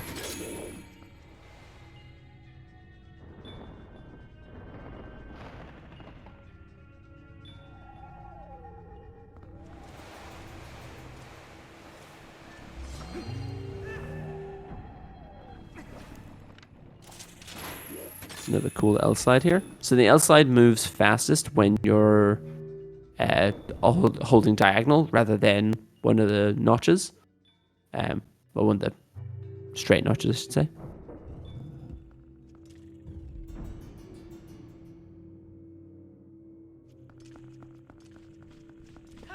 What's really nice about this room is the platform is just right in front of us, or the socket. That even though we have to go through all the rooms in Palace, there's still a lot to it. Every room is still quite well optimized. We now get to do reverse stupid room, which is generally less stupid on the way back, but famous last words.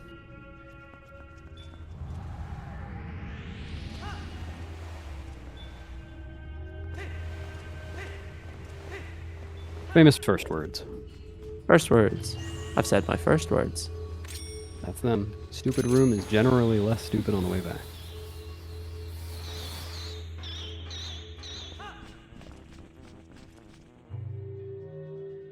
There's a nice one framer you can get out of here to throw the soul.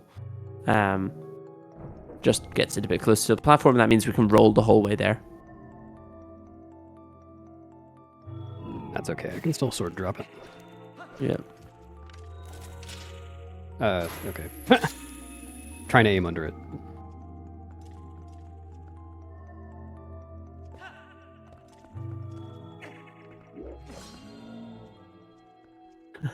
I love that that's the new standard because we've realized that you can't jump off the edge.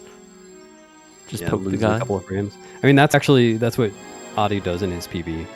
I used to do that when I started, and now I'm back at it. It's good fun.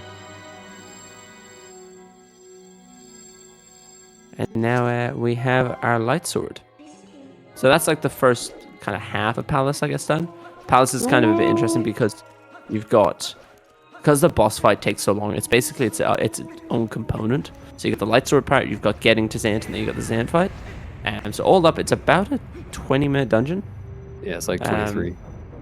Yeah. And in this next room, there's a staircase I'm supposed to raise. I'm going to try to do a strat to not raise it. That's just totally a swag strat. It's a fun trick, so I like showing it off. It's good fun. Hopefully I'll get it. It's kind of bad, though, so I might not. Ah.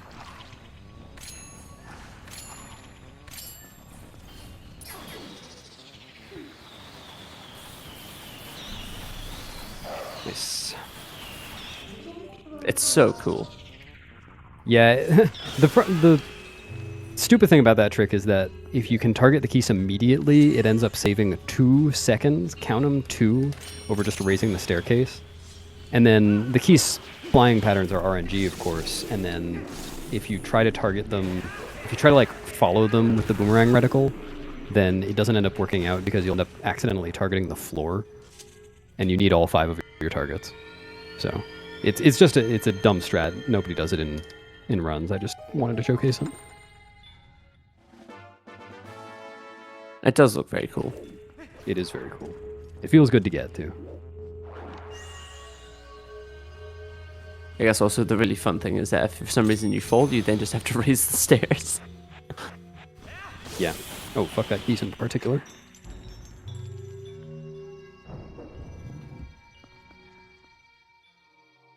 Yeah, that LJ just there that beats it to the door can be a little bit awkward because even though you expect the rang to go out of bounds behind the door is effectively the box that you walk into to leave the room. So if the rang is in there, that's not technically out of bounds, so the LJ will just fail.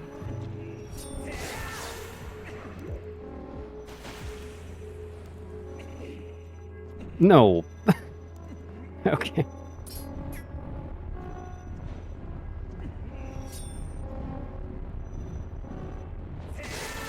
I guess I'm still going to go for this. This is not how I normally line up for it, but should be fine. No. Ah. So here it's going to be faster to get back just by voiding out. I had to wait for the Xant head to explode, otherwise it wouldn't count as being dead. Yep. What's cool here is now we can just claw shot up to the boss key. What's interesting is that if you do a charge B attack here rather than just spinning the stick and pressing B, the Twilight curtain will stay away for longer. Yeah. Just buys you that little bit more time before it comes back.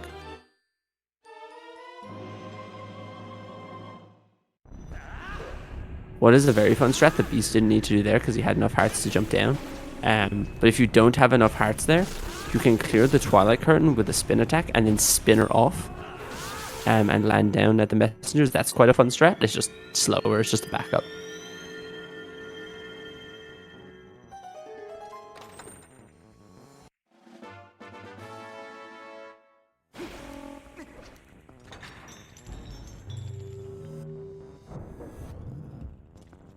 So in this room, I'm going to be trying to make a platform cycle. Unless I make a big mistake, I should make the cycle, but I'm also trying to optimize it by getting to the first Xant head as soon as possible.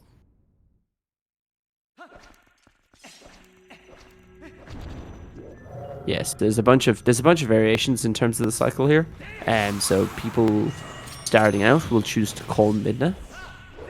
So if you call Midna, what happens is that the messengers will still, like the timer before the messengers drop down will still continue, but the platforms will pause. And what that does is it lets you, it just makes it a lot easier, to be honest. It's a bit slower because you have to wait for the minute text, but it makes the cycle a whole lot easier.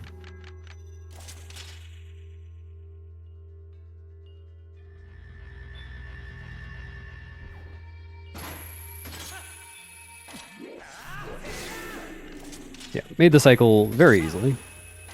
And yeah, super early. Because of the LJAs I did, which weren't really necessary to make the platform cycle, this Xant head is going to spawn pretty much as soon as I get to it. Oh, I thought it was over there. That's nice. When you look up and do that, like holding C up and mashing A, are you actually looking for a vertical angle, or are you just messing around? No, that was something Nimzo came up with. If you do 7 C up cancels there, then it aims you perfectly at the bottom of the claw shot target. Oops. Oh, I've seen you do it like 2 or 3 times. I never knew if you were just messing around or if there was like a purpose to it. Yeah, I mean, it doesn't matter. You're just sitting there anyway. Doesn't waste Yes, he any did, time. TG. He did. TG just asked the same question.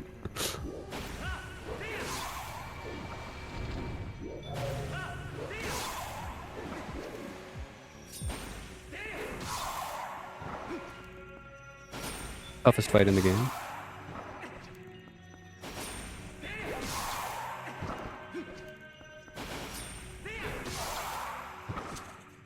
So what's quite nice here is that normally you get a couple of hearts, and also that front left pot can sometimes give you a fairy if you're low in health.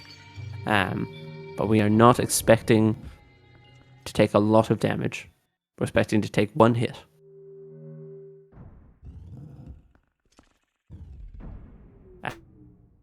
I have 7 heart containers too. All health. So this is the Zant fight, which is effectively a boss rush. So Zant will warp to different boss fights that we've had throughout the run, and you have to respond to it with basically that area's item. There's some really cool strats we can do.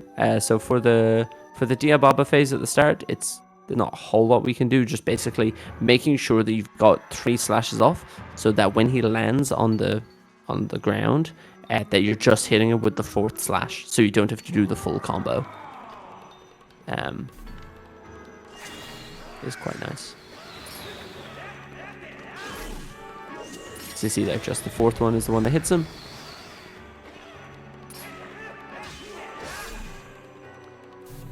And then what we'll do on the Dangoro phase here is there's a 1 cycle you can hit, and I believe it's a 2-frame window. Yeah. And what you do is, generally, Zan will try to warp away. Damn it. Unlucky. Zan will try to warp away, and basically, if we can then continue, it's yeah. I don't fully understand the back end of it.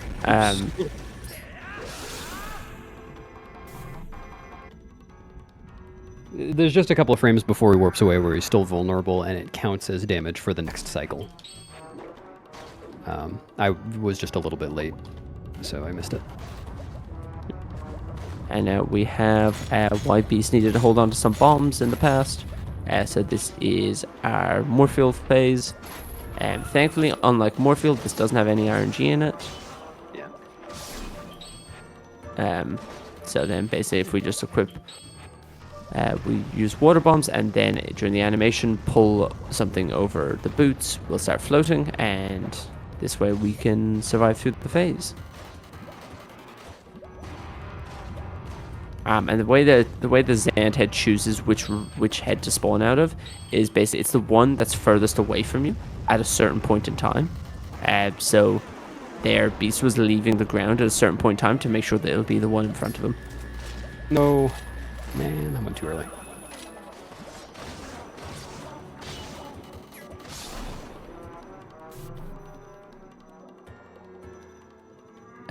During the OoT phase, there's nothing too weird or wonderful.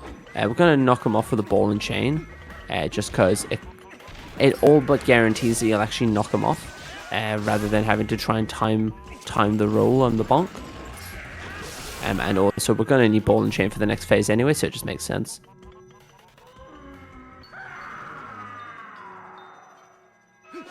And as everyone always says, this is the reason we went to Snowpeak for these 2 hits. It's also all dungeons, so I had to go to Snowpeak to beat Oh, Snowpeak. that is true.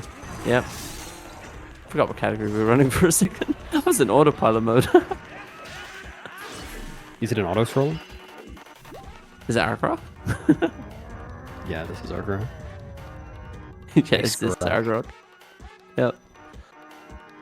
But yeah, no, in 80% people always talk about this is the reason we go to Snowpeak, because in 80% we need to get the ball and chain just for that hit, those 2 hits. That's the only way we can apply damage to Zant.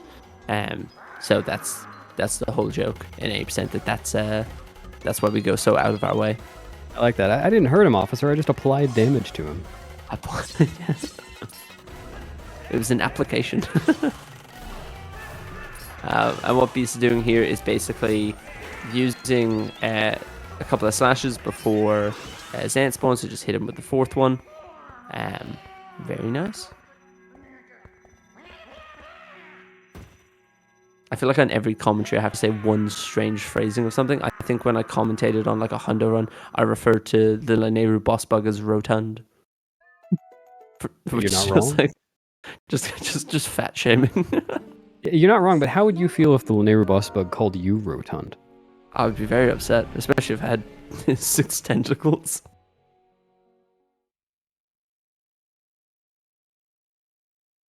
And there we go. So that's Palace. Yep, 8 dungeons down, 1 to go. Yep. And then we'll be on to Breath of the Wild.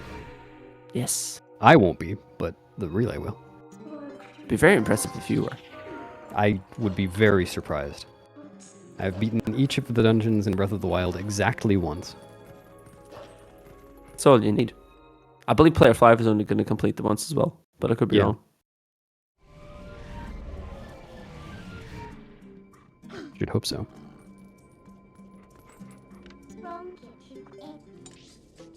And now we go to Hyrule. So after Beast warps here, there's going to be a mailman skip, just because we don't want to talk to the mailman because we're just slow. So just performing an LJ by the Rang being off the edge of the bridge. And then we go into our Squidna cutscene, our 2-minute cutscene. Which generally is the time for people to like have a stretch or whatever, because there's not much we can do about it.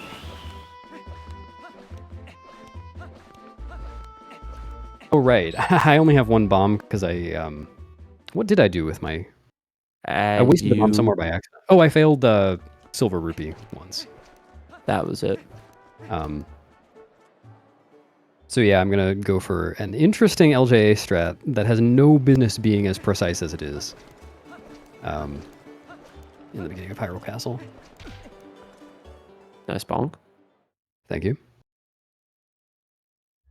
But yeah, I got a long unskippable cutscene before that. Well, I say unskippable. Interestingly, there is a way to skip this cutscene and still beat the game. Without cheats. However, it's not terribly human viable. It's a trick called item wheel delay. And if you... if you get the Lent bomb bag from Isa, there's an automatic item wheel pull. But if you mash A and B frame perfectly, the item wheel will not pull up until you stop mashing it frame perfectly, just like universal map delay that I used in this run. And if you, between the time that like item wheel is activated and when it actually pops up, so while you're doing the item wheel delay, you can actually pause at any point, even during a cutscene. So if you get item wheel delay and maintain that mashing all the way from Isa to the Squidna cutscene, then you can pause during the cutscene and save warp, and then come back and it skips the rest. And that will be in the next glitched task, but it is not exactly human viable. It requires frame perfectly alternating between A and B for, I don't know, probably a minute or so. I remember someone timed it. I don't remember what it was. Yeah, X timed it saved like 40 seconds for the task. Yeah.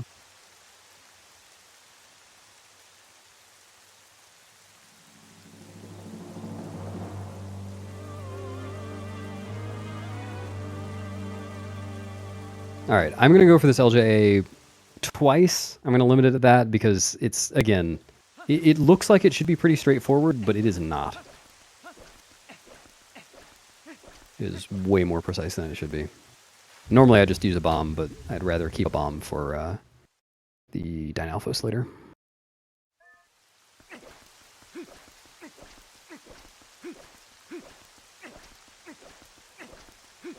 The thing that really sucks about this LJA is that the Argoroks can just come and ruin it for you.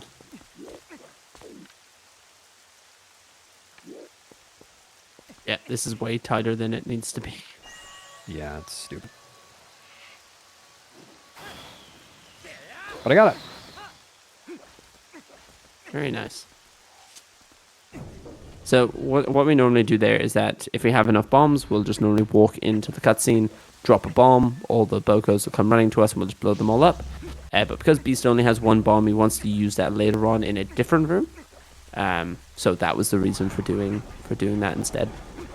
Yeah, that strat optimally doesn't really cost time over using a bomb. With the setup, it costs a couple of seconds, but it's better than doing the Dynalphos without a bomb.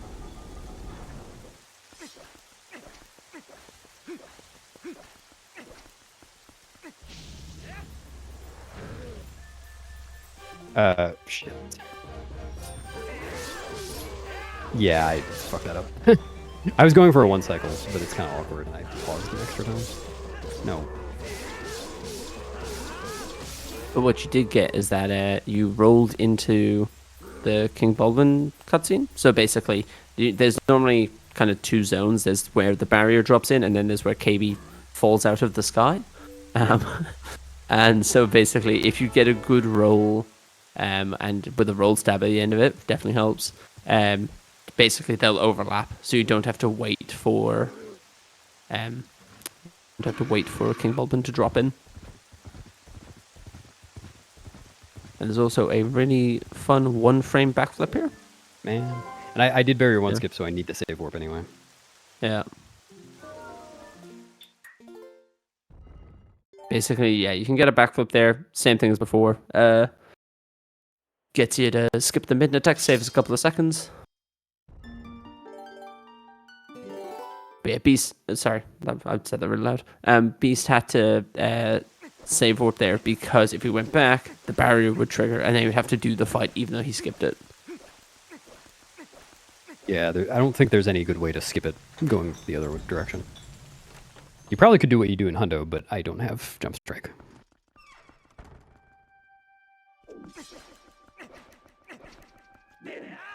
And then we got barrier 2.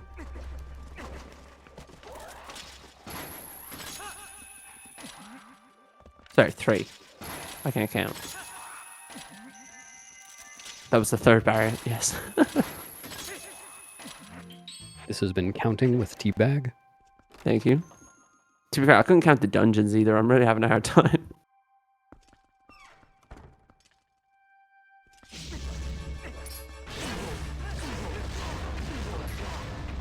So this Darknut doesn't have a cutscene like the Temple of Time one did, so the second cycle is going to be a little different.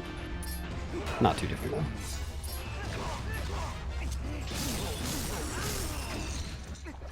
Very nice. And what's cool here also is I'm going to be rich. Oh, congrats. If you stand in a particular spot here and have a lineup, what you can do is you can just throw the ring without aiming, and oh my god, you are going to be rich. I tried to side hop, but... Yeah, that's really awkward.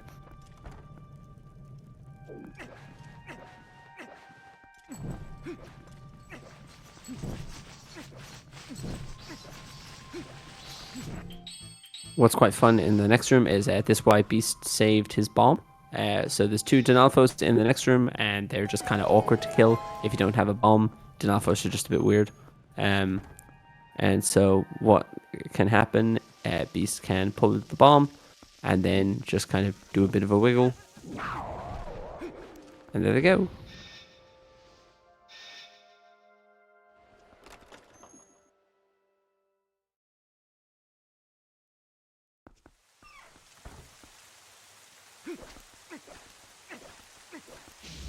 So now we are done with bombs for the run.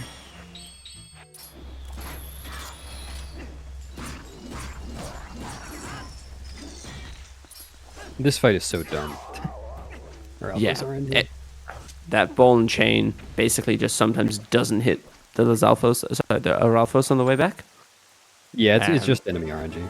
No, left door doesn't cost any time there, because you'll notice I came out the right door on the other side anyway, and it's the exit animation that actually costs time. Yeah, it's the rare left door.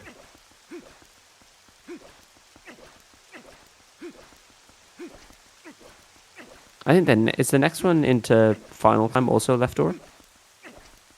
Into final, yeah, that one's fine too.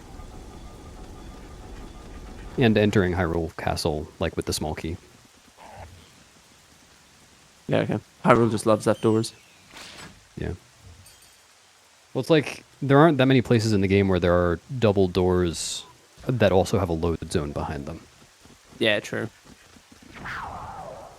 And interestingly, Snowpeak is like that, the entrance to Snowpeak, but that one actually does preserve which side of the door you're on for some reason. I'm not sure why. That's so strange.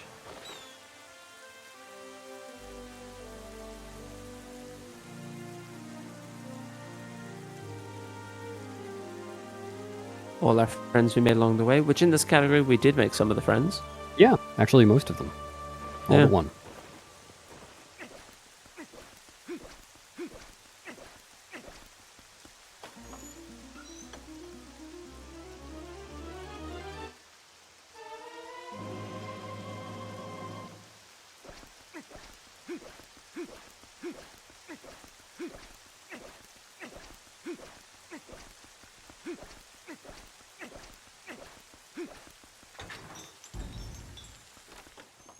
Now we're into the final climb.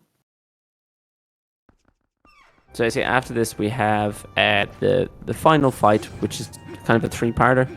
So you got the Puppet Zelda part, you've got Beast Ganon, and then you've got, well, it's kind of a four-part to be honest. You've got Puppet Zelda, Beast Ganon, Horseback Ganon, Ganon.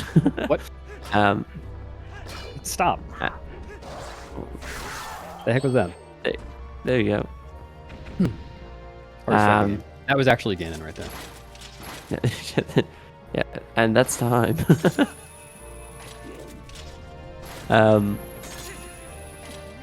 And so the Puppet Zelda fight, as you mentioned earlier, is just pure RNG. Just kind of we'll get what we get.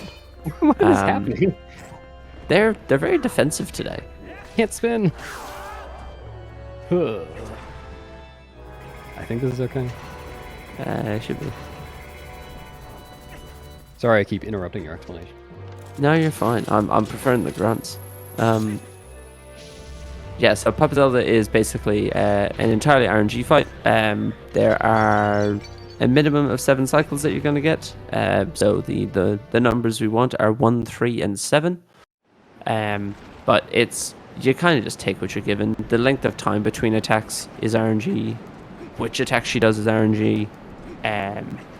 The only thing you can do to account for it is make sure you hit your spin attack. Or if you're feeling adventurous, hit it with a bottle. I don't have one. You don't have a ball. Oh, true. So here's the big question. Do you think 11 arrows is enough to defeat Ganon? I think so. I hope so. There she is, Ganon's Puppet Zelda. Mm-hmm. Looking blue today.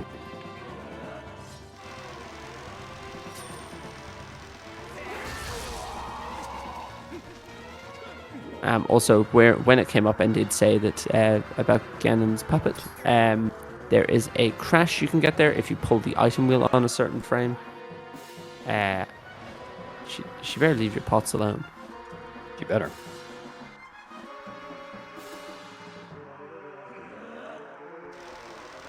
Yeah, I very intentionally did my equip before entering the fight, just to make sure I didn't accidentally do it on that frame. Yep.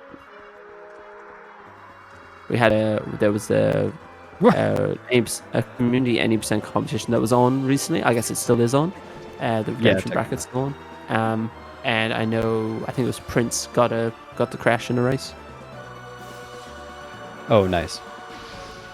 I was just laughing now because I was like, why do I have 100 rupees? What did I do? What did I forget? Darknet. Yeah, I forget to pay fire. Yeah, Beast is building a great pot fort here. Yep. That's 6, I believe. Yeah, and I could get a 7. This should keep me safe in case I don't. Nope, it's a 7. I think you should do the spin attack from inside the pots and just break the rolling killer. I'd have to actually play tennis from there. Yeah. That would have been so funny.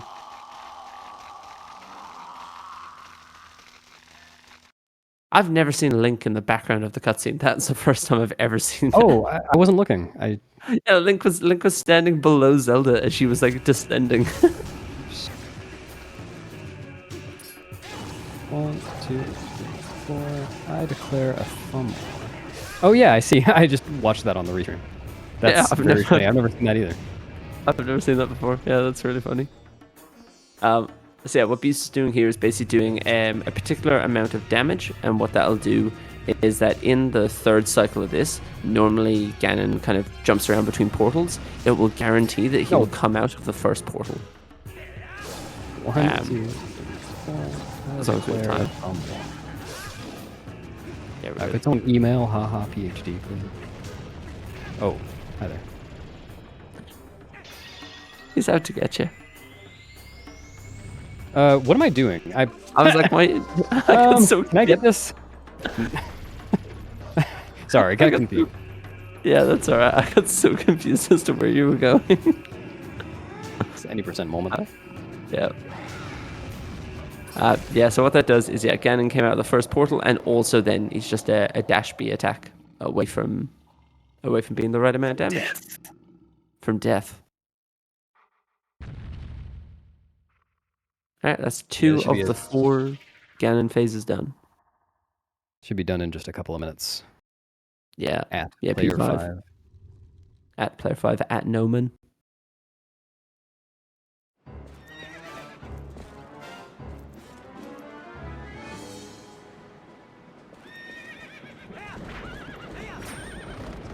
So this is our horseback segment. So 3 spin attacks after Zelda has hit Ganon with her light arrows. It's always a good time to point out that Zelda missing is not RNG. No, it is totally RNG. It is based on the way Epona is facing. A lot of people like to blame Zelda and say that she can't aim, which is unfortunately not the case. Yeah, Ganon's pathing is RNG though. Wow, that was rough. You're still coming in well under 340. Yeah. Yeah, I mean 340. Yeah, it was a conservative estimate. Yeah. With all the stuff that happened this run, I'm glad it's still coming in at 337. 337. Yeah. But yeah, time will be on after he puts the sword in Ganon's chest. That will be time.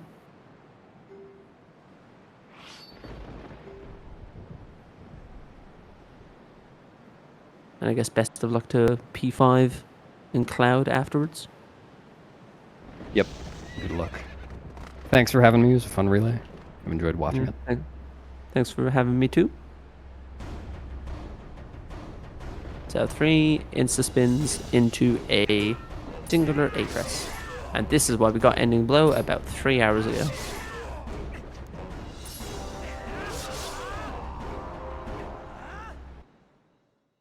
And it's time. Looks like 337.35. Nice. Yeah, it's could have been worse. So look, 6 minutes off PV with like 50-second goats. Like, yeah. Yeah, I'm gonna blame all of that on goats. It's entirely goats. 50 goats is way too many. Yeah, that's enough for Hundo. That is. But GG. Assume someone will bring P5 in. Can I bring P5 in? Oh, I can. Look at that. Oh, I think that was me. Next, we have Breath of the Wild with player 5 Omen commentating. All right. Good luck. See you, everybody. Good luck. GG's. GG. Thanks.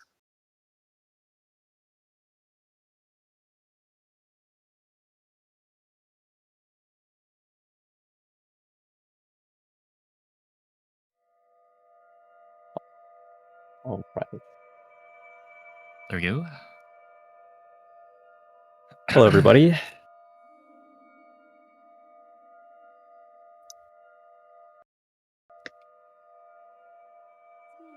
I am player 5. I'll be doing Breath of the Wild, all dungeons. I'll be sorry. Oh, well, here's Noman. I'll be here for commentary. Hello.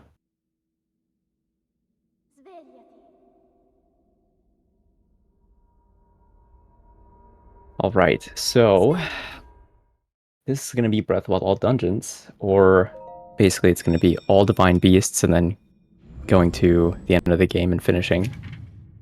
Right off the bat, we're going to see player 5 is grabbing the Sheikah Slate. He's going to have to use this to do the very first trick of the run, and that's going to happen very, very soon.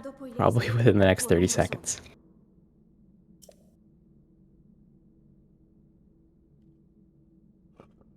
Yeah, so like this game, a lot of people ask like, what is all dungeons? Because the other Zelda games, it's pretty clear what is a dungeon. But for Breath of the Wild, we've got shrines, which people typically confuse with dungeons, because I think some people call the shrines dungeons. But for the purpose of this speedrun, it's the Divine Beasts, because they give you a heart container, you have to beat a boss, and they just have like more puzzles. Also, just like to mention that there is a dungeon added in the DLC, but this is not an extended run. There's no DLC here. So right off the bat, we're going to see player 5 actually clipped through a wall and then climbed up and got back in bounds. He's doing this because it's faster. It skips the intro cutscene of the game, like it skips going out the front door, and it also locks time of day and the weather. So now we're going to be seeing him running over to this Bokoblin camp. He's going to be grabbing the pot lid, peppers, mushrooms, and a spear. And he's going to need some of this food for like healing after wind bombs. And he's going to need some of this food for a glitch later on that we're going to see. It's a pretty crazy and technical glitch, so prepared for some crazy shenanigans when we get there. Looks pretty jank.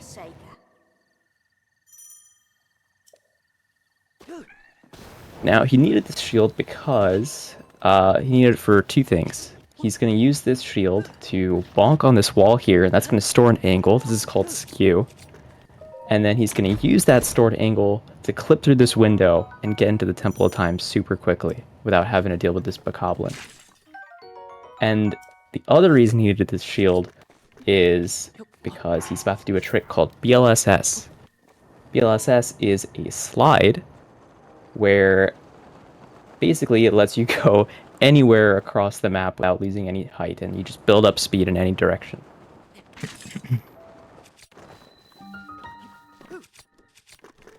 Right there, a little bit hard to notice, but he probably would have died from fall damage had he not done a fall damage cancel. It's where he throws his weapon and he cancels the animation of the throw by equipping a shield or unequipping some equipment. And that actually grounds Link for a couple of frames, which avoids him from taking any fall damage there, if he does it close enough. Then after using that same skew, we clip back into Balm's Shrine.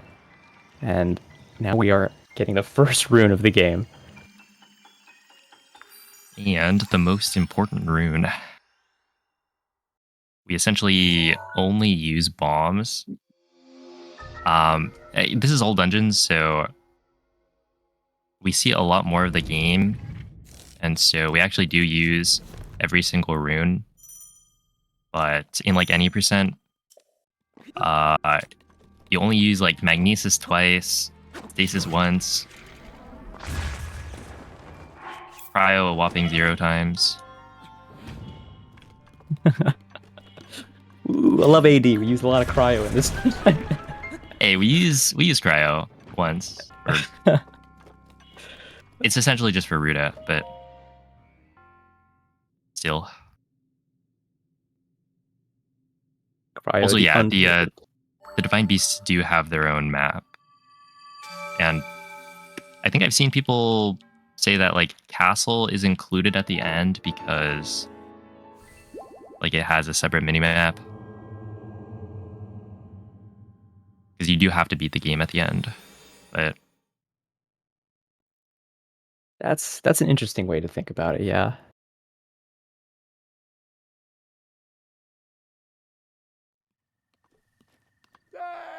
Alright, so what Player 5 did inside the Bomb Shrine was he actually went into bullet time, placing both bombs behind him. And he blew up one bomb, knocking the other one into him. That's called a wind bomb, and sent him flying. And he was able to use that to skip the shrine entirely and just go straight to the monk. What he did there was called the Gamer Wind Bomb. That is a wind bomb that is so precise, but it is is one that gets you all the way to the monk rather than landing a little bit early. I believe that he actually didn't make it over, and he had to actually eat a pepper there, otherwise he would have died. And then he had to blow up some rocks, and then he did make it to the end of the shrine.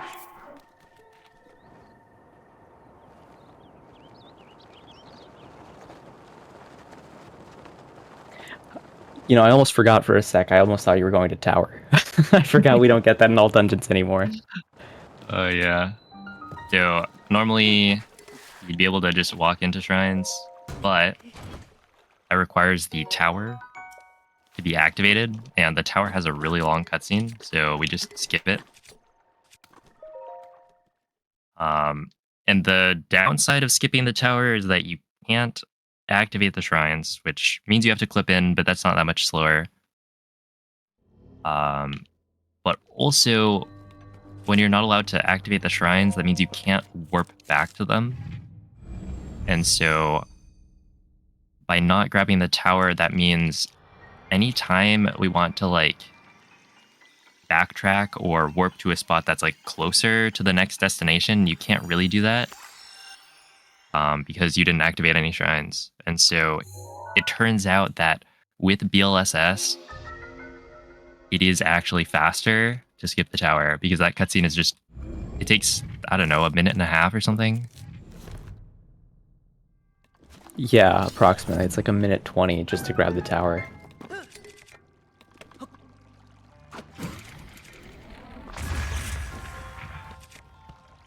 Oh my goodness. Oh god.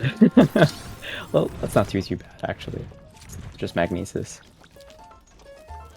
So what Player 5 tried to do here is he tried to do something called Canal Wind Bomb, where you basically get bullet time over this little, like, channel of water, and you have to get enough height to go over a wall in front of you, but not enough height to hit the ceiling.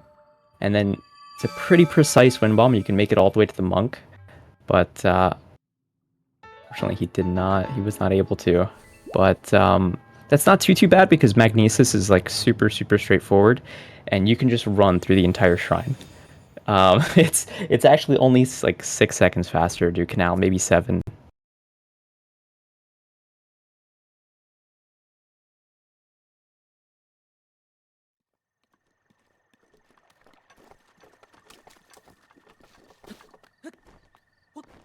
Another fun thing about Breath of the Wild speedruns is that, I mean, some of the other Zelda games also have like a long early game that every category has to do.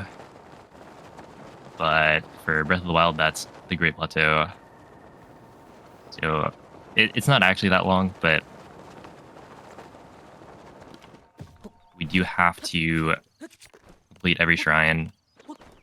And so you'll see like the same thing for any percent as you will all dungeons, AMQ, 100%. Although sometimes you'll see a slightly different route.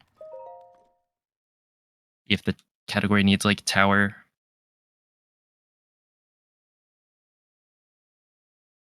So basically, for every single one of these splits, Player 5 is going to be going from shrine to shrine, basically sliding to a shrine, clipping in, and then wind bombing to the end to complete the shrine as fast as possible.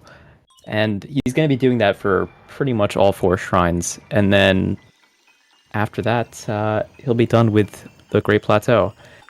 Honestly, I actually feel like, comparatively, the intro of this game is not that, like, not too bad, like doing Great Plateau. Like, it feels bad to reset, of course, but honestly, like, once we get bombs, it feels like you really get going, you know? Like, it feels like, wow, like, I can really move now.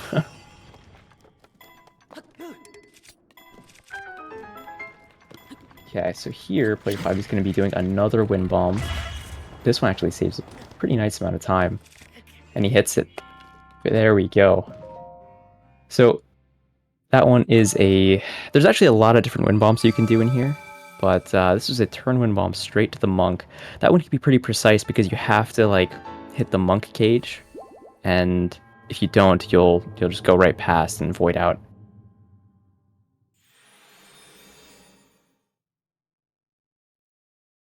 All right, so Oh the yeah. next... And no BLSS clicking because I think Discord just hides the flicks. It's true. Discord's got some magic, does some voodoo to remove all noises.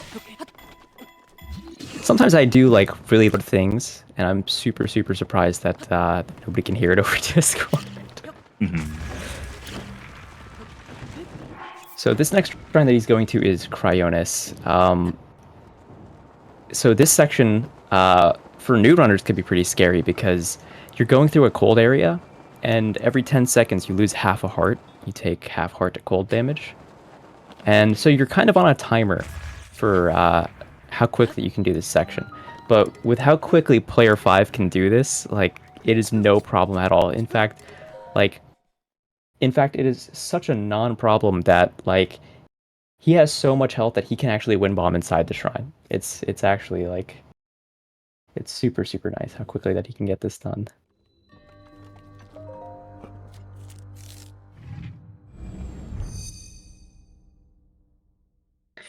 Now, inside of these shrines, the wind bombs save like a variable amount of time. Like some of them are more worth and less worth than the others. This one inside Cryonis is probably the most worth. This one saves like running around and placing cryo blocks or potentially having to do like a weird wall jump over this wall to our left. But right here, player 5 is literally just gonna get bullet time off of this tiny little ledge, and he's just gonna go straight to the monk.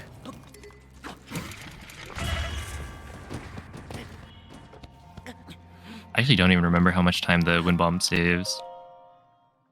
I can't even remember for cryo. I actually think it's pretty close to like 20 seconds or something. I don't think the wall jump's that slow. Oh, I was comparing to like running around. I mean, wall jump only saved a couple seconds. Oh.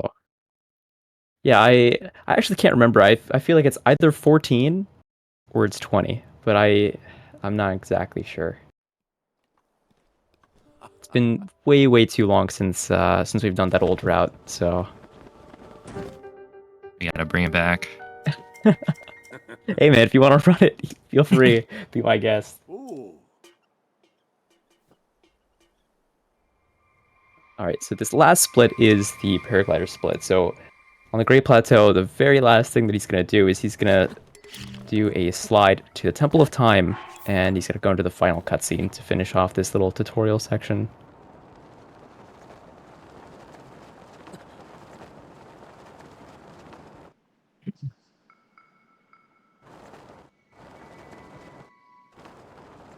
You can see as he did that step up there, he actually did a little bit of a precise. I was a little scared there on that fall damage cancel. Yeah, me too. But he did a little bit of a precise step up where he like held ZL and did like a little hop into that wall and actually shot him out backwards. For some of these step ups, it can be a little precise. There's a little trick to it to get initial speed in the right direction, and that's what he did there. A lot of little nuances throughout the run like that might be a little hard to notice at times. Now that we've got the paraglider, basically we're going to go straight to castle and get everything we need for the run. I'm just going to steal a little weapon from this Boko real quick. Yeah, this one, it's kind of funny. Because we just... it's a hit and run. I just bombed the Boko. He has no idea what hit him, and then I steal his weapon, which I need this weapon specifically, and I tossed away the spear because for a glitch coming up, I need a one-handed weapon. And so, like, there's a torch at the very beginning, but it turns out trying to manipulate the bokoblins to get the torch, like, you could do that. But you could also just grab this one. And I find it more amusing to bomb the guy. That's like all he had too, man. That was like probably a family heirloom or something. He just stole everything that he had to his name. So now you're going to see that player 5 got here to the castle so fast that everything is unloaded. Like things are like low poly, they're like loading in, and during this loading time, Play 5 is actually dropping items and rearranging his inventory. So he's rearranging his inventory for that really jank glitch that's going to be coming up later on. And what better time to do it when everything's loading in? He has to wait to pick up these items anyways.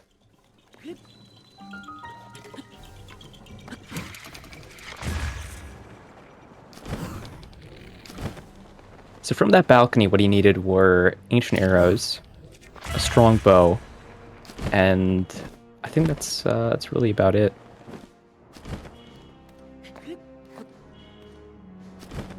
Oh no. Oh gosh. Should I just reload? Probably. Yeah. It's a little Yeah, bit I needed a unfortunate. little bit more height.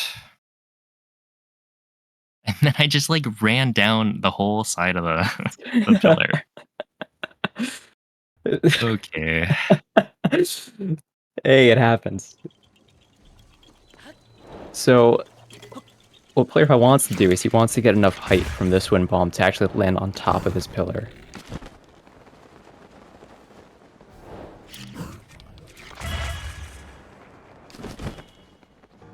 There we go. Alright, there Honestly, we go.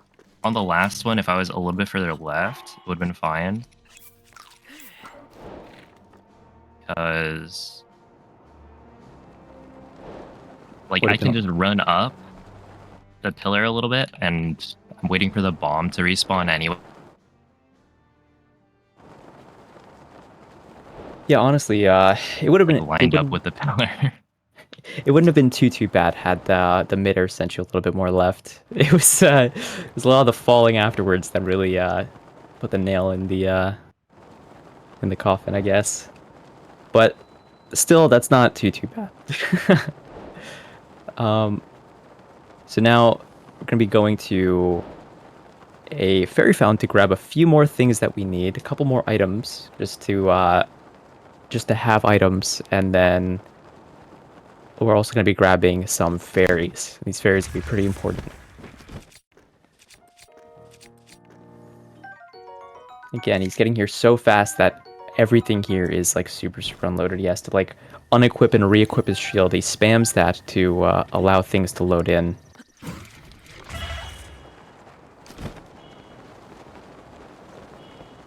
Right, and now he's gonna be grabbing like the final thing that he needs. It's these two claymores. One of them he's gonna use for skip, and the other one he actually just needs as like a powerful weapon with a lot of durability.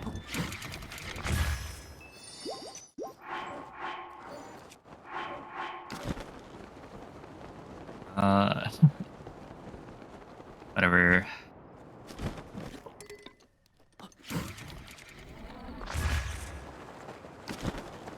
So what Play 5 tried to do there is he was looking back at the tower, he was looking back at a bunch of malice and basically things that generate lag. And by forcing certain menu inputs and looking at laggy things, he can like lower the frame rate of the game. And by forcing the game to lag and then pulling your paraglider on the very last frame, like the very last lag frame before it goes back to the regular frame rate, he can actually gain 1.5 times speed on his launch. That's called a super launch. So that's what he was attempting to do there, but he's having some trouble getting lag, and then when he finally got the lag, the glider pull is frame perfect. So you've got 1/30th of a second to actually pull the paraglider. Now here we are at Rito Village.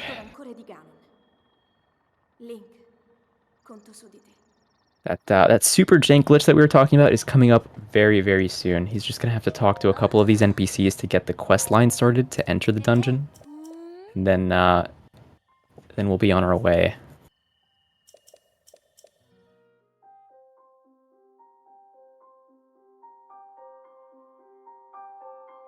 How are you feeling about the run so far? It's not going that well, but it's fine.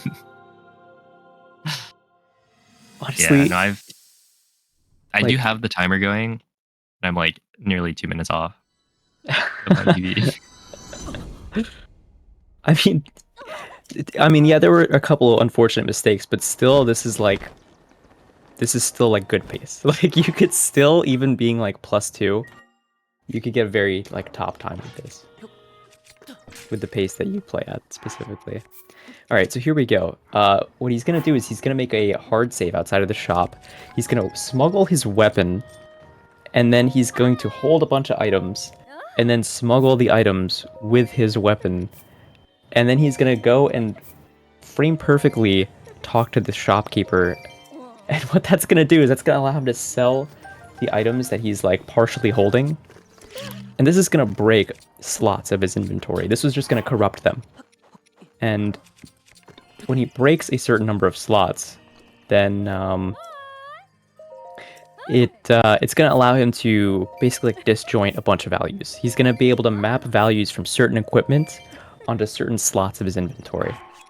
And some equipment in this game, or I think all equipment in this game, the durability value is stored in the hundreds. So if his pot lid has 1 durability, it's stored as a value of 100. The Claymore has 40 durability. It has a durability value of 4,000. And so by doing that, and by like desyncing these durability values, by shooting this arrow right here, saving and reloading, he should have duplicated those fairies that he picked up from the fairy fountain, and he's going to have a couple hundred fairies. And he's also going to have thousands of ancient arrows, a pot lid with a ton of durability added onto it, and he's going to have a bunch of rubies that he gets to sell here, because we do need 1,020 rupees to get through the run. Probably a little bit more because he does choose to buy ice arrows later on. So now that we have everything that we need, we have these fairies and ancient arrows and super strong bow and all these things, we can now head to the first dungeon of the game. We're going to be doing a couple mini games to like enter, and then we can start Meadow. First Divine Beast.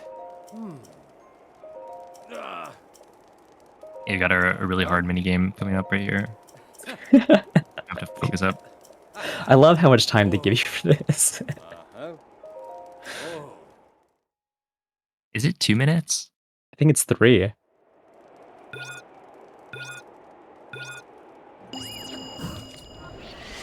You have 3 minutes. They give you 3 minutes to shoot 5 targets here. Oh, maybe I need it. Oh man. Oh, cutting it real close there.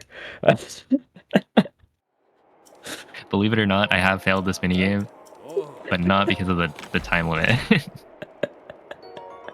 If you fall too far down, the game actually kicks you out. Wait, really? I didn't even know that. Yeah, I like missed the last shot, unequipped my bow because I want the falcon bow equipped, and then because I missed the shot, I needed to re-equip the bow and then pull glider to rise back up. But before I could do that, the game just said you're out of bounds. Yeah, I'm using ancient arrows because, as you can see, I have like 4,000. But then for normal arrows, I actually only have 9 or 8. And Yeah, so the normal arrows have a use later for like, because you can light them on fire. And so that's actually going to be very important later on. So I don't want to waste them. Another cool thing about these ancient arrows is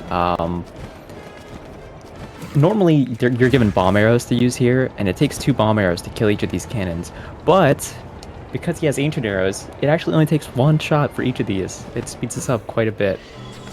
And also because he has so many fairies, it should normally, like, you should have cold armor or some kind of cold resist food here, but because he has so many fairies, he's effectively immortal during this run. There is pretty much no way that he can die. Unless you get like caught by like a Yiga clan member. I don't know how you'd even get that done. but Well, you would whistle, right? that's true. If you whistle up to the Yiga hideout, it's possible. But there is effectively no way that he can die in this run. I love this part right here, the Meadow entry, because it's so quick. This is like, you're up here for like 30 seconds or something, and somehow Teba in this cutscene gets hit. And it's like, how did you do that, man? How is that possible? He's lying. He just wants to get out of there. Like, man, we just got here. But now that he's done with that little entrance mini game, now he can actually go and start the actual dungeon itself. And Meadow is very nice and easy. I love this one. I shouldn't really say that. It'd be jinxing something probably, but But no, it's easy. I'm sorry. hopefully nothing happens. So as I was talking about earlier, is that there's all these little tricks that you can get to get these step-ups with momentum in the right direction. So right there, if he does a slide and he presses the jump button followed by B immediately, while like right up against that little ledge, he actually gains momentum going in the right direction, and he can bounce himself off of walls and allow himself to skip climbing things and gliding over and all sorts of stuff. In fact, it's going so fast, it's hard for me to keep up with the commentary. So after he activates these terminals, there's 5 of them each dungeon. Then he's allowed to basically finish the dungeon and fight the final boss of it. And so he's getting skew on certain ledges and clipping through walls, and then he had to bomb himself there to clear something called Ragdoll Glitch. So every time you do a shield flip and unequip your shield in the middle, interrupting it, that basically glitches out the game and stops it from tracking Link's Ragdoll. And that stops him from like entering Ragdoll properly. It stops you from being able to do wind bombs. It stops you from doing any kind of Ragdoll launch. So every time that we clip through a wall, we have to either enter Ragdoll by flopping or by bombing ourselves or in some way. So player 5 is actually pretty much done with this dungeon. He's activating the final terminal right now. In the time that I was trying to explain like 2 tricks, he's completed all 5 terminals. This guy's a beast at the game. And now he's gonna be heading up to fight the boss of this dungeon. That last terminal right there is really cool. Because we essentially we push the mallet and then open the door for a very small amount of, there's just like this gate, and we activate it so that it opens and then closes on top of the mallet, which pushes it down and gives it like a ton of momentum. Oh no. And so normally you would stasis and hit the mallet like some number of times to give it enough momentum to the button. What? You only have to hit it once if you just use the door to slam it into the ground. Yeah, I love that strap to the last terminal. And with that, we're already done with the Wind Blight. So because we have such a powerful bow, we're using Ancient Arrows. Ancient Arrows actually knock down the Blights in 1 hit. And so because of that, player 5 is able to, if he hits the Blights with a certain pattern, like Wind Blight specifically, we can actually avoid having Wind Blight void out at all. There's parts where the Blights, they turn invulnerable, they turn into like a little blue like orb, and they like fly around. And by timing and like doing the hits properly, we can actually avoid them voiding out and save like 10 seconds for every time they like do a little warp. And player 5 one-cycled both phases with no problem. So after completing this Divine Beast, this is basically the only I guess, person of the village that we're like talking to complete the quest. We do that because we want the reward. We want to get the Great Eagle Bow. Because bows in general are OP in this game. But the Great Eagle Bow is probably one of the best bows that you can get. It's a 3-shot bow, super fast fire rate. It has a really high base damage. It's just all around fantastic. So we're going to use that bow for the rest of the run. And with that, we are off. So normally if you would get the tower, you'd kind of warp back to the plateau to get to the next area because it's closer. But because we skipped the tower now, because it's actually faster to do towerless, warping takes like roughly 30 seconds, 25 maybe, give or take. But in that like 25-second time it actually takes you to warp, if you just start sliding, then it's actually not much slower than the warp is to just slide all the way. So from Rito Village, he's going to be doing this very, very long slide where he just kind of curves it around this mountain and he gets all the way to Gerudo Town, the next section of the game.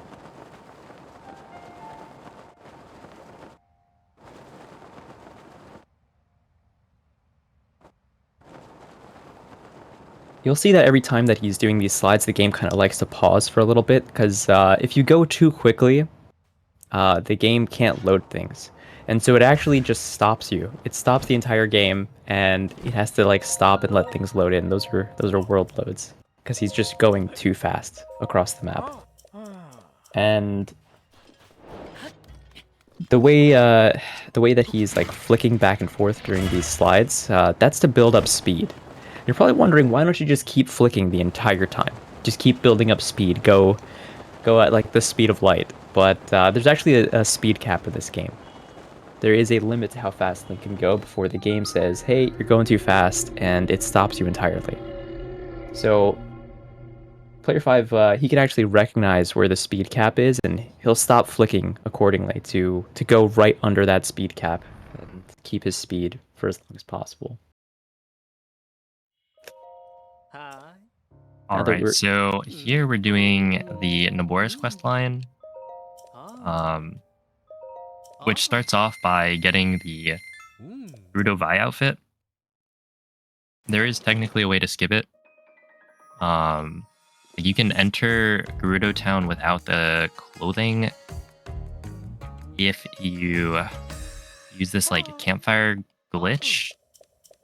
Is it really a glitch? I don't know. Basically, if you look up while sitting at a campfire, it unloads a lot of things in the game, a lot of like cutscene triggers. So one of those is the trigger to like kick you out of Gerudo Town, and so it'll load in, but you're able to kind of drop in, progress the quest line, and then get kicked out right after talking to like Riju. And so it is possible, but it's actually not faster to do so. So we go and get the clothes.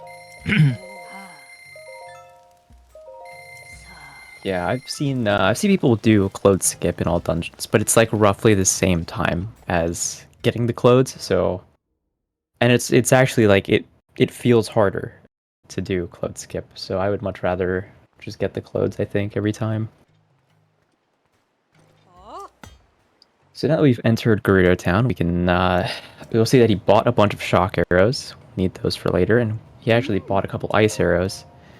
And the ice arrows are for little throwback, a little old trick that we don't see in a lot of speedruns for Breath of the Wild these days.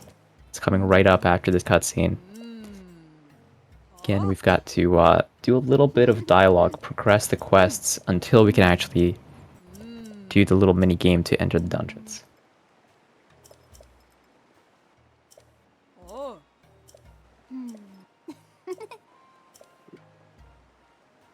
So a little scary thing that can happen here is actually if you go here too quickly and Riju is unloaded, you actually soft lock during that cutscene.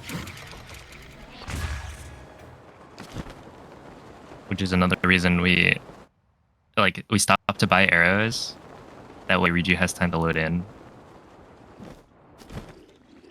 Which like should be a guarantee, but I've also had it where Riju still doesn't load in.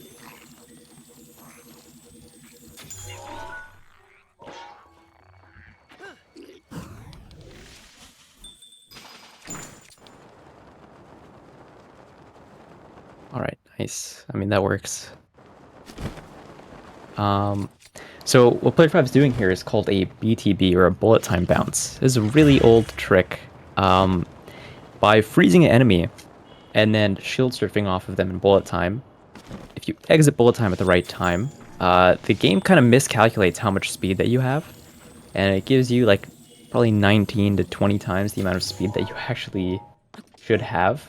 It just sends you flying. It only works off of enemies that can ragdoll, but if you freeze enemies, every time they come out of that freeze, they go into ragdoll, which is great. That means I'm BTB off of pretty much any enemy. And by doing this, we're gonna be able to get all the way to this Yiga hideout here. So the reason we got to do these BTBs is because while BLSS is great, there's really no way to gain height with a BLSS. But a BTB has the same speed pretty much. You can go like at the level of like speed cap, but it also gives you height along with your launch if you do them properly. Another little cool thing is that you don't actually have to go through the entire Yiga hideout. If you just clip in the back of it and then walk out the back door, it acts as if you went through it.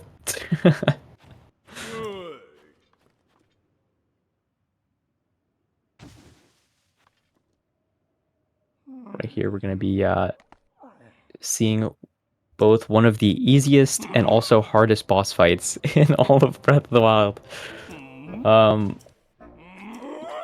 I mean, it's very hard to die here, but also, weirdly enough, you have to do these hits properly, otherwise you lose time. So not only is it one of the easiest fights, but it's also one of the hardest, ironically.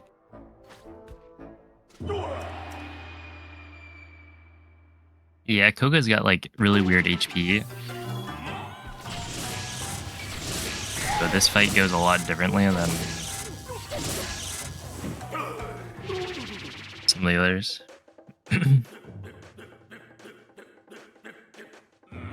I always found it interesting that like the blights get absolutely chunked by these arrows, but Koga like takes like slivers of damage from these. This guy's a tank.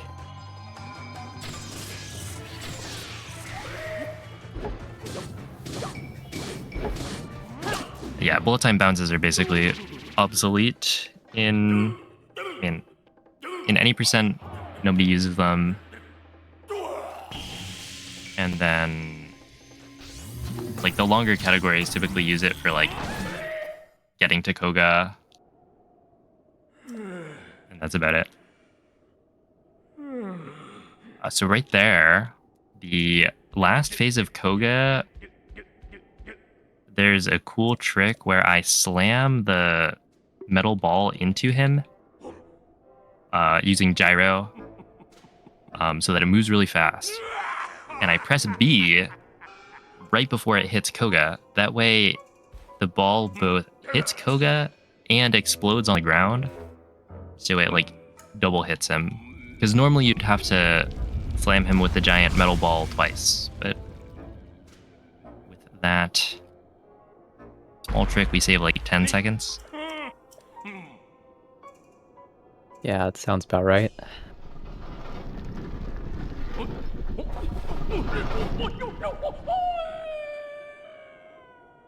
Honestly, that's like this split is like one of the hardest in all dungeons. Like this is like one of the trickiest splits in the entire run, and Player 5 really just nailed that. Like, like super minimal. Like that was super clean. Super minimal mistakes there. And yeah, with that, now we got the Thunder Helm, and we've completed our little fetch quest, and we can head back to Riju. And this is another spot where having tower would save time because you could activate the shrine that's at Gerudo Town. Because we can't, I have to slide all the way. It's not that much slower, which is why tower gets skipped. But this section, we're doing this movement because like we can't warp to the shrine.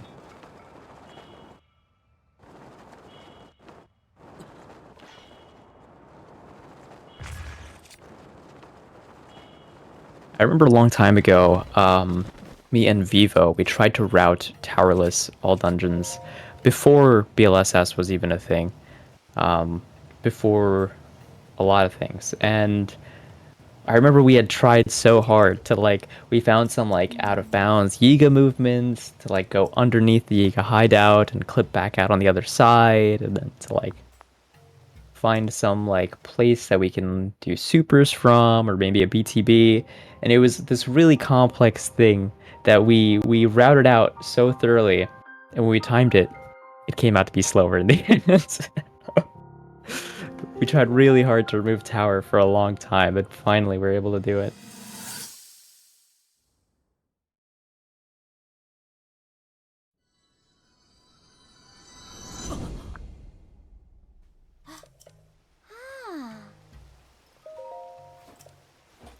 So now that we're back here, we're talking to Riju. She's, we finally completed this little mini quest, and now we're going to be able to do the entry to the next Divine Beast or dungeon.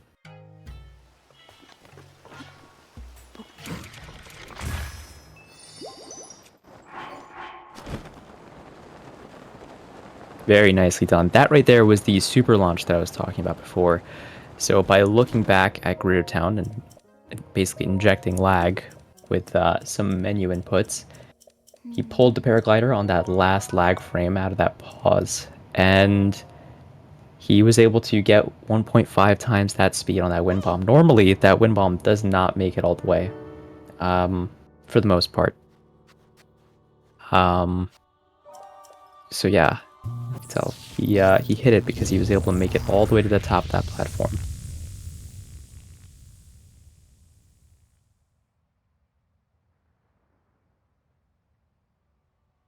Get ready for some of the best music in the game for about maybe 30 seconds.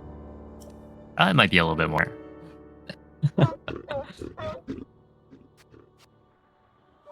This probably is, yeah, this the best soundtrack in the game. If I mess up, then it's so that you guys get to listen to more Naboris entry. Oh, how nice of you. He's being so thoughtful for you guys.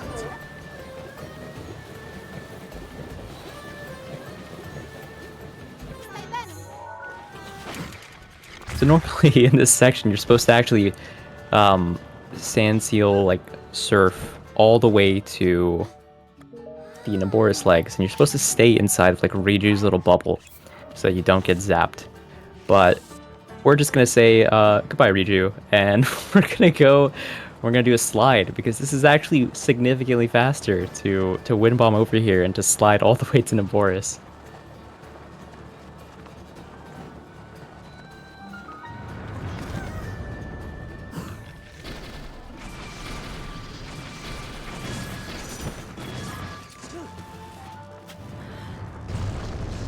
So unlike that last Divine Beast, you can't actually use Ancient Arrows for these. You have to use Bomb Arrows to hit these little feet of Naboris.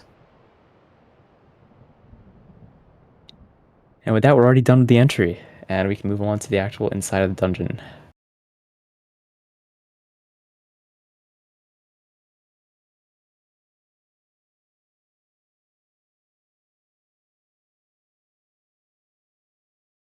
Yeah, Naboris is a really cool Divine Beast. I think most people will agree that it's got the like hardest puzzles. But in the speedrun, we've got really creative ways of dealing with all the electricity. And then also, the reason we do Meadow first is partially because we get Rivali's Gale, but then also we get the Great Eagle Bow. It's just like a really good combination to do that first and then do the other Divine Beasts. Because you get a really strong bow for the bosses and then Rivali's Gale to do stuff like this.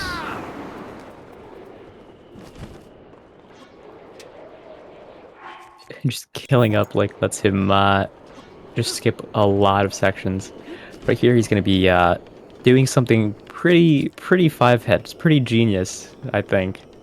So he's going to be, instead of like pushing like a little lever and fixing the circuit to that bulb, he's going to be dropping a weapon, because the metal weapon is conductive and it allows you to complete the circuit for that bulb, and it lets you use a shock arrow along with a duplex bow to give it enough electricity to raise this head. Yeah, and it needs to be a claymore. Like, I've tried, you can't use a spear that's like metal. The shape of the claymore just works out perfectly.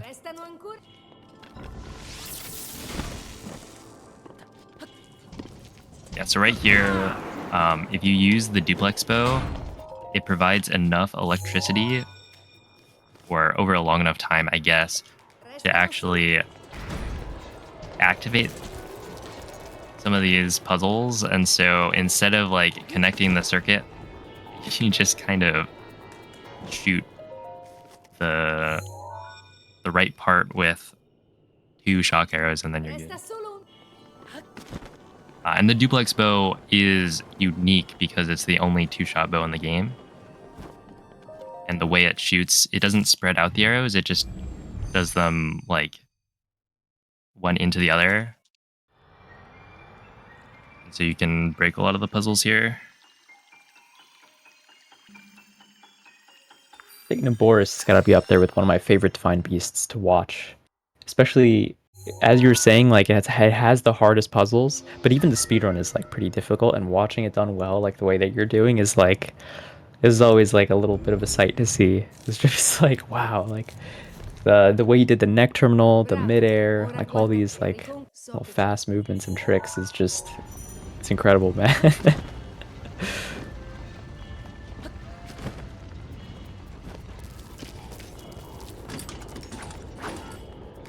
So normally for a lot of these Divine Beasts, we skip getting the map because we don't actually want to move them, like, or at least for Meadow, I think is the only one that we really skip. Naboris, this is the only terminal that we need it for. We need it basically just to move this one into an upright position. That way we can activate it. Even if we tried to clip into the this room, the terminal would be upside down.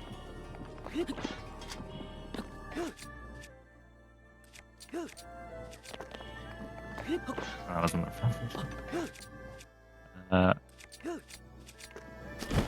there we go. Yeah, there's another extended shield clip. This one's finicky. Yeah, I don't really blame you. That one is like super tough. Probably the hardest one in the entire run right there.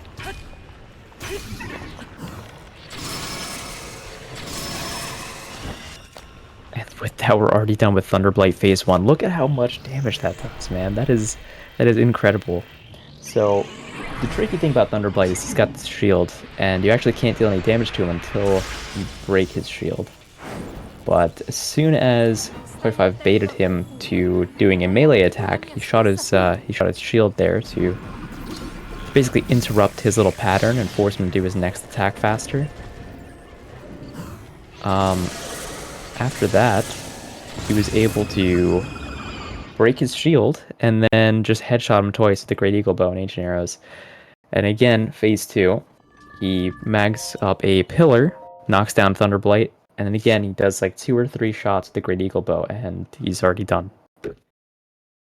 That was probably the boss fight that a lot of people had the most trouble with right there, is Thunderblight. And honestly, if that fight for phase 2 isn't done smoothly, that could be pretty bad. It could be pretty scary even in a speedrun. But now player 5 gets it done like super easily.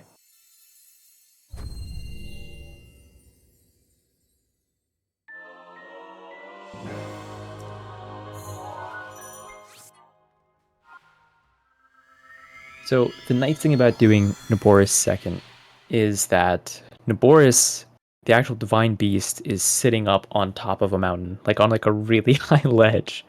And that's great because this gives us a really high spot that we can use to slide over all obstacles on the map.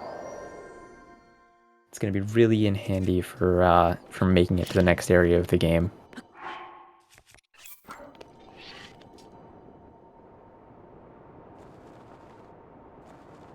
Yeah, so right here, I will be going to Azor's domain. So it'll just be a long slide all the way.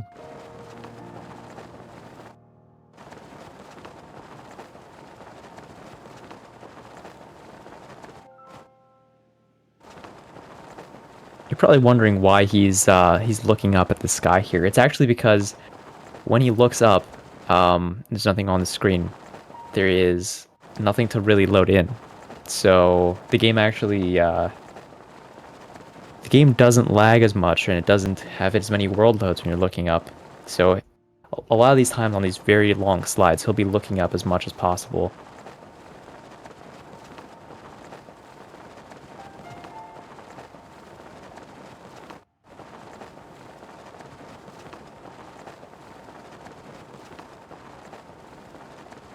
Sky does look pretty nice right now, though, so it's a nice view. I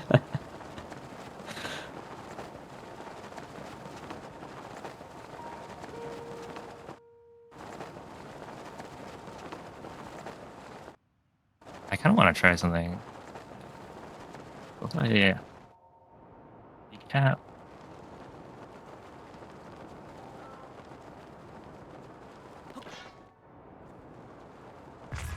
Right there, I intentionally speed capped. I've been wondering, because I have this gold that is super fast for this segment, where I speed cap, and normally that's like bad. Okay, I lost 5 seconds. So I don't know. There's this like one segment that I did that is just so fast on this section, and I have no idea how to replicate it. I kind of get what you're going for, right? Is like when you're going at a really high speed, you're thinking that the game is probably like trying to load it's probably trying to like stop and do more world loads because it's like, oh my god, crap, this guy's like going really fast, like we need to load these things in, like hold on, right? And so by intentionally speed capping here, you're trying to avoid like a lot of really big world loads at the end, right? Is that the idea? Yeah, like it might load in the king and Zoro's domain. Well, yeah, I don't know about the world loads specifically, because I think it's more so the king loading in that takes a while. But the rest of the slide may have also just been slower, so I'd want to test that more. Honestly, yeah. This section right here, this one is infamous. It's called Fish Drama, and essentially the side quest here for Ruda, where, you know, Meadow, you have to go and talk to Teba, do a mini game, and then you start the quest to enter Meadow. Naboris, you have to go get the Thunder Helm. For Ruda, you need 20 shock arrows, and we bought shock arrows. In fact, we bought 30. So we're all good. We just need to talk to the fish, and then they'll let us start Ruda entry. but we're talking to the fish for like 5 minutes. And that's barely an exaggeration. It's a lot of mashing. He's not joking when he says 5 minutes. It's like pretty close to that.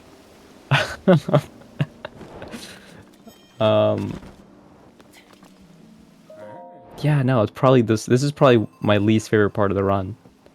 This part just sucks.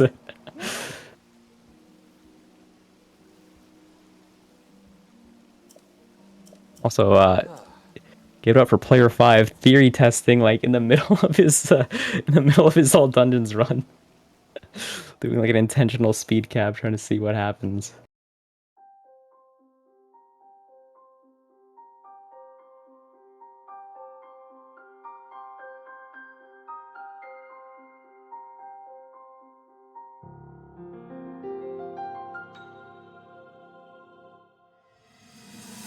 On a scale, I get it. A scale of 1 to 10. I'd have to go with 8.5. Okay. What would you say is a 10? What do you hate the most, man? Tears of the Kingdom intro.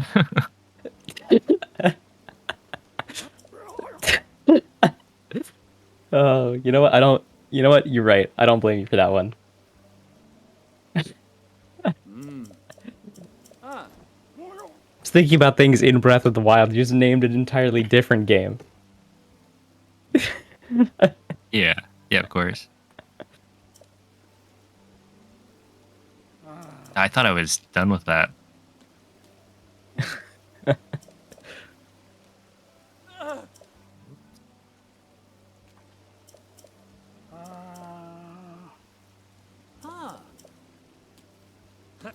Oh, thank you, beer. Oh, man.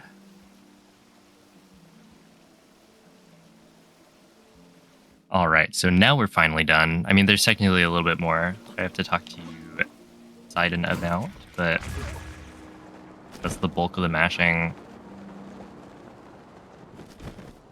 Yeah, even when you start this entry, there's like a 30-second cutscene of just like Sidon just bragging, being like, "I'm the best in the water. I'm the fastest swimmer." Like, all right, that's cool, man. To be fair, he is very fast. He's pretty good. I mean, maybe we should go in the Olympics.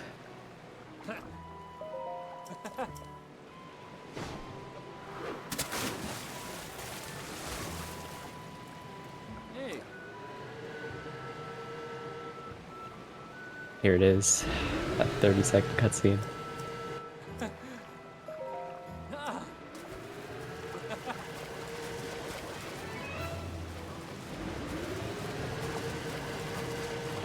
Alright, so Enter Ruta is actually pretty tricky. There's this one... We like pre-fire an arrow so that we can one-cycle the entry. Because normally what happens is Sidon brings you close to the waterfall so that you can swim up it. And then you shoot some of the targets, drop down. But yeah, we can do it in one climbing of the waterfall, which I did.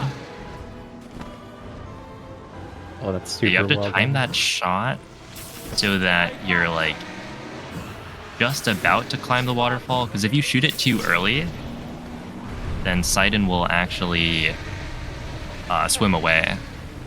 Because it's like, oh, you hit one of the targets, it's time to, you know, move away, and then we'll reset. But yeah, you have to shoot it when you're just about to like hit the waterfall, and then that way you've already got one lit up, and so when you're up in the air, you have enough stamina to shoot the other three.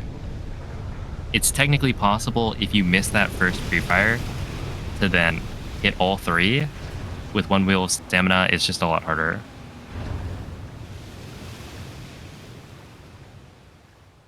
I just want to point out, like, that first shot that he did, that's like super annoying. That's like super precise, but it takes so much practice to be able to hit that first shot consistently. And again, P5 just nailing it, like no problem. Like I genuinely hate doing that first shot of Ruta entry. I think a lot of people do. It's again, it's like one of those things that it's like you don't know how hard it is until you try it. And Player 5 makes it look easy. Makes a lot of these things look easy.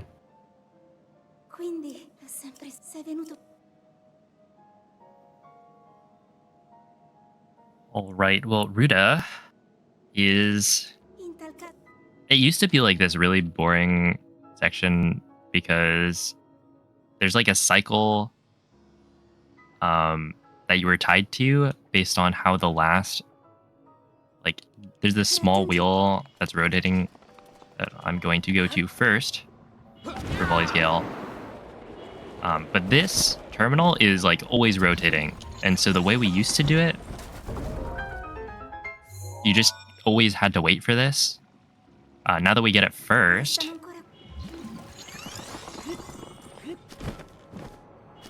that's not a problem. And so we're not like at the end waiting for a long time. So we can actually just go as fast as we want the rest of it.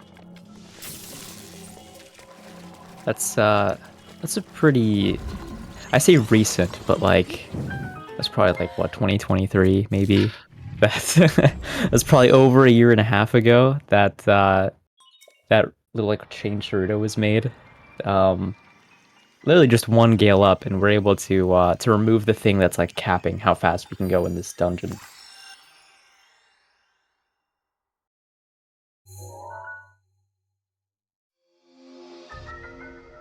Yeah, there honestly hasn't been all that much like change in the Divine Beast routing, like the inside of the Divine Beasts,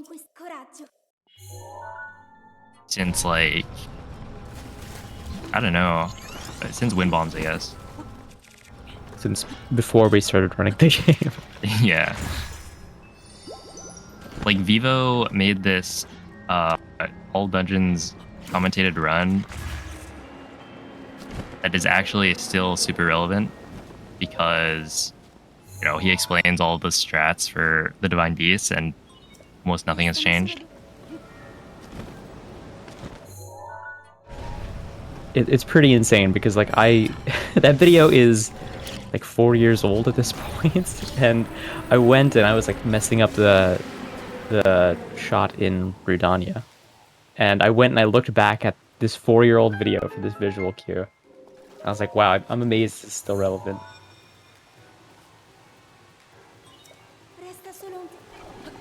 I feel like there's really not much to say about the inside of Ruta. This is pretty straightforward. He's again just like going from terminal to terminal. There's 5 of these in every Divine Beast, and he's just going between them as quickly as possible.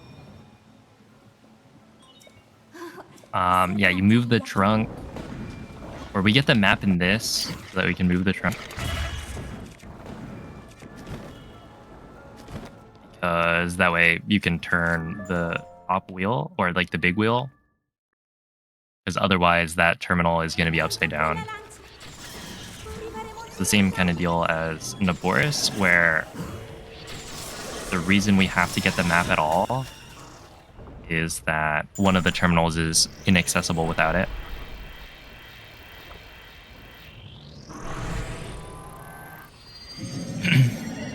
And then, yeah, it's like you kind of want the cycle to line up, so you have the trunk go into the top position, and that will start to move the big wheel in one direction, and then once you move it back, it'll move in the other direction. You want that to like line up.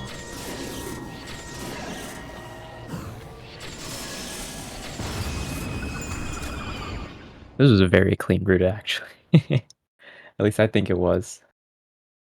That That's pretty decent.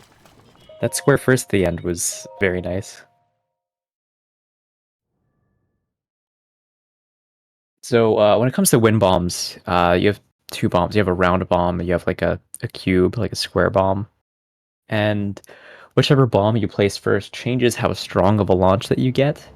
And you don't want a very strong launch on that last little bit after the final terminal.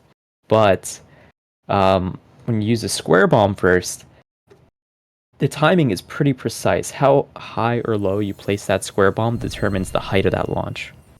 So if you go too high, you're gonna like lose a bunch of time gliding down or go past the little last onion terminal thing for the boss fight. If you go low, you're not gonna make it over. So it really is like this little Goldilocks situation, and he had like the perfect square first to the end right there. Now that we're done with Ruta, I don't think we even talked about Water Blight. That's, I mean, it's pretty straightforward. Just Great Eagle Bow, Ancient Arrow shots to his face. But it is possible to mess that up in the second phase. But he didn't. Did very well. But now that we're done with Ruta, he's going to be wind bombing over to this waterfall. And using the Zora armor, he's going to climb this waterfall to give us a ton of height, so that we can slide over to the final area of the game, I guess. Not really the final area, I guess there's castle, but final Divine Beast area of the game.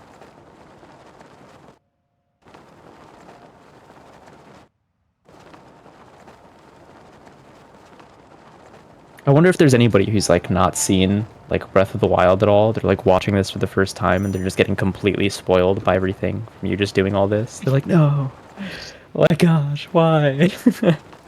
There's not too much to spoil, I guess.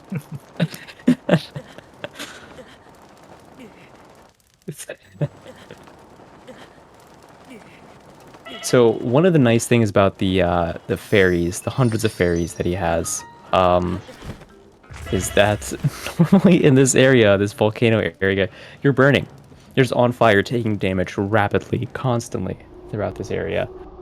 And we'd have to buy some armor, some Flamebreaker armor. And we'd have to like route in like a ton more rupees, and we'd have to route in like all sorts of stuff to be able to buy this armor, or to be able to like cook an elixir that like lets us get through the next section of the game. But back when we first like were experimenting with IST, I got the idea of getting fairies and just duplicating them to like 999 using IST, and seeing how much faster that would be compared to grabbing this Flamebreaker armor here. And I think back around like SGDQ 2022, when we like had first met up, was when we were like testing this idea of this route. And it did turn out to be 39 seconds faster, just to duplicate these fairies. So you're gonna see that this whole time we're just gonna be tanking fire damage.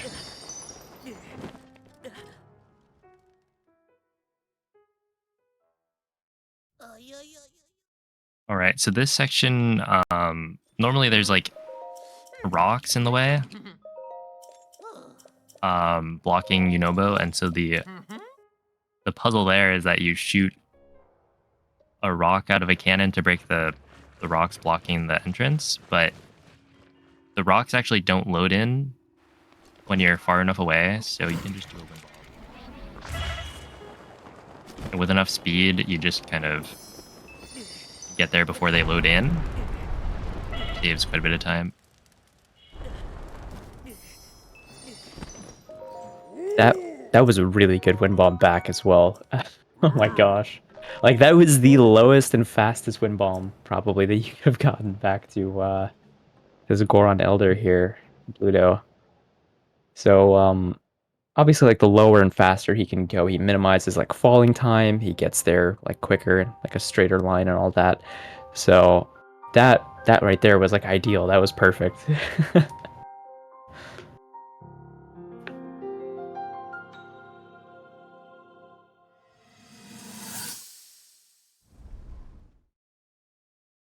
And that's the thing with wind bombs. They're just so fun to like optimize because there are so many different factors involved. They like determine what launch angle you get. So right there, you're going like a cardinal direction, but you're still able to get a lot of speed if you do the right like turn and delayed detonation.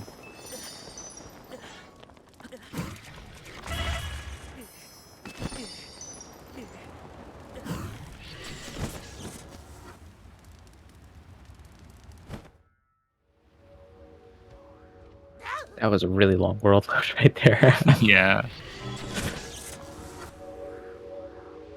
That's one of the aspects of this game that kind of sucks, is that world loads are pretty variable. They're pretty like random.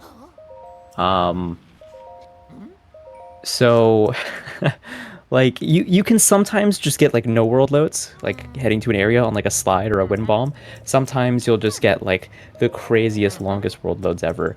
And even when you get world loads, the length of them can be random as well. So could just randomly lose time to them. And now we're heading into probably what used to be my least favorite part of an all dungeons run right here is the escort. Yeah, it's funny because like this is an auto scroller. Just like completely an auto scroller. You do have to aim at like the Guardian Scouts or whatever they're called.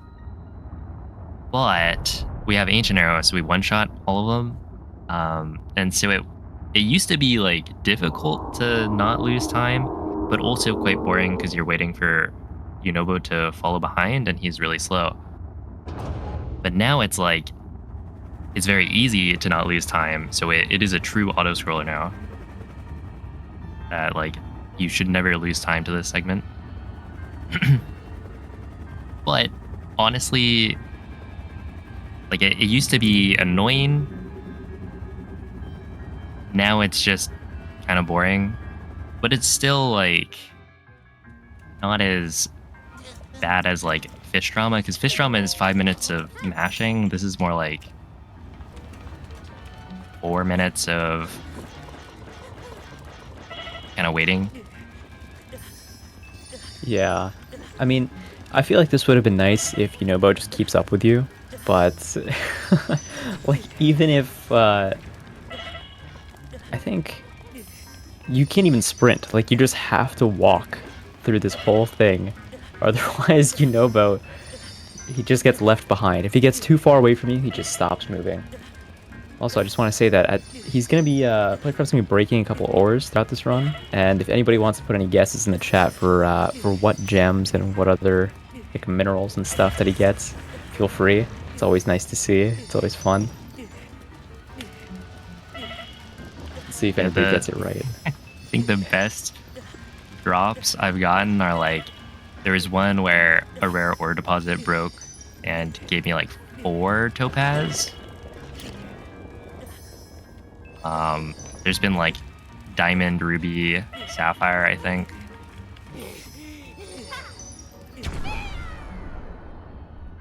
I'm gonna guess 4 diamonds. Oh yeah? Yep. Yeah, I think it's gonna happen. 4 flint.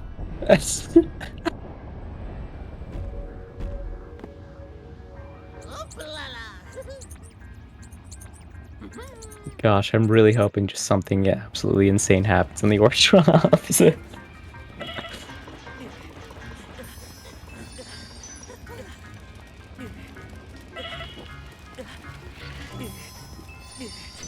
we used to rely on ore drop RNG in the old dungeons route, but because IST we can just duplicate stuff.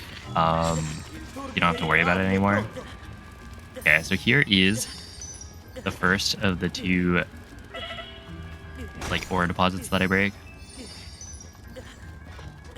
Okay, 2 flints, a sapphire, and an amber. Always like lowest. 2 out of 4, not bad, not bad. If it actually did drop 4 flint, I would have thought you're like a psychic. I actually would have just been like, all right, it's over. No, it's pre-recorded. I pre-recorded it just to have the bit about the ore deposit drops. Pre-recorded but lost time on purpose. Like.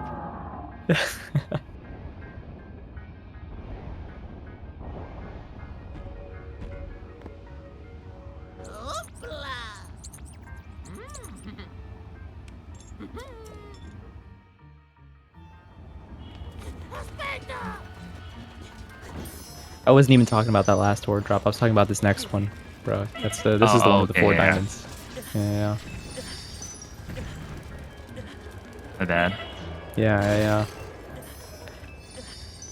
Oh yeah, that was. Oh my you gosh. were close. That was like 5 amber and 2 topaz. Holy crap, dude. What? The amount of amber that just dropped is insane.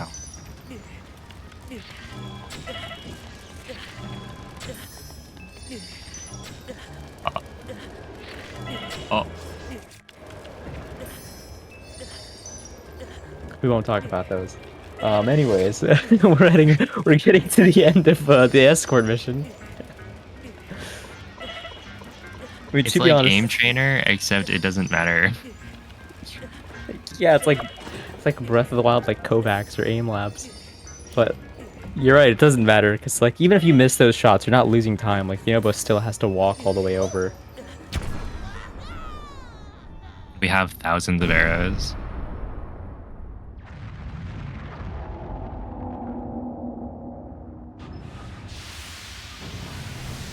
Nice little claymore throw at the end, by the way. That was a little bit of a flex. Thank you. I learned it from Tapir.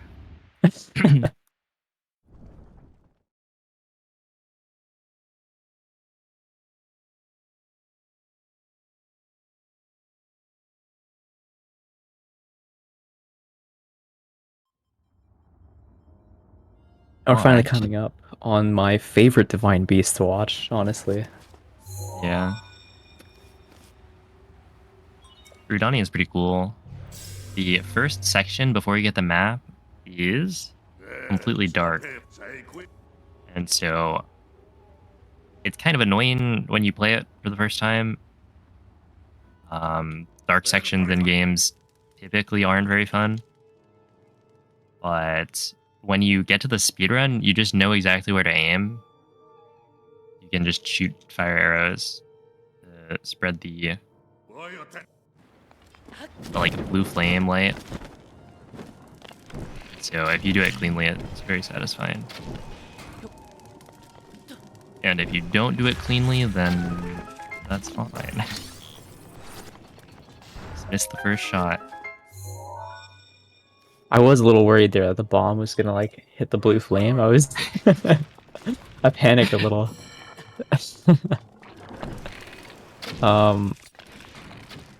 Yeah, so one interesting thing is that like when you drop a bomb in like lava or fire, it normally doesn't explode. It actually doesn't detonate your bomb. But specifically blue flames can detonate your bomb and cause them to explode. So yeah. I actually just shot at like the wrong spot. Oh man.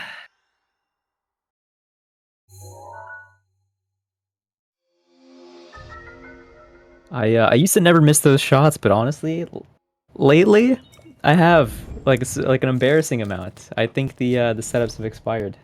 It's over. He's washed. Game's been patched.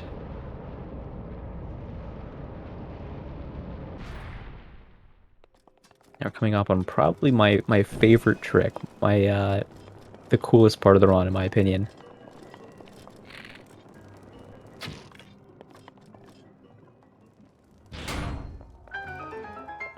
That right there is the Redania trick shot. So normally you're supposed to take the blue flame, and you're supposed to take it all the way up to that torch to allow this ball to roll down. And but instead what we could do is we can light our arrow on fire, and aiming it at a very specific angle, we can bonk it off of the wall there, and it lights that torch. I love that trick.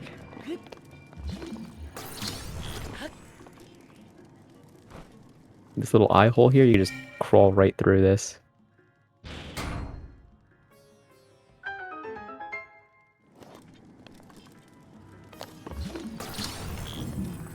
Honestly, Redania, S tier Divine Beast. Definitely up there. Yeah, no, it's a good one. To be... Yeah, they're all pretty cool. I'd say Ruda is probably the lamest. Yeah, I agree. Ruda feels like kind of stale. Like, it's pretty straightforward. There's no clips, there's cool tricks. It's just go and get the terminals.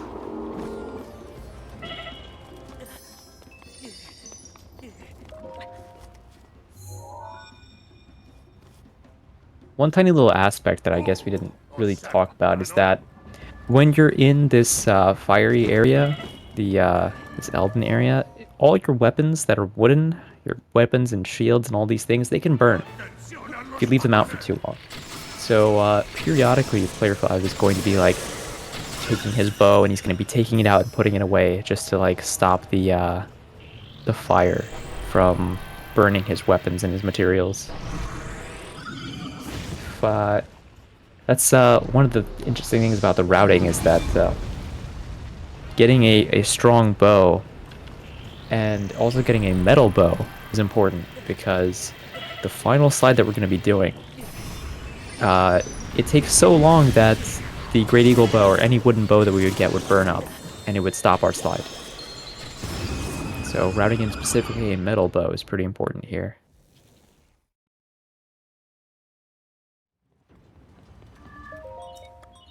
Pretty straightforward, just going into bullet time, spamming Ancient Era headshots on the Blight, and we're done with this Divine Beast. We're kind of coming up on the cutscene that is like the entire reason why Italian is the fastest for this category. Is literally just this cutscene right here, where Zelda's like, hey, you just did all the Divine Beasts.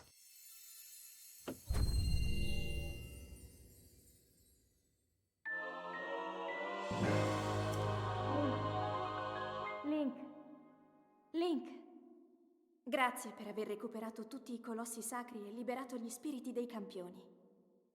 Ora staranno aspettando il momento della tua battaglia contro Ganon al castello di Hyrule. E poi, anche io ti aspetto.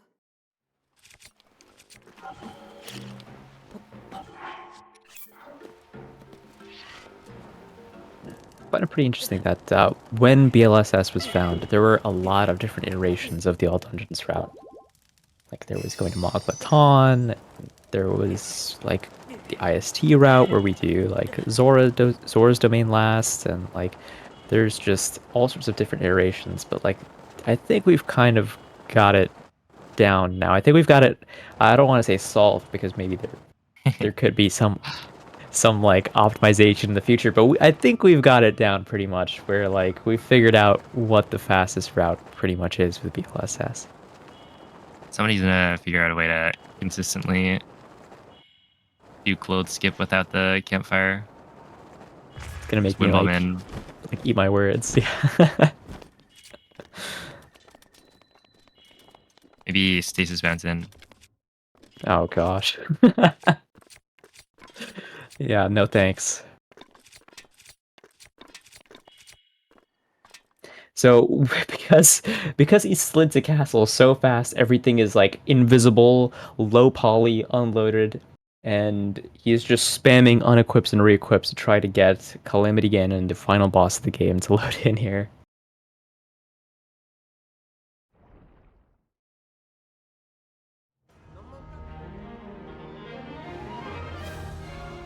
So interestingly enough, there's actually a way to do like Calamity skip the way that we skip Windblight 90%.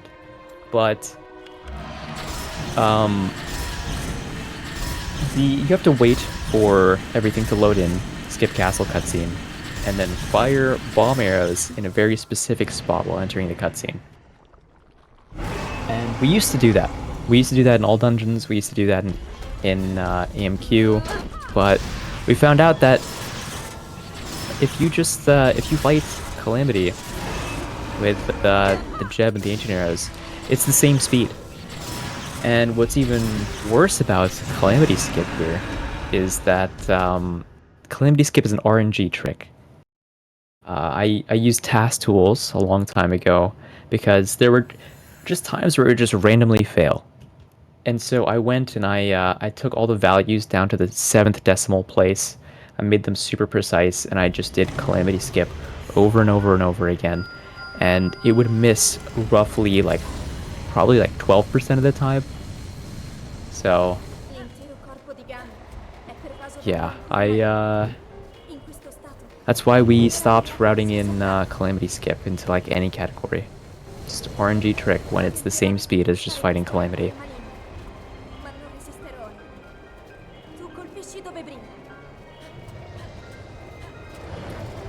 Are you gonna go for a little Dark Beast Gold or? I'm gonna try.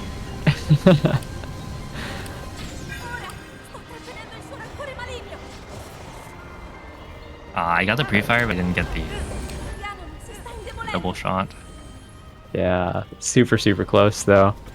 So for the most part, Dark Beast here is an auto-scroller. This is the very last part of the game, but specifically in categories to get the Great Eagle Bow, you can use the Great Eagle Bow plus Ancient Arrows instead of Bow of Light to deal damage to Dark Beast Ganon. And so you can pre-fire the arrows so that they hit when Zelda's like about to start talking. And then normally the Bow of Light shoots one arrow at a time, but with the Great Eagle Bow, it's actually possible to hit 2 of these shots at a time, doing the fastest Dark Beast possible. So player 5 actually the other day got like literally the fastest ever Dark Beast done with like a 228 in that was it AMQ unrestricted? Yeah.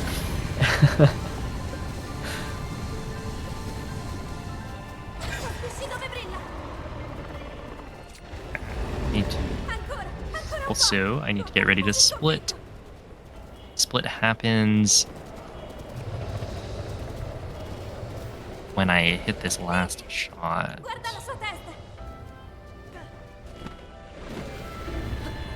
Oh.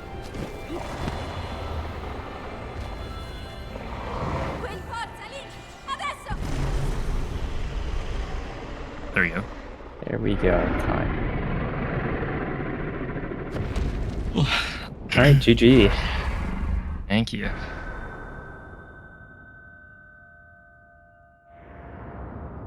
Sub 130 all dungeons. That is a good time. Yeah, on my splits it's a 127.47. Oh, right, because of the opening cutscene. That's right. 127. That is that. All right. GG's Nolan P5. Thanks for that incredible run. Good luck. Thank you. Enjoy Tears of the Kingdom.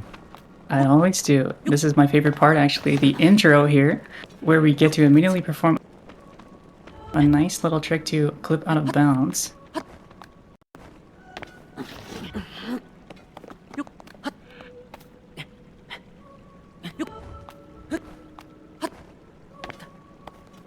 Got a bit of a half clip there. Let's give it another go.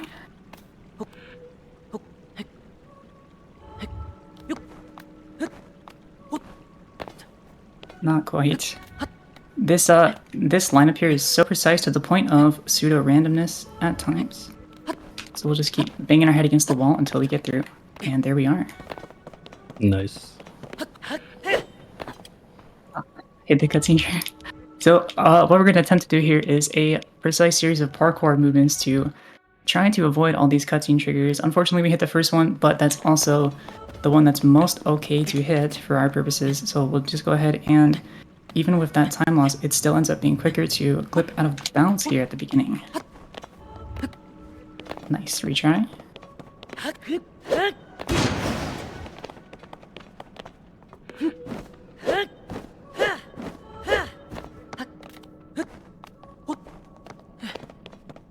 Okay. Yeah, so all this movement is to just dodge various cutscene triggers.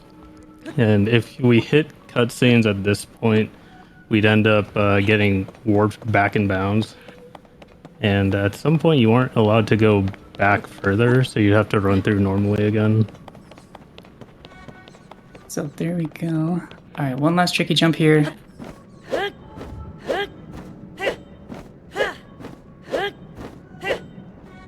There we go. I was gonna opt for the safer route, but since we lost time at the beginning, thought I'd go for the harder trick there. Alright, so now that we're actually past the difficult part, I think we can probably introduce ourselves and then run a little bit. Hello everybody, I am Cloud. I run Tears of the Kingdom and Breath of the Wild. Super excited to be here to show off the last 6 dungeons of our relay today. Huge GG's to everybody that's been racing so far. It's been incredible to watch and hang out all day with you guys. And on comms, I have the incredible Andre with me. If you want to introduce yourself real quick. Yeah, I'm Andre. I do strat development for Tears of the Kingdom, so I tell people how to go fast. So, in terms of going fast, it's probably important to talk about, first of all, the version that we're playing on. We are on version 1.0, which is the pre-launch patch for Tears of the Kingdom.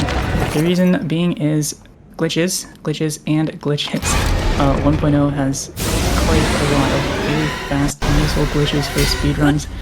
That first one, which is what we call intro clip, that we saw there with all that out-of-bounds parkour movement, is something exclusive to version 1.0. It saves over a minute, optimally, in the speedrun. Now, in terms of the history of the All Dungeons category, and Tears of the Kingdom is still a relatively young game, but there's been quite a lot of route developments and changes so far, and this new route on version 1.0 is perhaps the most recent. About 2 months ago, I want to say, we started looking into this idea of if 1.0 could possibly be faster than 1.1.1, and there's a lot of reasons for why it wasn't quite optimal in the past and why we decided to kind of look into a reroute for version 1.0 instead of 1.1.1, which the current world record by a gymnast is on. So we'll definitely go through those as we get along in the course of the run, because there's certainly quite a lot of things that we could talk about. But yeah, we'll definitely get to all that as we come along to it. And I don't know, this cutscene's long enough to probably go through the entire history of 1.0 All Dungeons. Very true, very true. You know what, let's go all the way back in time to OoT while we're at it. Let's not and say we did. Sounds good enough for me. But yeah, this cutscene right here, if you're a Tears of the Kingdom speedrunner or a fan of Tears of the Kingdom speedruns, you've probably seen this cutscene a lot more times than you may have ever thought you were going to in your life. I speak for myself personally when I say that, but I guess another thing we can mention is that you might notice we are playing in English, which is the fastest optimal language for this category.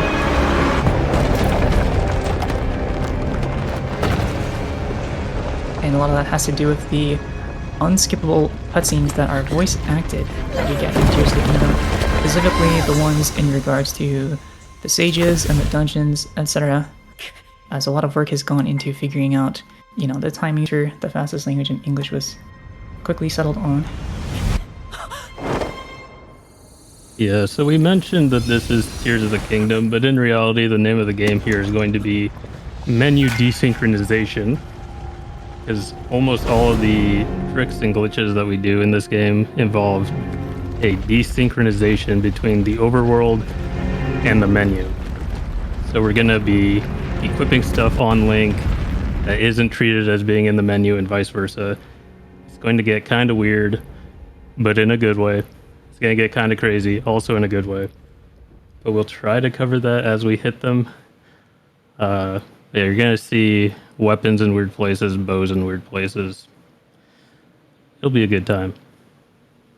I sure hope so. One thing I really enjoyed about Tears of the Kingdom from a casual perspective was, you know, the new sky areas they added in, and all the verticality they added to Link's movement options from Breath of the Wild. And so it's very nice that the glitches we have access to in Tears of the Kingdom also kind of follow along a similar pattern. They have to do with us, you know, launching through the air, flying through the air. It's going to be a lot of fun.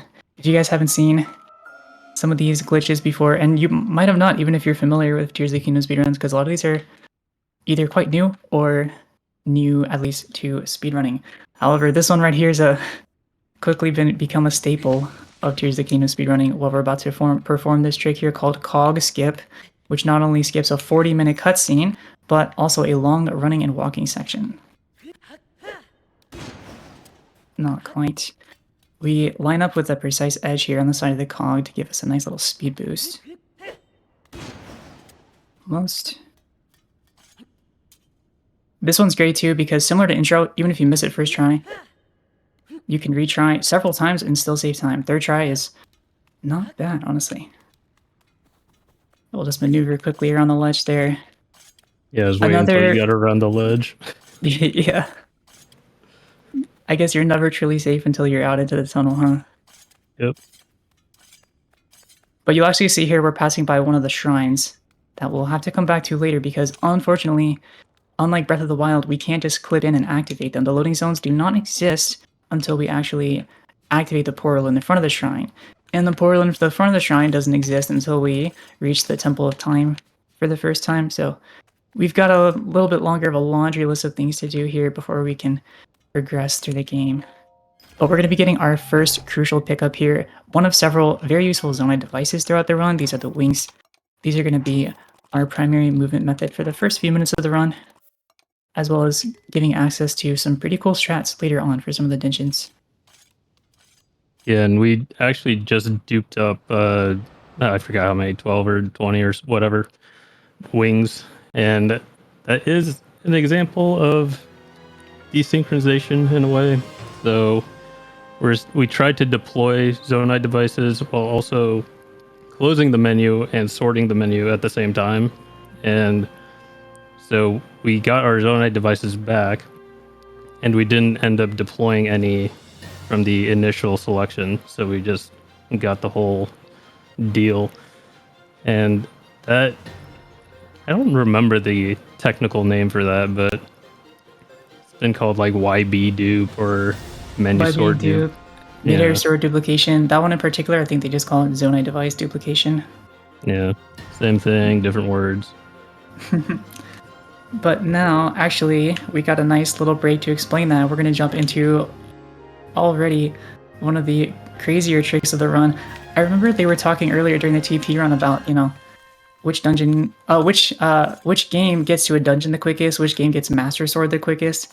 And I think Tears of the Kingdom already wins because, technically we started with the Master Sword in the intro, but we're going to be getting the Master Sword back in just a second here, although probably not in the way you might think. Well, we do one better, so this isn't going to give us Master Sword necessarily. Alright, put me here.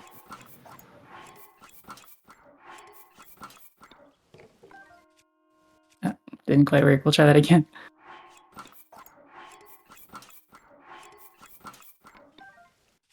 There we go. So what I'm going to do here is glue this tree branch to my feet, make a save. We're going to travel back in time to the alternate universe before the Master Sword was destroyed. We're going to perform the same glitch there to glue the Master Sword to my feet, and then we're going to bring it back into the present timeline and continue forward with the Master Sword from the intro. Although, as Andre mentioned, it's not quite the same as the normal Master Sword that you would pull out of, the dragon's head. Oops, spoiler alert. Yeah, so this version of the Master Sword is unbreakable, and we will perform the same trick. There we go. Yep. Trying to slide away from me a little bit. But yeah, this sword right here is called the Message Not Found. As you may have seen there, the developers never intended for us to have access to the item inventory during the intro section, so they just gave it a placeholder name, but we call it the Message Not Found, or MNF for short. And here it is. Now we have a 30 damage unbreakable weapon at a very low cost as well. So we're going to be taking this Master Sword throughout the rest of the run, and the fact that it's unbreakable is actually very, very crucial to the purposes of this speedrun, which we will definitely get to later, but that's a big part of what makes the MNF so useful. Now we're going to be getting our next key item, pick up here the Purr Pad. Unfortunately, we don't have a way to skip this item yet, as there's a huge void out plane right below this island that we can't leave without grabbing the Purr Pad. Also, it's useful because it allows us to fast travel later on And completing this run without fast travel, you know, we've got to go all the way up into the sky, down to the depths. Without having fast travel, it would definitely make things a lot longer. So any potential skip we can have for the Puripad, honestly, probably wouldn't be worth it. At least not in this category. Yeah, cart slides are fast, but not quite that fast. And they also can't take us from the depths to the surface quite quickly enough. Not with that attitude. I mean, hey, feel free to give it a try if you want. There we do a little fancy wing deploy, just a little backflip wing drop. If you enjoyed the Boko hit and run from Breath of the Wild, you might be a fan of what's about to happen here as well. If not, avert your eyes. Yeah, just a little vehicular manslaughter. There were no constructs harmed in the making of this speedrun. Well, maybe one or two, but we'll try to limit that. Vehicular construct slaughter. We're ramming to this guy here to get his shield. The shield is going to save us a lot of time in the early game as we'll be able to perform some cool movement tricks with it. Oh, that was really close. The menu is giving me a lot of trouble. I'm going to play it extra safe here. We're playing a little game of the floor is lava because we want to avoid touching the ground at all costs here so we can perform what's called a void out warp. I'm just going to put one more wing down for safekeeping. There we go. Should be good here. Yeah, so we're trying to avoid establishing stable ground. Perfect. Yep. The wing placement here can be pretty precise because it gets moved during that cutscene that we just skipped. And we want to be on it after, because when you're standing on a device such as a wing, the game will not be able to update your respawn coordinates. So by staying on the wing here and avoiding out, at the end we can respawn right back up here where we jumped off, allowing us much quicker movement to the very first shrine that we're going to be completing. You can kind of see it up there. That's the Ascend Shrine. Another cute little backflip wing drop there. We're going to make our way down to this cave here. This cave's got a couple useful item pickups for us that we'll be needing not only for Great Sky Island here, but for the rest of the game as well. But yeah, if you were paying attention during Skyward Sword earlier, they mentioned these void warps will be coming back, and indeed, here they are. So our next item pickup here is going to be the Bomb Flower, and if you've been paying attention to pretty much any of the runs from earlier in today, you may have realized how useful, versatile, and glitchy bombs can be in Zelda speedruns. And Tears of the Kingdom is no exception. We're going to make great use of these bombs, especially during the early game when combined with another glitch that we'll be setting up shortly. In Tears, we end up kind of using bombs in a vanilla fashion, but they enable us to do other stuff with other glitches. Very well said. And a quick side note, those bright bloom seeds that I grabbed were not by accident. If I missed those bright bloom seeds, it actually cost us about 2 minutes later in the run. So that's a very underrated pickup there. Did we actually time that? No, I'm just going based off of vibes. Off of that one run I did where I forgot to grab bright bloom seeds and got all the way to the dungeon where we need it. Close enough. I'll take it.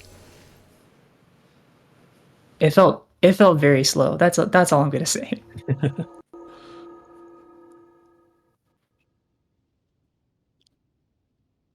So Ascend is kind of an auto-scroller. In the intended way, it's an auto-scroller, but this is where we're going to set up a bow desynchronization. Right. And the it's very similar to the glitch that we performed earlier to glue the Master Sword to our feet and take it back into the present. Except this time we're going to be doing it's a slightly different process that'll give us not what we call a zuggle or like a permanent state that'll transfer through loads, but one that will kind of stick with us. It's a bit of a lighter attachment, I guess you could say. We call it a smuggle instead. And specifically, this particular smuggle is called Arrow Smuggle, which is a very ubiquitous glitch in Tears of the Kingdom speedruns. If you're familiar with the any percent run, it's been a staple of any percent for almost the last year now. Well, it's been quite a while since we've seen its introduction into the run.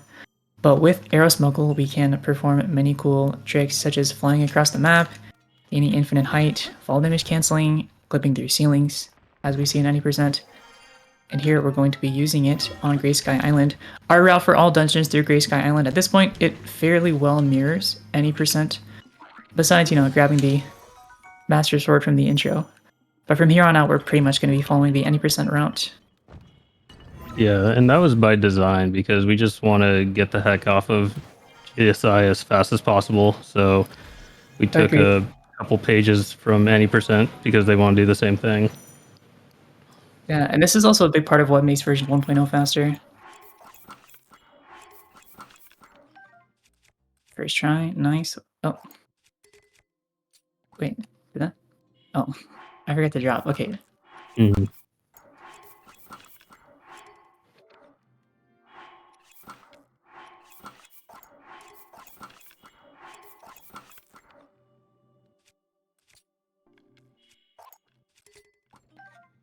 All right, there we go.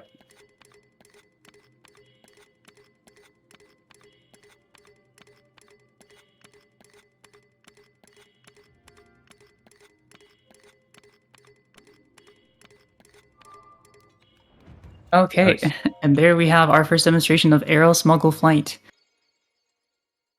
Very early on in the run, we're actually losing a few seconds within the shrine itself by performing this trick, but skipping the cycle does definitely help out, although we'll be gaining all this time back and more in the very next split, as it allows for faster movement to fuse the second shrine that we will be tackling. Yeah, so the kind of short of how Arrow Smuggle Flight works is we, when the bow is smuggled like this, if you try to draw the bow and then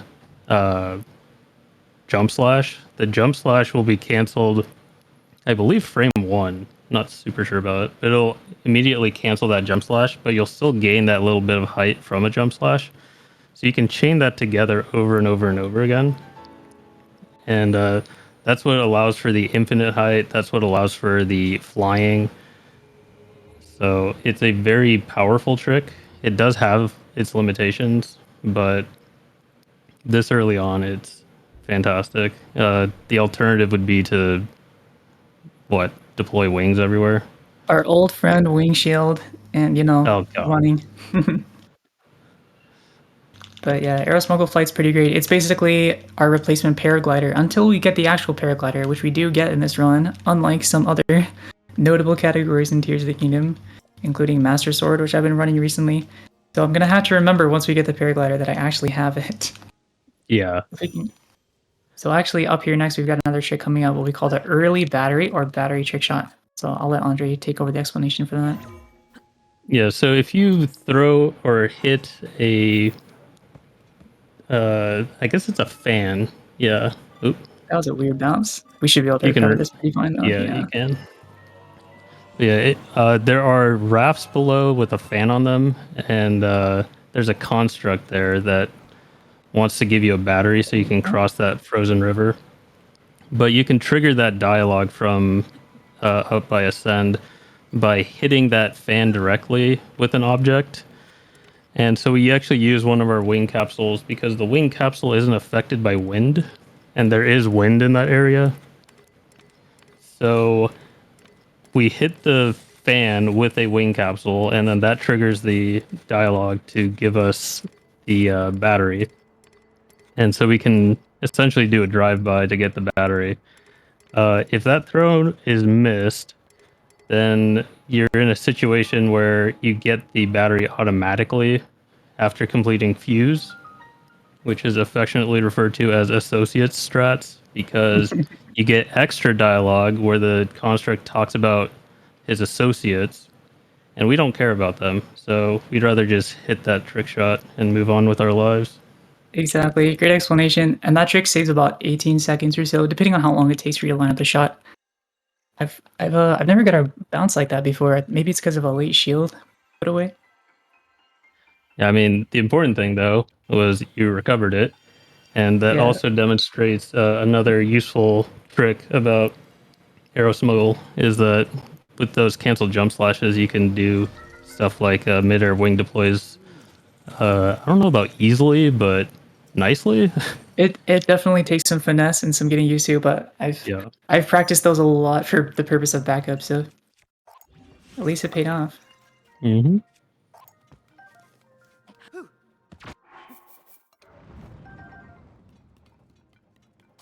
And we're going to be duplicating these bombs too. We're going to need several of them throughout the run. Fuse is a pretty interesting shrine. It's the slowest one on Great Sky Island, but it's also got some very neat strats.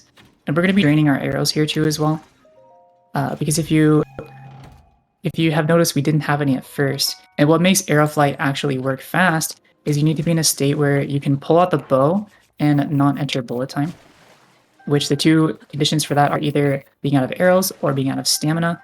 And draining arrows is much quicker for movement. But we'll be grabbing some more arrows later, once we reach the point where we don't need arrow smuggle anymore. Also going to be doing a quick turnaround shield dupe here to give us an extra bomb shield, make things a bit more lenient for us. Yeah, and I guess that's a sneak peek into weapon state transfer, even though that's a kind of sneaky use of it. We'll be seeing that for making this Master Sword actually good. But until then, we use that to duplicate our shield, which also ended up duplicating a bomb because there's a bomb on the shield. Here for the price of one. Yep. And that double bomb jump we did into a flight was to hover over a cutscene trigger. We call that Captain Construct Skip. Saves about, 10, 12 seconds maybe? Wait, we call it Captain Construct Skip? Or Construct Skip or whatever. I had no idea it had a name. It's the thing where you skip a cutscene. Exactly. Anyways, that's the name I'm familiar with. Yeah, this one's tricky.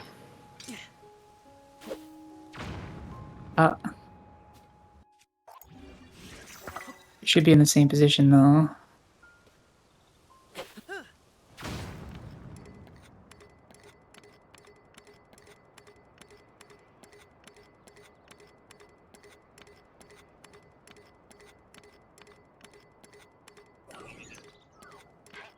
Alright, ankle actually looks good.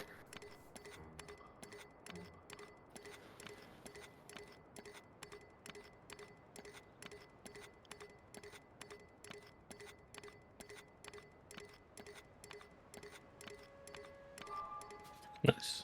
Perfect. Alright. Yeah, that right there is a bit of a normalized setup to give us the perfect angle to launch straight to the next shrine, Ultra Hand. We do a little weapon slash there to buffer the jump to get an instant shield jump. Which I did not get the first time, but managed to recover well enough. And inside Ultra Hand, we're going to be doing a slightly similar launch. So the thing with all arrow flight is the momentum you get from the first jump slash carries you throughout the entirety of the flight. So you need to make sure that your angle is spot on and also that you're getting enough speed, because that speed also continues through the entirety of the flight. There's quite a bit of nuance to it, but we have several different kind of categories of setups that we use for launches, and we're going to see another one here with what we call a ledge bomb. Off the edge of a slab here, we're going to line up a bit precisely to try to get a very fast launch to maximize our horizontal momentum, which should give us a high concentration of puzzle jingles and send us straight to the end of the shrine.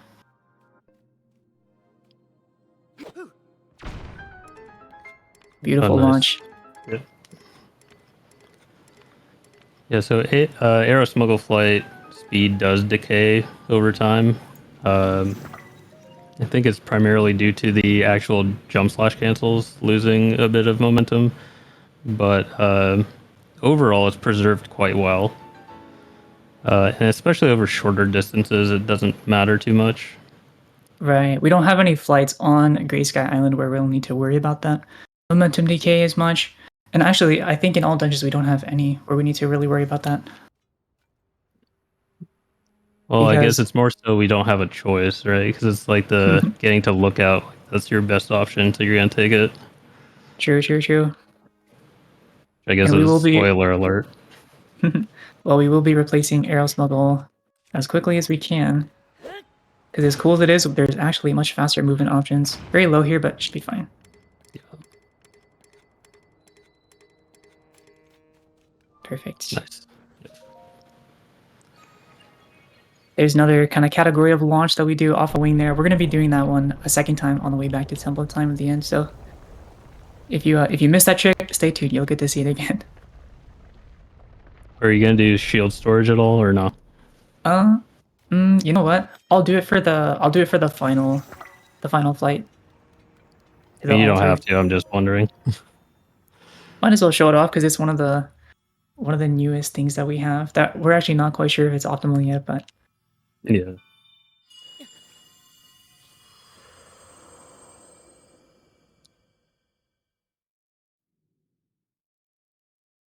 might as well try to show it off. And that little jump there I did to get closer to the altar is a bit of a load manip. The closer you are to that tier there, since it repositions you during the cutscene, it gives you a slightly faster load in and out of that cutscene that we just skipped.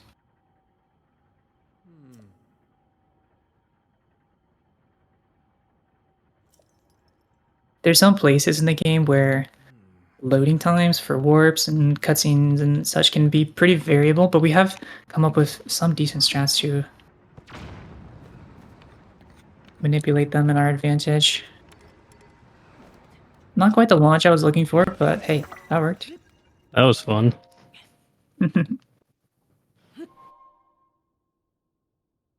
They call that artistic expression.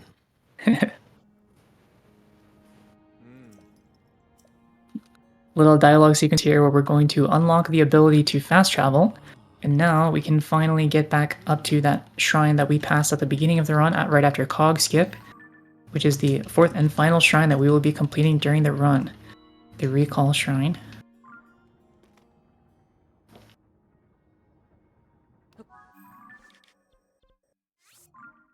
And I hope you guys liked Cog Skip because since we'd never activated that cutscene, it looks like we'll have to do that jump again. You do you. Can you imagine? Man, I would hate doing that twice. Just kidding, we've got a bomb shield now so we can just jump up. Oh, if only we had that from the very start. Imagine if you had the ASF up there. Oh goodness. Well, at that point, it'd probably be quicker to ascend. It would be, yeah. So if you're curious as to how we're going to complete the Recall Shrine, spoiler alert, we're going to be bomb jumping into Aeroflight to skip all the raft puzzles and try to catch an early cycle for the clock hands at the end.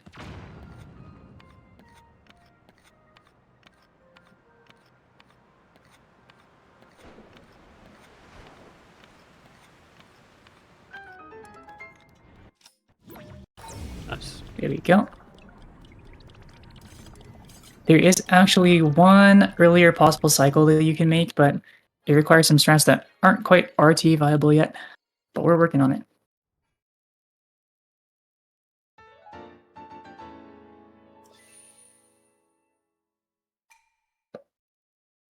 Alright, and now we can just head back to the Temple of Time, and as we like to say, now we can finally play the rest of the game. But no, in all honesty, Grey Sky Island has actually turned into a pretty fun part of the speedrun. With all these bomb jumps and whatnot. And right here is going to be another load minute, actually. I'm going to run onto the wall here. Just give the room a little bit of time to load. Give the overworld a little bit of time to load. As we make our way back to Temple of Time. And as Andre mentioned earlier, our next objective is going to be to head to Lookout Landing. I think, going back to the discussion about which game reaches a dungeon the quickest, Tears of the Kingdom's got to be the slowest, right? Because we've got a lot of busy work we need to do before we get to our first dungeon. Yeah, Nararu is a certified yapper. It's rough. I guess so is Pura. Whoop.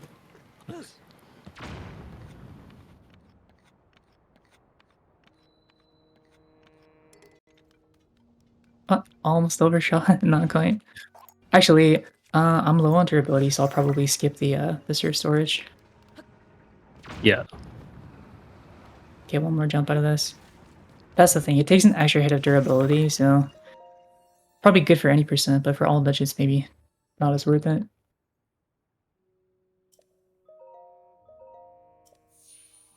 So here's another forced item here, a heart container. This will be the last heart container and only heart container we get during the run. We'll be skipping the 6 that come at the end of each dungeon.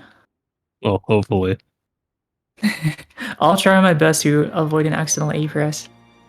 But hey, as time losses go, there could be worse ones than grabbing a heart container, right? Indeed. Yeah, so this time we actually don't just rage quit at the door. We will push it open.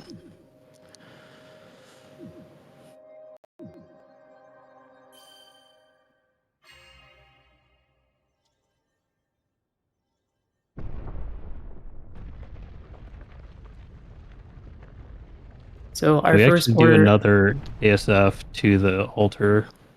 Right, right. It is not our last arrow smuggle flight. That setup there, we get a ledge wall off the nose tip of a wing, which is pretty fun. Oh. Interesting lag drop input there. Mm-hmm. And there we go. That's Great Sky Island.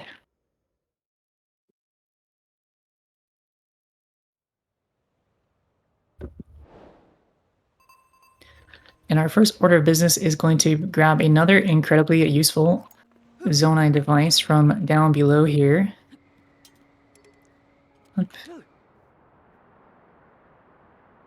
Doing a little shield surf here to transfer some of our momentum.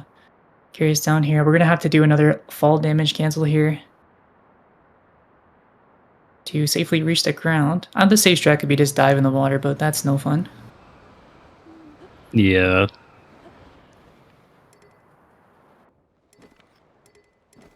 Double one for safety. Oh, we'll grab the splash right here.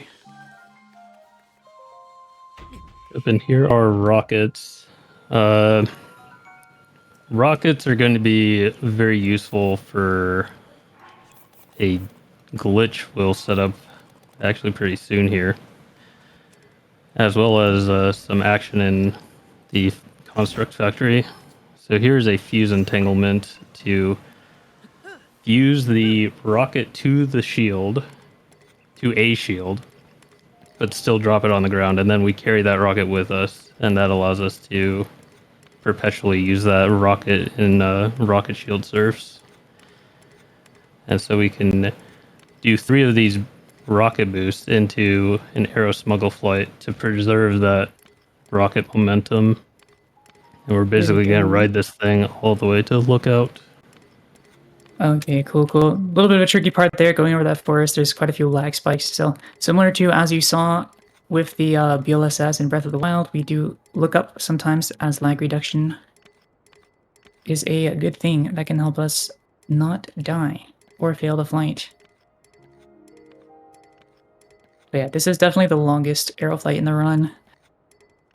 No, it might be the longest in any category, now that I think of it. Maybe. Here comes the famous lookout landing lag spikes. Yeah, there's 2 huge ones. Yep, there's the second. Am I gonna smack it at the tower? We're fine. Barely. Alright, we made it. Safe and sound. That fight's a bit tricky at the beginning, but just gotta maintain focus, not to drop it, which can actually be the hardest part. With arrow flight, if you press Y for the jump slash too soon after the bow pull, Link will just do a normal jump slash instead of the glitched one, and it'll basically kill all your momentum, send you plummeting to the ground. Yeah, and it's actually much worse when you have pocket rocket activated, which is that whole fuse entangling nonsense we did earlier. Because if you swing your weapon, you'll actually both damage your weapon and your shield. And these wooden shields only have 12 durability.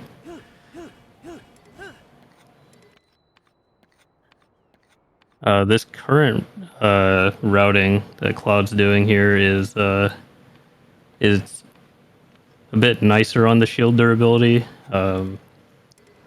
We have another method that is incredibly tight on shield durability, and we use every last bit. But this one is not as life or death. Oh. You're good. Yeah, we should be fine here.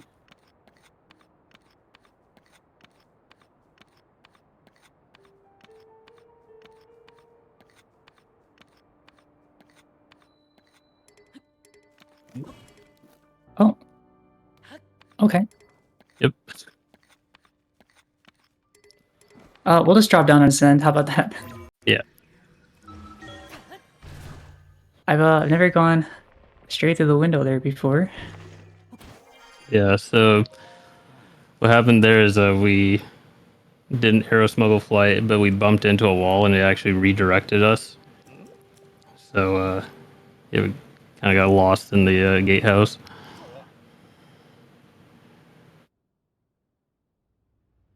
It's not Yeah, a this is huge deal, Oz. but if you get caught off guard and you're too high up, you could land before you get a chance to fall damage cancel. And right now, no glider, no fairies. We're gonna die. And if we die, we lose arrow smuggle. And you die in real life. Oh. Yeah, this is Hawes, and got a little paranoid. nah, don't worry about it. So this is Hawes. We have to talk to him for story reasons, but now that we did, we do not care about him at all. So we will just move on. That was close. I wasn't Yeah. sure if I had 2 hits left on my shield, but luckily we made it. Yeah, so here we're gonna damage down the tree branch. And this is actually to power up our MNF. Because since it's unbreakable, what we can do is we can set it to 1 durability. And when any weapon is at 1 durability, it'll always do a critical hit for double damage. And since the MNF cannot break, it'll just stay at 1 durability, so every single hit will crit. There we go. Might as well keep this one too, just in case. Yeah. So now what we're going to do is something called dynamic Zuckle. And so this is going to stack up about, 8 MNFs? 4, 5, 6. Yep. Didn't get 6 yet. 6, 7, 8. There we go. Swap. Drop. Yeah, so now we have 8 MNFs. And every time we swing a weapon, we'll also be swinging those 8 1 durability Master Swords. And they will always critical. The, I guess, downside is that we will end up using... well, we're stacking weapons onto Link's overworld model. And at some point, the game doesn't like that. So that's typically not a great thing, but we can actually leverage that to our advantage to cause some shenanigans. Yeah, here we're just going to warp back to that shrine we got earlier instead of trying to evacuate docks.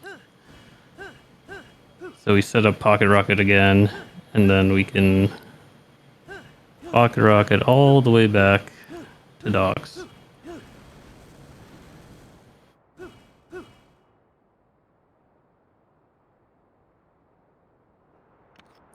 So we could also do that Pocket Rocket Arrow Flight back to docks. I think the jury's still out on which one's faster. Yeah.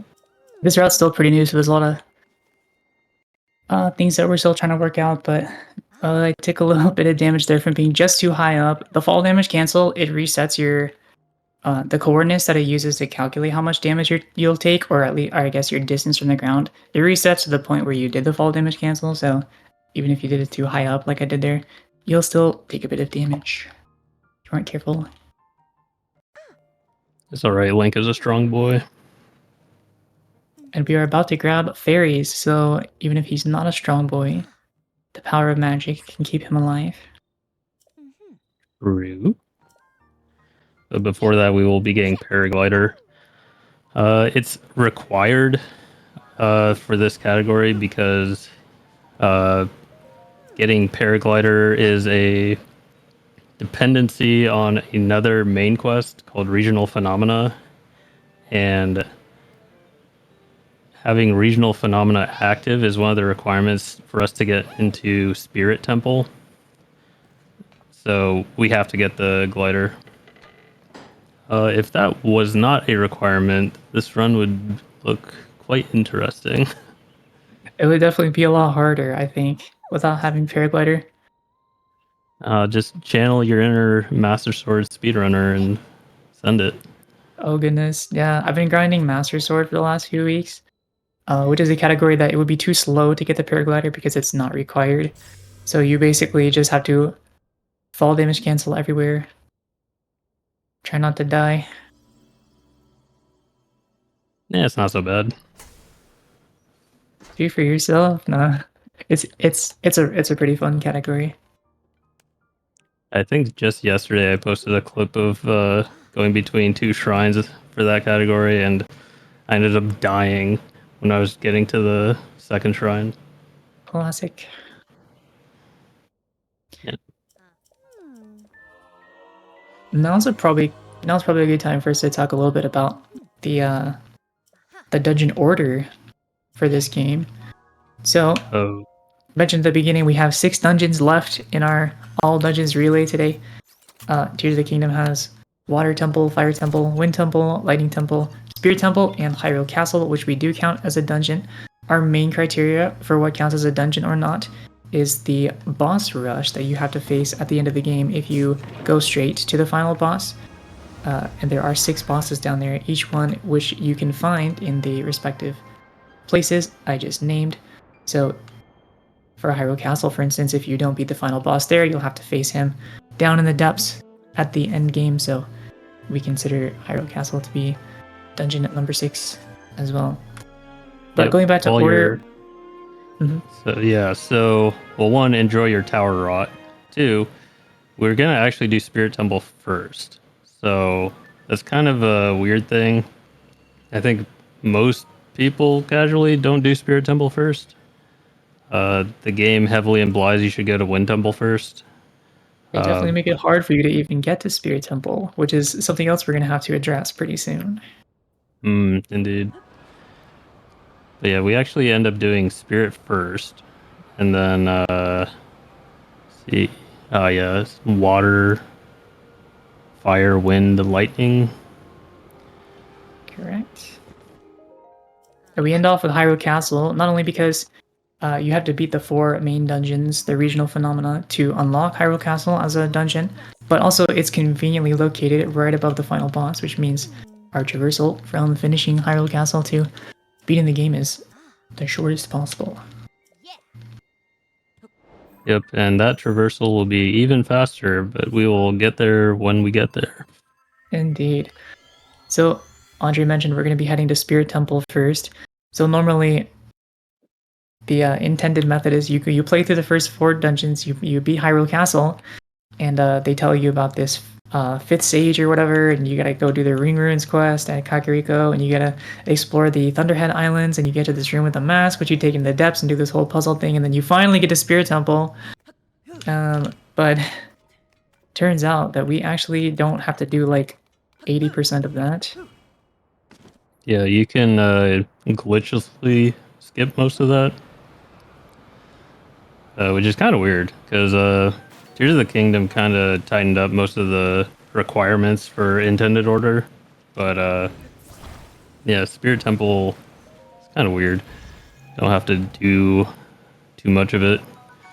Which is very handy. And part of our reason for going to Spirit Temple first is just because of all the nice little goodies and pickups we can get along the way. You saw we grabbed an Ancient Arowana and a large Zonai Charge, which will both come in handy later. We're going to come down here, grab some fairies, grab a Topaz for combat, Halberd for combat, maybe kill a Lionel. What do you think? Should we kill a Lionel today? Of course. Might as well, right? We're already out here. Did we meet the kill Lionel donation incentive yet? Sure, why not?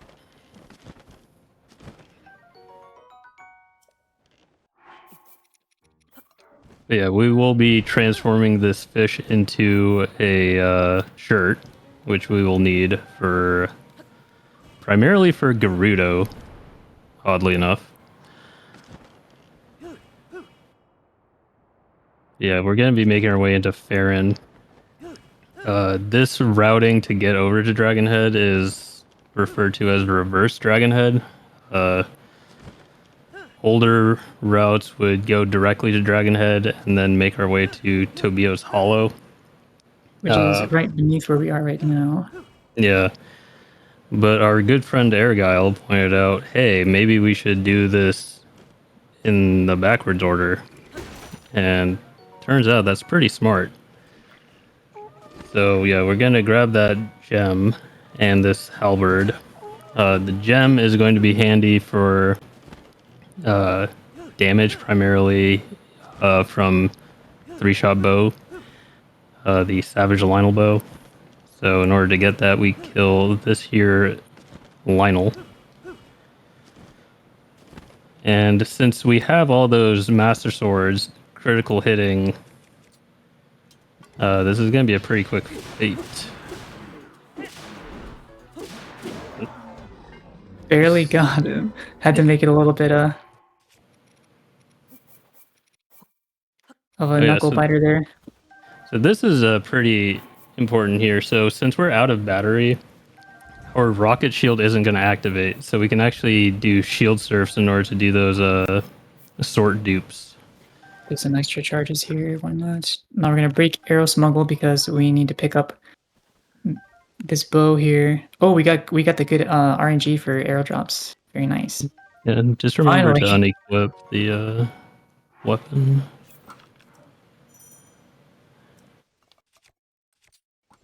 Yeah. Oh, where's my... There we go. Yep. Should be good. You're doing the direct path? We'll find out. Okay. I like to kind of go a little bit higher and dip down a bit. You don't want to go too slow here because there's... You see those clouds loading in?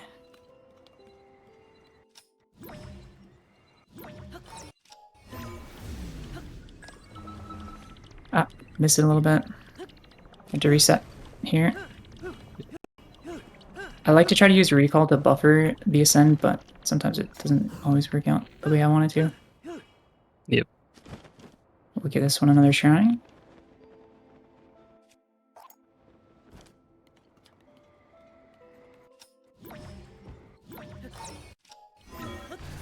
There we go. That looks good. Hold. And we're in. Very nice. Yep. So what this skips here is this big door where we need 10 heart containers to open it. Which normally would mean we'll have to come back here at the very end of the run.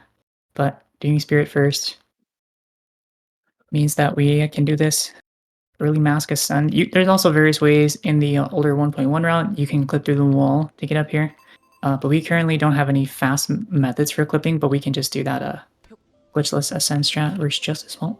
And yeah. I actually don't think it loses any time to the clip. Although being a bit probably harder, not, in my opinion. Yeah. As far as the 1.0 route, ascending in is by far the fastest. We could kind of swap around the order that we do stuff at Dragonhead, but it would end up being slower. So yeah, here is where we start picking up more goodies. Carts and steering sticks.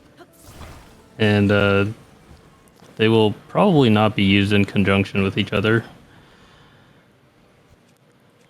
I don't know if you still do that Yonobo cart thing at Goma or not. But... I do. Okay, for a quick racing. Yeah, so maybe we'll see it once.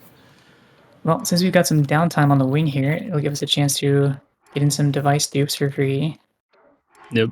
And if you've seen 1.1 all dungeons, this will look very odd.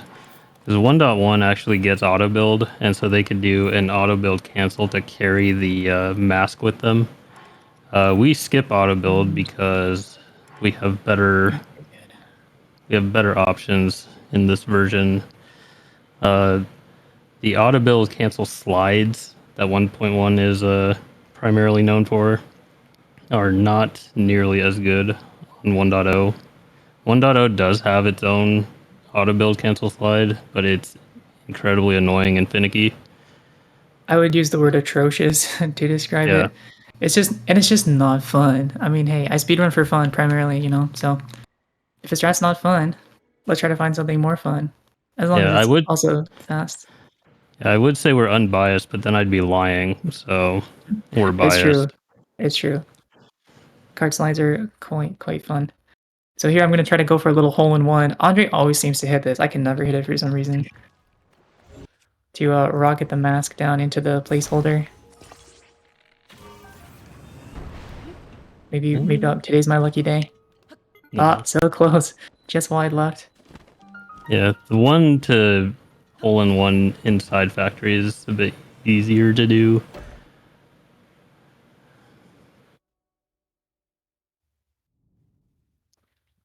Yeah, we can rocket the mask directly onto that altar, and it's pretty wicked. We're gonna try it again here to get it into the template. So now we're finally approaching the first dungeon. Technically the dungeon Spirit Temple, but here Construct Factory. This is the real dungeon, if we're being honest. Spirit Temple is basically just a glorified boss room. Yep. And in my opinion, personally, Construct Factory went from probably my least favorite to one of my most favorite in the speedrun, due to the new strats that we have to basically cheese every single puzzle. This is not going to be great here. Oops. Actually, it's fine. Even if this doesn't hole in one, it's still faster. Oh, you got it. No way! Let's go! I'm popping little off. Chip in. I've actually, that's my first time ever getting that RTA before. I've only got it in practice. Oh. Thank you to the RNG gods. I don't know if it's really RNG, but it's just very precise. Yeah, it's not RNG. But we can pretend it is. It makes me feel better if we pretend it is. Alright, sick. So that was RNG. Great RNG from the game there. But we'll listen to Minri explain how we need to assemble a body for her. So we'll be going to these 4 depots to grab a limb to complete her construct body so she can take us to where the first secret stone is. And we've got some very fun ways to cheese this part. If you guys haven't seen an all dungeon speedrun before, this might be one of the funnest parts because we've got some very interesting puzzle skips here. Oh, and if you had as hard of a time casually with this dungeon that I did, you might get a little bit of vindication out of these tricks we're about to perform here.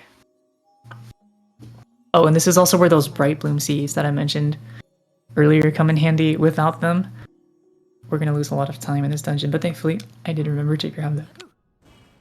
Yep, and we don't use bright blooms for visibility, even though we can't see anything down here.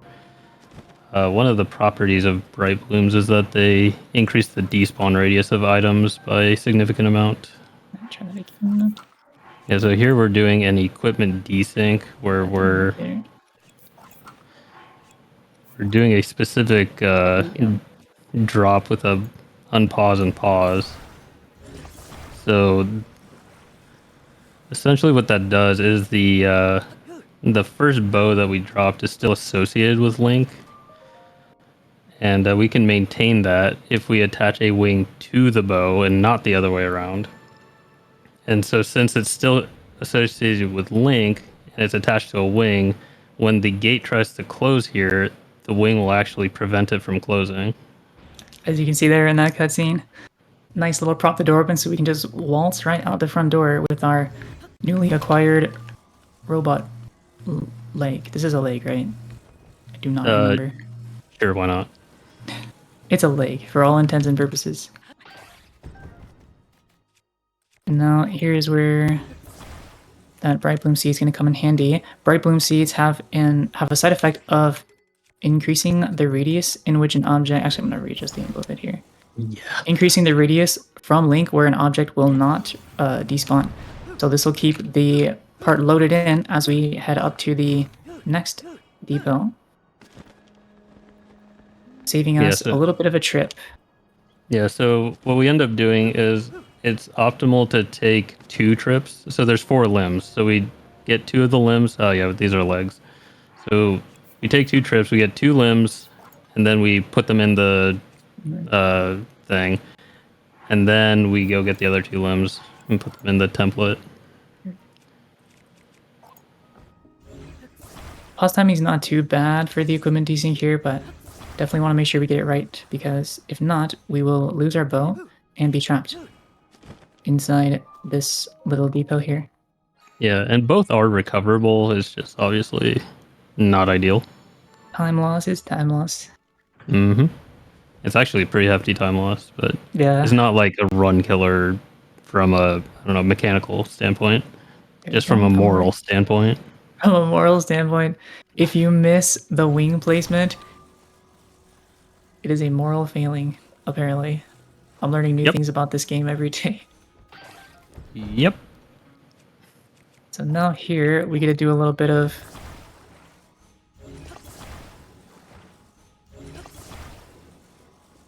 roller coaster riding. We're going to jump up on the box here.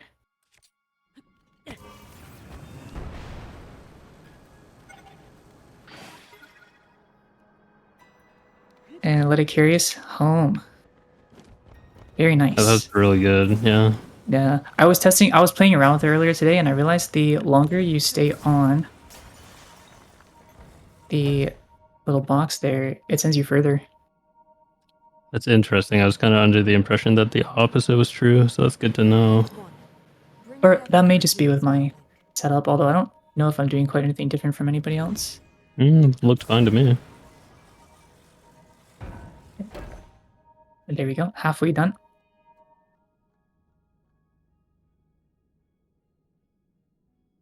Yep. So now we gave her teeny tiny legs, so now we have to give her Popeye arms.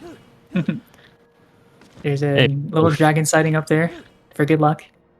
Actually, that tells me that I'm on a decent pace, because we got to see the dragon.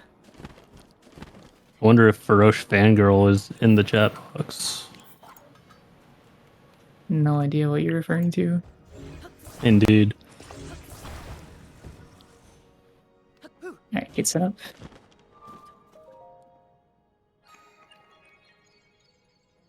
These last 2 are pretty fun because you don't have to go quite as far.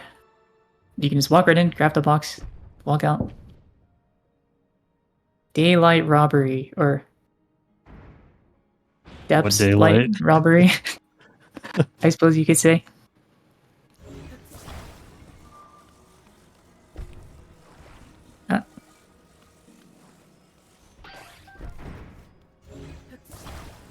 This one here, we're going to use the help of nature to carry it down.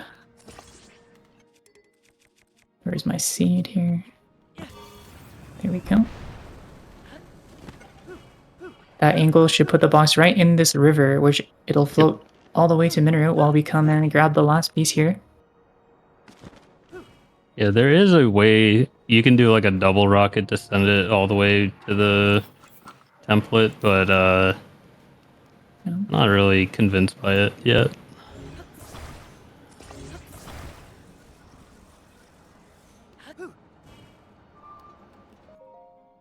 That looks good. Yep. And if we hit this one, which we'll find out in just a second here. Actually, I can already tell we hit it. If you see the wing in the cutscene, you're pretty good. You can also tell by the by how the pause timing went. You kind of get a feel for it. For sure. I can actually leave that other bow behind now.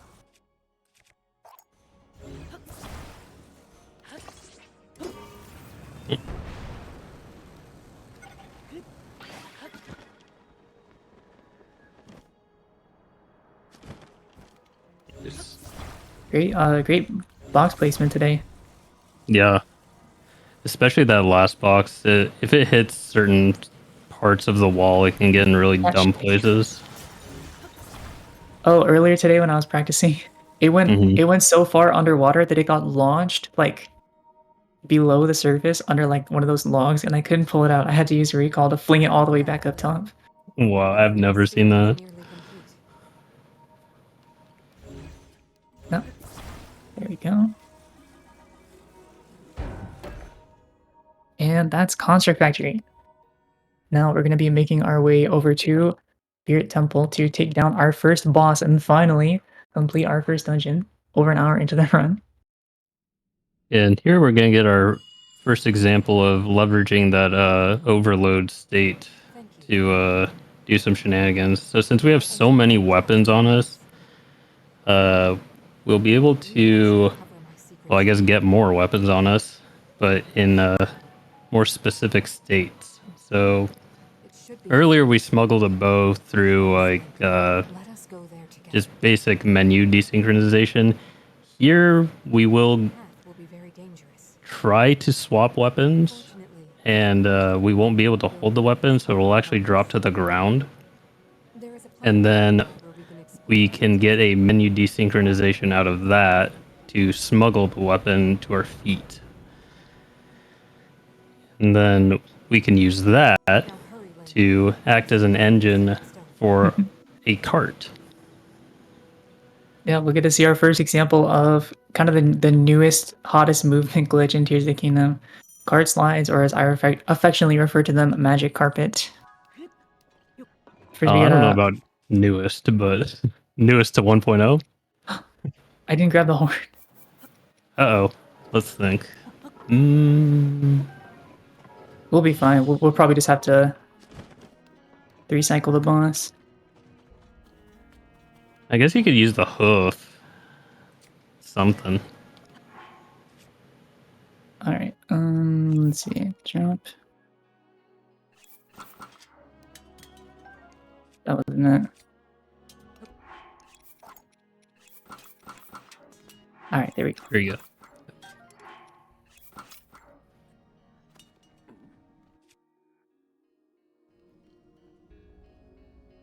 Am I supposed to have a weapon in my hand? Oh, I suppose I can just equip whatever, huh?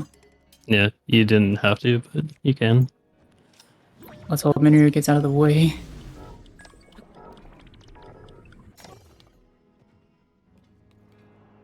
Well, You're good. interesting takeoff there. Oh. Turned a bit too early. Yeah. As long as those monsters leave me alone, might be able to recover this. Ooh, another slide. Ah, this isn't working out. Okay, we'll just rocket the rest of the way there. This is a brand new strat that I just learned the other week, so I'm not quite sure what the backup would be. Otherwise, just doing the old strat of rocketing over. It's alright. That strat only saves about 10 seconds or so, but we'll definitely get to see a better implementation of that later in the run. Yeah. This slide is particularly tricky because, as you can see or not see, we can't see anything. So, yeah, ended up being slightly too early on the turn, and we hit a tree. Yeah, it's probably the trickiest slide in the run, to be honest. It'd be... Wait... What level of Bokoblin is that? I can't see. He's too low. If it was a black one, I would go for his horn, but Yeah. I don't think it's worth that. It looked like a blue one or a red one. There we go. I guess now's probably a time we could talk about the tragedy of the sages, or I guess the complications. What, they're amazing and you love them, especially Minoru? Actually, quite to the contrary, Minoru is my least favorite. She has a nice habit of never being there when you need her, and always being there when you don't. Oh.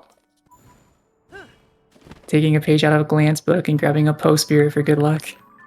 Exposed.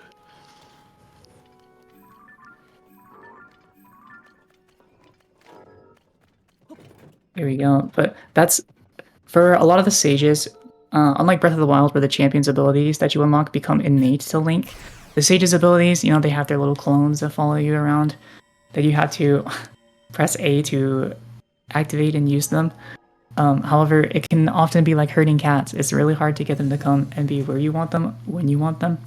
Some of the sages, like Tolan and Unova, for example, they have guaranteed spawn conditions. That we can talk about those later, but for Minoru specifically, she doesn't really have anything like that. The best we can do is kind of move far away from her and scope and strafe back and forth, hoping that she gets the hint and teleports towards us as she's, you know, off player's field of view. Yeah, another key issue with the sages is that they have collision and they can move objects by bumping into them, including Link actually, and that can be quite bad when we're trying to do very specific things. Alright, I thought of a backup. I'm not sure if this is going to work, but we have an extra claymore, so I'll try using that as a fuse material. Oh, that's exciting. Jump. We will not be able to force our way past its defenses. We must think of something else. Not quite. There we go. Just barely made it. We'll call that a 1.5 cycle. Sure, yeah, it's pretty good. But normally, if I had grabbed the Lionel's Horn, so when you fuse something onto your active weapon, if you have any weapons that are zuggled, it'll apply that fuse to all of your zuggled weapons. So they each get the damage boost from having that extra fuse material, which can rack up damage pretty quickly. Yeah, and actually, I think for this last shot here... this should be a 1 cycle because of the wall. Yeah. Oh my god. There we go. Cool. Another 1.5 cycle. Sure, I'll take it. But we'll be good. And then I think in army we can just grab the black Boko horn if we see it. Yeah, I think we'll end up with 3-hit Ganondorf, but should be okay.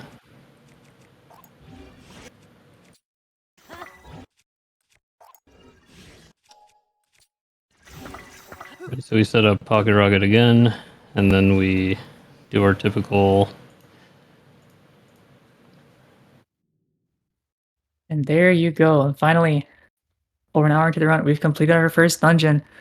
No more delays, and no more busy work. We're going to be rushing the rest of the dungeons from here on out for the next hour, 45 minutes or so. Yep, so we skip 2 cutscenes, mash dialogue, skip a cutscene, mash dialogue, skip a cutscene, mash dialogue, get Spirit Vow. It's great. You forgot exit memory menu.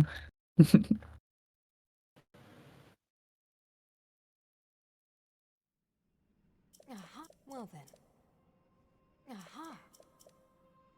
Well then. Now we've completed the first dungeon. Our next object, as we mentioned, we're going to be heading to Zora's Domain to complete the Water Temple questline to awaken the Sage of Water. One more quick item pickup. I know I said we were done. No more busy work, but we actually have one more quick little detour here. We're going to run to the side and grab an Ancient Blade from that construct before we warp back to a lookout landing to set up another cart slide to make it to Zora's Domain. And this one should hopefully go better than the first one did.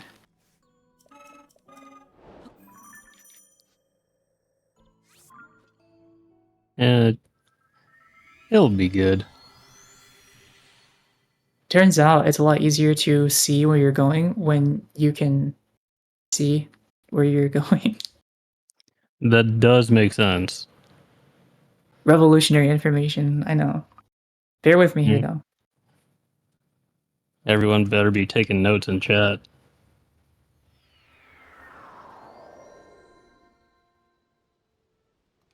Alright, so we're going to overload in a very similar fashion here. This time we want to preserve our Pocket Rocket weapon so we can use it immediately after.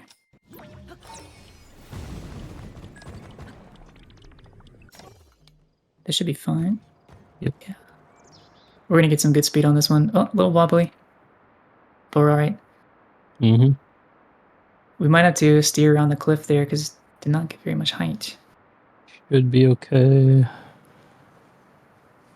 But you can see the incredibly fast speed that we're traveling on here. And So the way that it works, Andre explained briefly earlier, the collision from the weapon smuggled to Link's feet remains active. So by recalling a cart, we can get that collision trapped under the cart. Then by moving forward, the collision kind of propels the cart forward as we slide here. And then we can use throw aim or bow aim to turn that collision, because the drop smuggle always faces the exact same direction as Link. Be a bit of a sharp turn. Yep. This right here is a forced blood moon. It's basically I think like a story blood moon, you could say. Every time you enter one of the 4 main towns for the first time, you'll get one of these.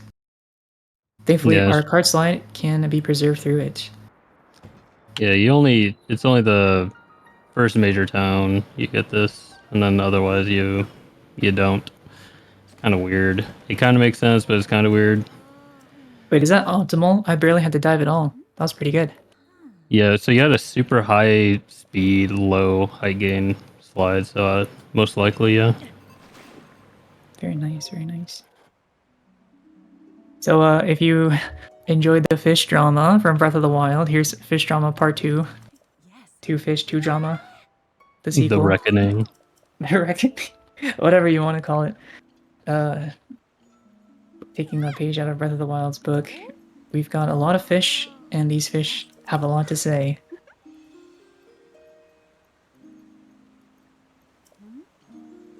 The Zora questline is one of the longer, if not the longest, of the dungeon questlines.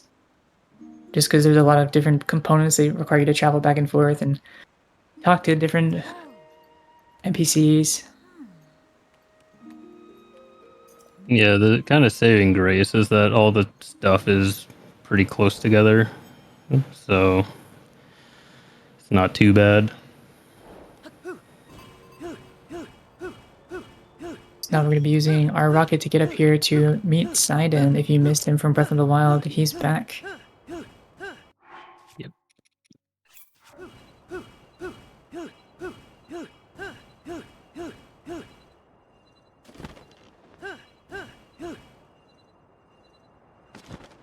And prior routes would get this shrine warp point, but we actually skip it.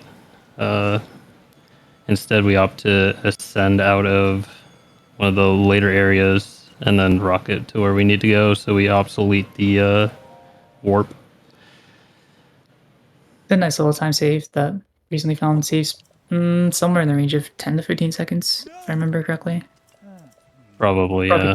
Probably closer to 10, but yeah, I mean, time save. Activating that warp is super slow because it's super laggy. You have to clean off the goop, and then you have to actually activate the shrine, which has its own little cutscene. True. Not to mention you introduce, like we mentioned earlier, the variability of loads for fast traveling and such. Yeah. So if you're into load variability and RNG, this might not be the route for you. And yeah, you also get a backup too splash bad. Oh yeah, that's true. Yeah, that particular load isn't too variable. It's really the one on GSI. I've never seen her body block me like that before. She's trolling. I mean, this only happens to you. I hope you realize that. I do. I'm well aware, and it does not make me feel any better about it.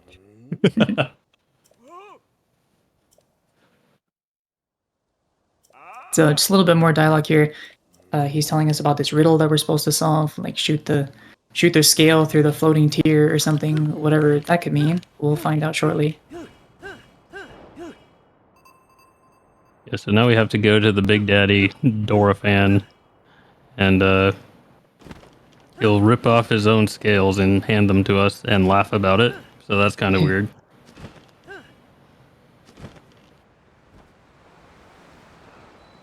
Oh, one thing we also didn't mention in terms of the benefits of version 1.0 over 1.1 is when it comes to Pocket Rocket, there's a very crucial difference between the way the glitch works on different versions. So on version 1.1.1, how long your Pocket Rocket lasts is tied to the, I guess you could say, durability or the device usage number of the actual rocket itself, which is somewhere around 30 to 40 jumps, if I remember correctly. So you'll have to set it up a lot more often. However, on version 1.0, it's tied to the durability of your shield. So if we have a shield like the Hylian shield with a whole lot of durability, we don't run into that issue nearly as much. Yeah, So we essentially can skip having to- 1.0. Yeah, 1.0 has, for some reason, it just does not factor in rocket usage at all. And yeah, Hylian Shield has 800 durability, so you get usually 800 boost out of it. We do kind of bonk the shield into some stuff, so it's a little less, but still a lot. And we have 2 of them because we did a sneaky little dupe earlier in the docks. Alright. This first shield is going to take us through the first few dungeons. And here we're going to solve the riddle. Thankfully, we already know what to do, so we can just come here and shoot that. This whole Zora quest line, it's got a lot of really juicy potential sequence breaks that are just barely not possible. This right here is one of the actually most frustrating ones, is the King Scale. If we had some way to get this King Scale early, we could just come right here, literally straight off of Grey Sky Island if we wanted, and it would open up the rest of the quest line. That's, I guess, how these quest flags work. But unfortunately, the only way to do that is to follow that very strict series of progressions for all those smaller quests that we just went through. Yep. A nice cool 10 frames per second there as we go through the goop. Yeah, so here is a... Are you going to talk about rot? Of course. Oh man. This is Andre's own discovery. He loves talking about rot. I really don't, but it's important. So, we overloaded, or no, we almost overloaded because we have all those weapons equipped. But we're not quite overloaded. So, when we were setting up Spirit Slide and the slide to Lanayru, we had to do temporary overload setups, which involved dropping and swapping a bunch. However, once we use Sidon's Bubble Slash, we will permanently be at a state where we need 1 less equipment in order to overload. That's fantastic RNG. Good RNG. I'm telling you, I've been getting the best RNG on Slush Lake lately. He just falls right to me. But in exchange, Minoru is going to constantly troll you for the rest of your life. Very true. I might just stick her back in her Pokeball like I did during my PP the other day. And then take her back out when I need her. Yeah, go for it. Minoru isn't useful until Elden. And until then, she ranges from being irrelevant to an actual problem. For Cloud, she is an actual problem. So it's All a the big time, deal. every time. She's just jealous. That's all. Chalk it up to jealousy. That's all I can say. I have no comment on that matter. What I do have a comment on is in Water Temple, if you accidentally mount Minoru instead of a steering stick, which we'll explain later, you can soft lock, and we don't want that. So the safest thing to do is to recall Minoru into her Pokeball.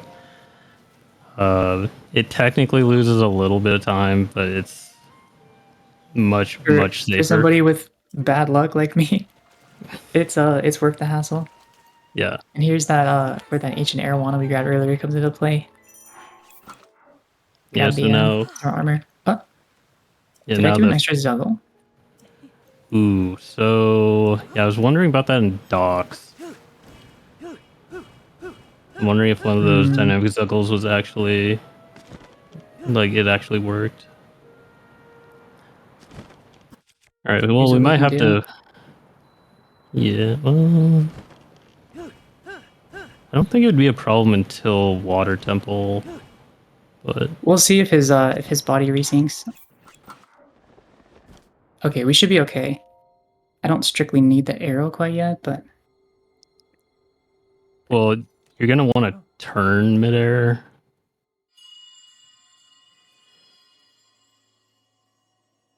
We'll see. As long as we don't get the model desync, it should be okay.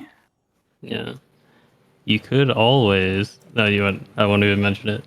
So anyways, we're resynced, we're okay. Wait, no. Let me hear the play here. Nope. So now we're gonna go into Uh-oh. the ancient Zora Waterworks as another little irrelevant main quest thing. And this is just to unlock Water Temple. So you can access Water Temple without doing this, but Sidon will not follow you up there unless we do this quest and activate the terminal.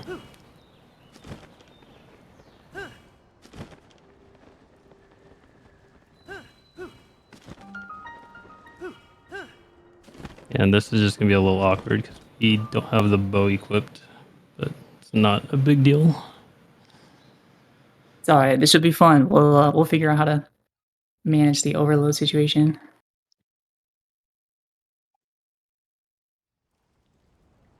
The problem with being too overloaded is that you can overload up one at a time, like +1, +1, +1, but to unoverload, you have to drop the entire stack, which means I'd have to redo it. So if worst comes to worst, we'll just do that. But that would cost us about a minute, so I'll try to avoid doing that if possible. Yeah. Like, you'll be able to fight through this. It'll just be very annoying. Yeah, I'm actually wondering if maybe I should just drop the stack and restart, yeah. It's up to you. The problem is you'll want the old Zuggle stack to be despawned before you make a new one. Right.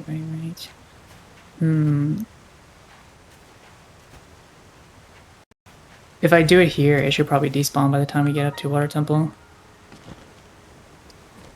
Hopefully. Let's see here. We'll just go for it. We'll worry about this after the temple. Okay. Worst comes to worst, I think we'll be okay.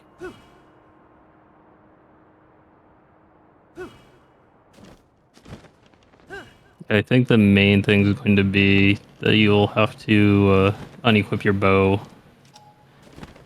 more frequently than usual. Or I guess you don't unequip it at all, so yes, more frequently than usual.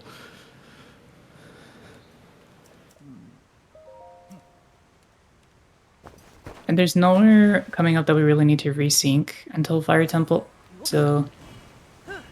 Oh, actually, okay, now that we have that overload thing, I'm definitely putting Minero away. So I'm not gonna risk it.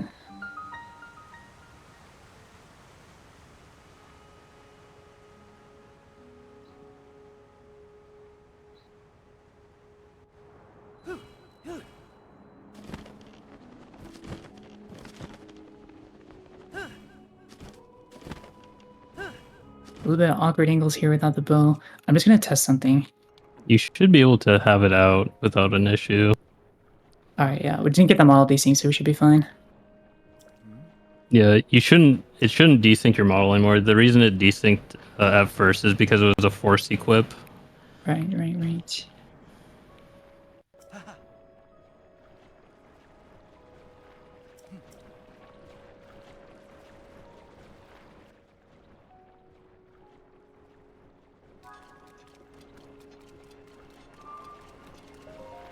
All right. So speaking of overload, which we've been kind of routing on the fly for the past couple minutes here, we're gonna be able to cheese a lot of the terminals in Water Temple as well with overload. So if once you reach a state of overload, if you try to mount a steering stick, like we kind of mentioned, you'll clip right through the floor. And we can use that to our advantage to reach a lot of these terminals without having to complete the associated puzzles. So there's 4 different terminals. We'll have to activate with Sidon's Water Sage ability here inside the temple. And the first 3, we can all cheese them with these overload stick clips that you'll see shortly. Cherished kin.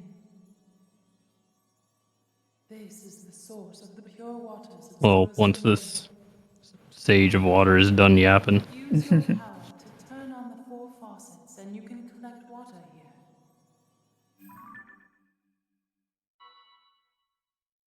Heed my words.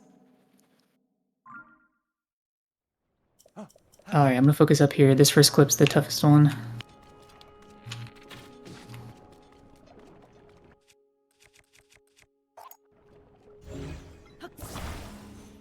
Oh yeah, I forgot. I can't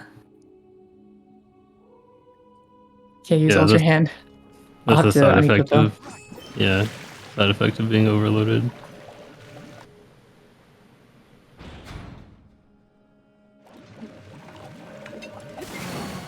There we go. That timing's very tight. Not only to clip, to cancel the clip, because if you fall too far, you will continue to fall straight to the floor. But also the bubble that Sidon has only lasts for 10 seconds, and that 10 seconds lasts during the cutscene that plays there. So okay, I'll have to unequip here. Still a little finicky, but it should be fine.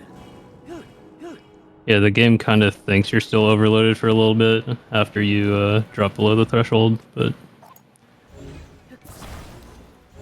So very bad. Yeah, but we primed the bubble there because Sidon, similar to Minrio, we don't really have many good strats to get him to spawn in quickly, besides this scope and strafe.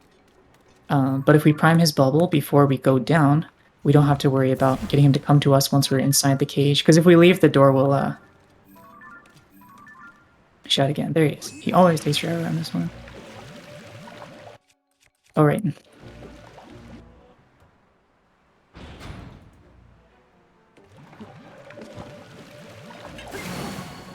There we go. Second one without incident.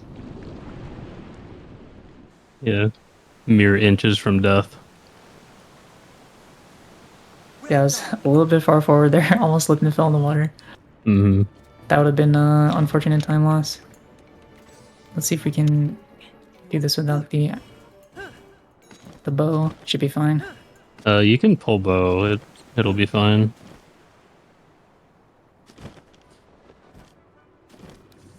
Like you can still use it. Two strafes It's just- there. There he is. If you want to like ultra hand, then you have to get rid of it. Right, right. So there we go. 3 out of 4 complete. This last one we do have to do is casually because we need to lower the water level, which requires shooting the spinning platform.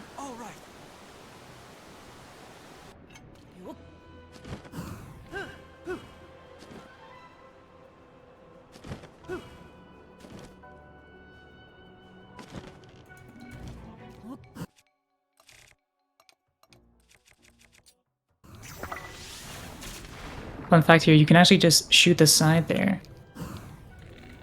And it'll clear away the goop for you.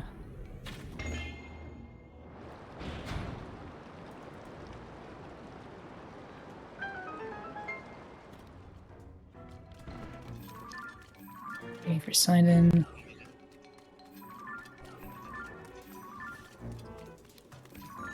There he is. My hero. That construct over there is shooting at me. Yeah, that would have been pretty bad. If you lose the bubble, you lose the ability to bubble slash. So it would have cost another 10 seconds. If we're lucky and he doesn't run away from us. Alright, so now we'll see the pattern that all the rest of the dungeons, well excluding Hyrule Castle, will follow. Complete all the 4 or 5 terminals, then come and activate the main section and fight the final boss. And here we have Mokdarok, a fan favorite.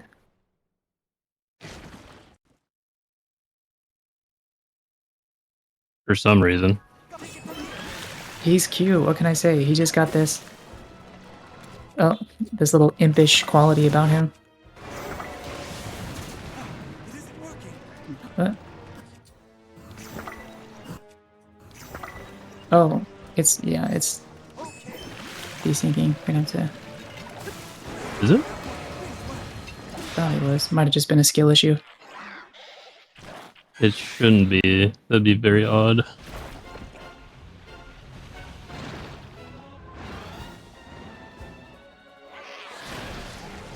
Good thing we have an extra splash fruit, just in case we need it. Uh-huh.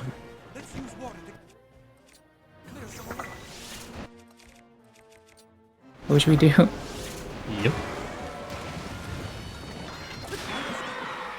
There we go. With the power of our juggled weapons, we can just one-shot him. We've got the rocket as our fuse material, so that does more than enough damage to one cycle each phase. or one shot each phase rather. And there we go. That's Water Temple. Actually, not so bad considering we had the overload issue to deal with.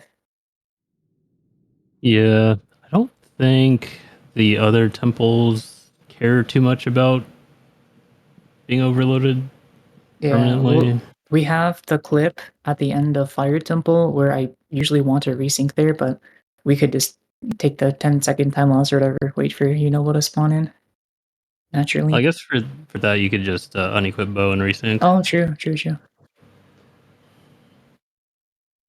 Wind Temple should be okay. Yeah, I think we'll be alright. Actually, it kind of works out because we have one extra sword for a little bit of extra damage. Yeah.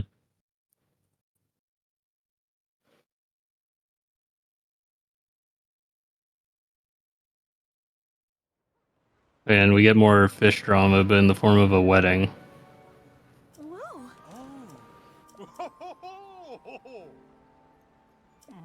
Still not sure why this isn't skippable.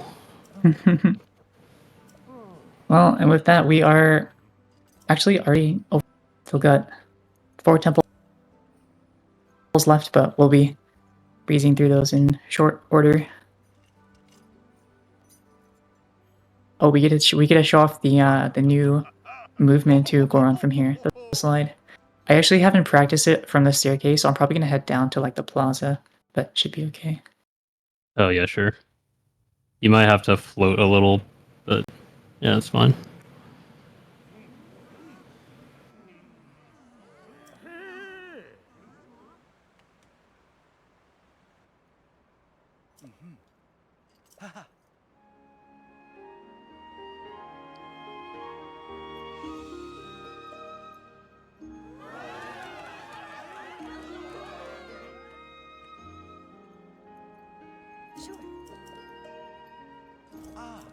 Yeah, there's so much dialogue.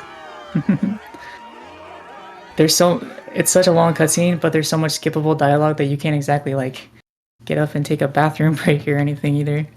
Yeah. You just gotta sit here and mash through it. Yeah. Like, I make fun of the Spirit Temple nonsense with all its cutscenes and stuff, but This one's definitely longer than that. mm-hmm.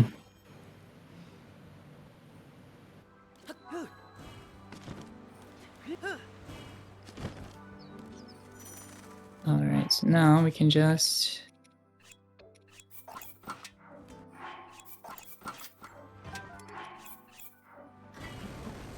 Oh!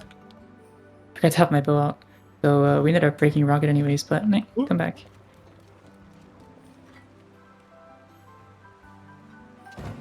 There we go. A little unintended side effect of the overload there.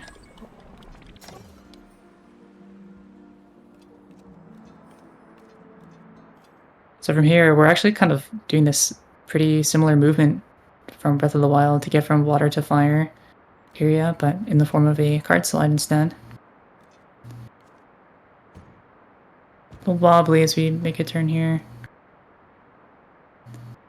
Yeah. Using this Royal Claymore with a cart fuse on it specifically is the most stable and fastest kind of setup that we have for these card slides so far.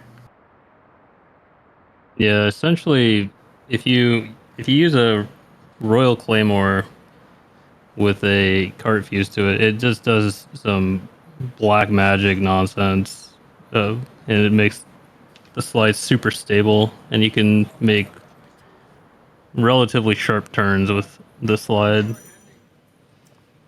With other weapons and fuse combinations, you can't be nearly as rough with it. And just pick it up later, it's fine. I forgot about the desync. Free shield, I guess. Mm-hmm. I'll actually probably just leave it so I don't mess up my menuing later. You'll have to resync your shield, Right. regardless.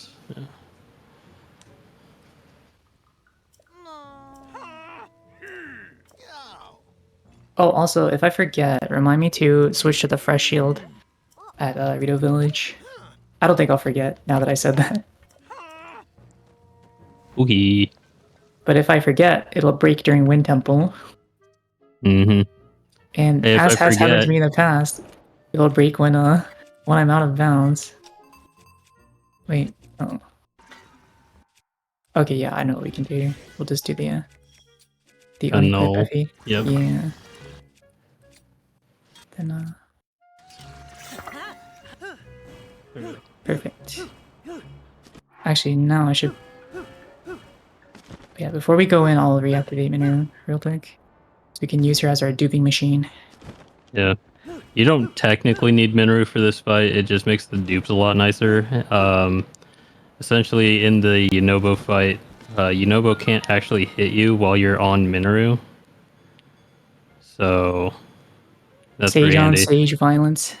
Yeah. Oh, maybe unequip your bow just in case. Yeah, good call, good call.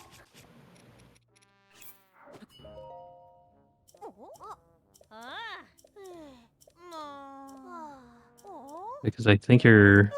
Otherwise, you would SDC off of Minoru. Oh, goodness.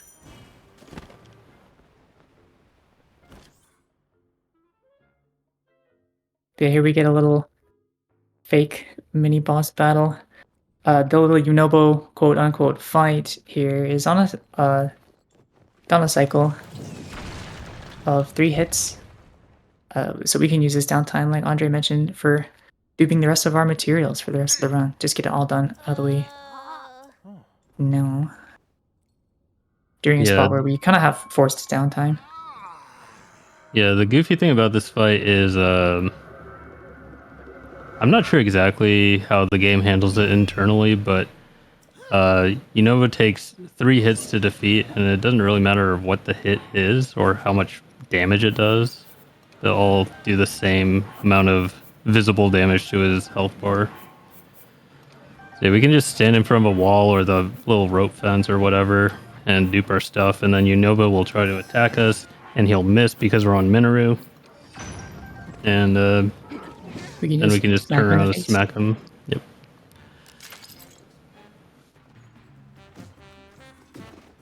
Problem is sometimes getting her to spawn back in and afterwards.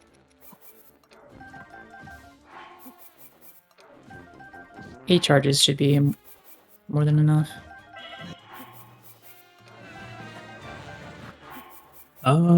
Yeah, probably. 35 topaz is pretty generous. Oh, I did a little bit of extra duping after the Lionel, that's probably why. Isn't the target 35 topaz? Or did that change? We'll do some more, why not?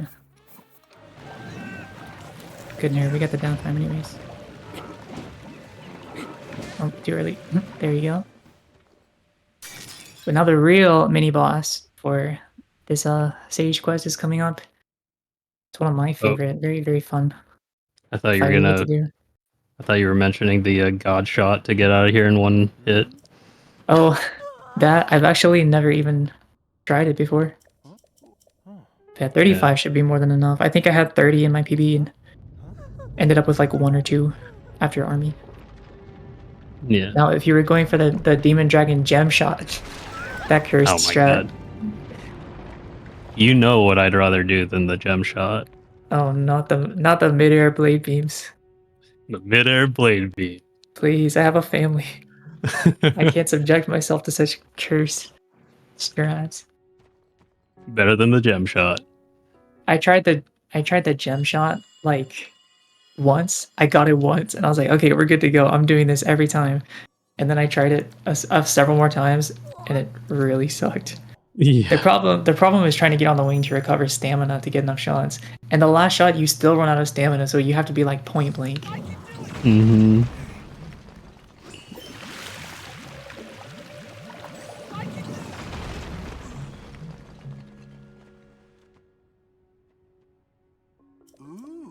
Oh yeah, that was actually the thing I was going to mention in the waterworks for changing your direction.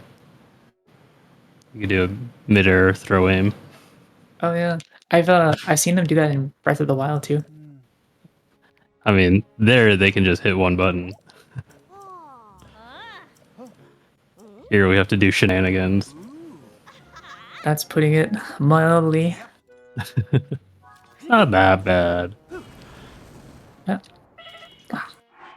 Got hit by the lag there. I was trying to take out the bow. The bow you don't have equipped. Yeah. Yeah. Well, I was trying to equip it rather. It's fine actually. Oh, 'Cause wow.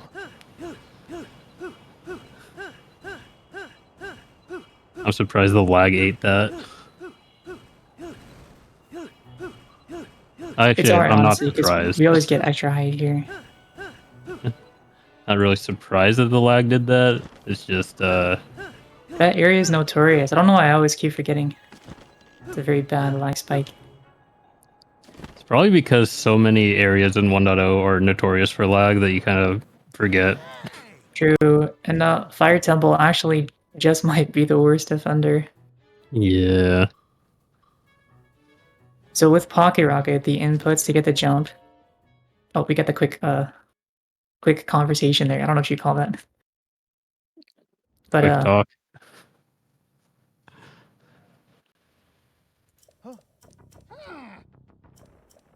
oh yeah, that's what I was saying. For Pocket Rocket, the inputs you do is A to do a shield jump and then B to immediately cancel. But sometimes the lag can eat your B input, so you don't get the cancel, and Link just keeps going and going and going. And eats through your shield durability. But here's our guaranteed spawn for Unobo, which is riding a vehicle. Oh, we got the shot off, but Yeah. he knocked us off as well. We got point blank, not bad. Can we snipe him? Yeah. Alright. Very good. Not quite flawless, but I'm pretty happy with that. Yeah. So, I mean, getting hit by the meatballs is also kind of RNG. Yeah, they're spicy meatballs. So, like, the Moragia heads will fire at you, but then the spread of the meatballs is variable. So usually they'll just miss, but sometimes they're sharpshooters with them. Take note of that, actually. It's going to come in handy again when we're literally 2 minutes away from the end of the run. Oh, yeah. You don't have to worry about that. You're not doing mid-air blade beams. Well, getting hit could still kill the cycle. Yes, that is very true. Yeah. Since we're mentioning, I guess we can, or since we already brought it, we can mention it now. The real final boss of this game, in any category, is Demon Dragon, not Ganondorf. Unlike Breath of the Wild, it is not just, a playable cutscene. It's very tough. It's actually one of the toughest segments of this category to get an optimal segment. The second fastest kind of cycle you can get loses about 30 to 35 seconds, I want to say. But yeah, we'll definitely try to lock in and hit that at the very end of the run. We got that to look forward to at the very end of our relay segment here. But yeah, now we're going to make our way to Fire Temple. We'll enjoy some very juicy lag. Yeah. Oh, and what I was this definitely comes into play. What I was mentioning about the lag eating your Pocket Rocket inputs can certainly cause some problems in this temple, because if you fall into the lava, you're gonna respawn wherever you last touched ground. And if you have noticed, we actually don't touch the ground all that often. So you could end up falling into the lava at one side of the temple and respawn all the way at the other side. Yep, and you'll get a equally slow load to load back that area. Here we are at Fire Temple. This, besides the lag, if it weren't for the lag, this might be my favorite one in the speedrun. The movement is super fun. Yeah, it's a very common sentiment among runners where we'd all really enjoy Fire Temple if it operated at a higher frame rate than like 5. Maybe we can just hope that the Switch 2 will give us some better performance. Nope. Also, it'd be on a newer patch probably. Oh, we have our cards. Cartridges, not Zonai cards. Well, we have those too.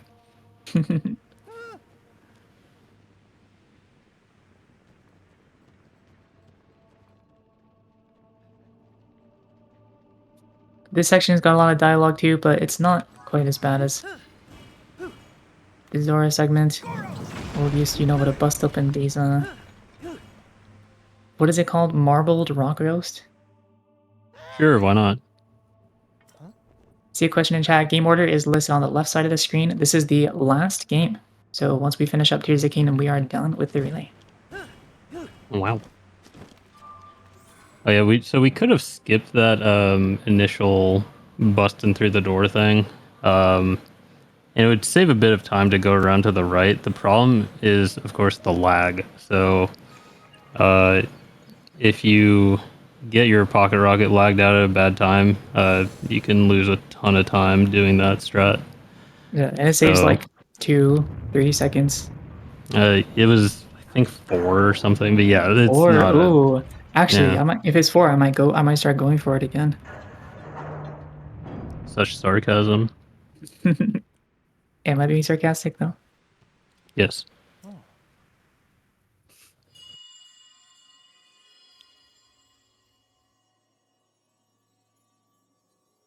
Alright, well, I just did a little bit of a pace check and we're looking pretty good right now. In terms of our estimate of 3 hours. Firmly locked with 5 padlocks. Yep, big chillin'. You have the power In Fire Temple. to lock them all. Then the gate should open. Alright, so we'll get to show off these guaranteed spawns with you know, but we're gonna be doing a lot more of those rocket into wing pulls or glider into wing pulls that you saw for the Miragia mini boss fight. Silent, please. Okay, we don't need him. I think you overduped on fairies, so you should be okay. Yeah, I definitely did.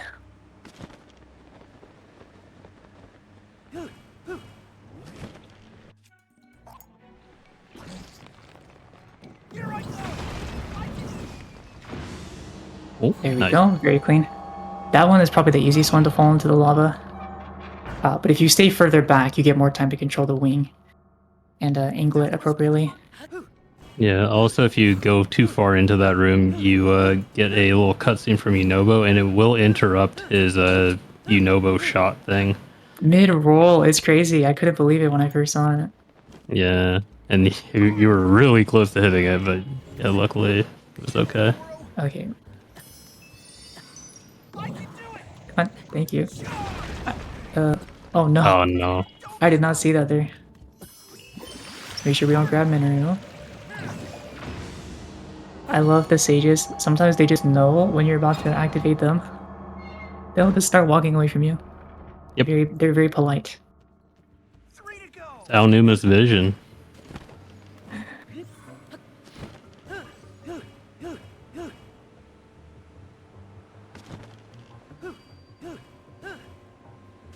Bringing the world together by shared annoyance with the sages and Tears of the Kingdom.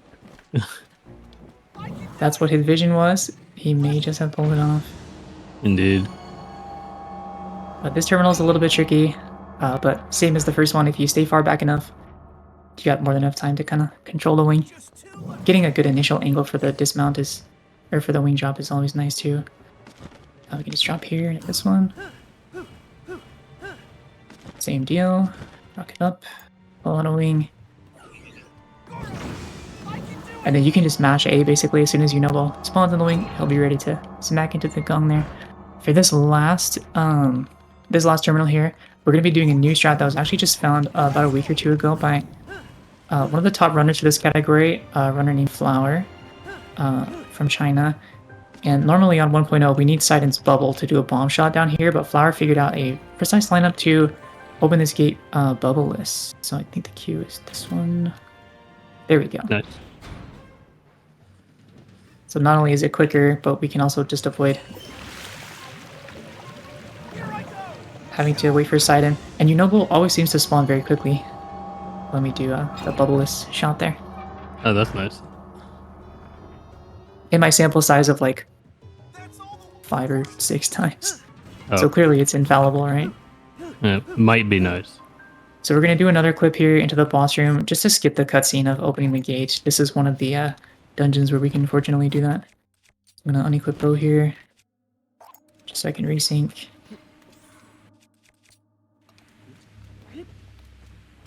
Minero, get away. I'm really scared of her now. I can do it! Let's go! Here I go! Does that work? No. Not even close. It's very awkward to Come back deploy a here. wing and pilot it in this little confined space. Yeah, we need him to activate the boss fight here, which is why we can actually skip that cutscene of the gate opening. So now Yeah, it here for only this checks boss, for the 5 gongs being active. right? For this boss here is basically just shoot him in the face. Is that a face? I guess it's just an eyeball, huh? Yeah. Oh, you know what's funny? Last time I did this, one of the topaz shots lasted through the scene transition here, and it actually hit Yeah. him after the cutscene. Oh, it actually hit. Nice. Oh, did you? There it is. There it Did is. you It want a missed that vertical time. rocket? Or no? I'll just desync manually, I guess. Okay. Actually, no. We'll go for it. We'll go for it because I was getting smacked by the rocks there, and then we'll just resync before we. Leave. There we go. That's Fire Temple. Pretty clean overall, actually. I'd say that's really good, honestly. Fire Temple is notorious for having Fire Temple moments. Very true. I think there was a time, back when pretty much every new world record that came out for this category had some sort of major time loss in Fire Temple. It was just a thing that's kind of expected to happen. But Honestly, that still happens to this day. you know what? You're not wrong. You're not wrong. That was the case with my PBs for a while. The other day I finally got a good PB with an actually not half bad Fire Temple. Yep. And just like that, we're halfway done with the dungeons. Like we mentioned, the dungeons per time ratio of the run is very, very heavy towards the back. So we're going to be rushing our way to Wind Temple, which I think is the quickest segment, right? The Rito quest line. I'm under that impression, yeah.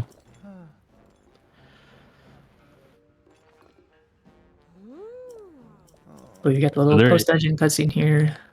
Yeah, there is a distinct downside to doing Fire Temple not last, and that is we get a solid 10 to 12 seconds of Yunogo scratching his head. That's literally all that's happening. It's just he's standing there scratching his noggin. I didn't realize that was dependent on the dungeon order. Yeah, if you do Fire Temple last, you don't get it. He like interrupts himself. Is that dialogue where he's like, "Oh, you know, I'll keep an eye out for Princess Zelda." Whereas, oh, hey, you should go back to Lookout Landing. Yeah, exactly. So, yeah, he would interrupt his scratch to tell you to get the hell out of there, but nope. But as far as logistics, it just makes much more sense to do lightning last.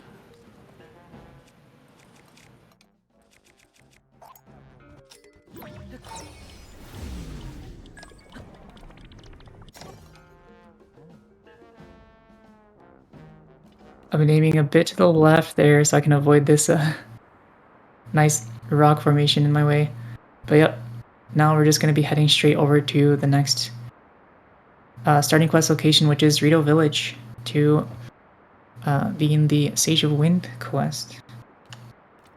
And now here I'm going to just look up for lag reduction. Card size, if you start them off correctly, they're incredibly stable. And you can actually almost just take your hands off the controller and let it slide for a bit. I usually do put down the controller for this one. Stretch your hands a little bit. Actually, you know what? This is honestly, this slider here, it's a better opportunity for a bathroom break than some of the post-dungeon cutscenes. Yeah. If you can be lightning quick. So we just entered a cold area, and as you can see, we're not exactly in warm clothing.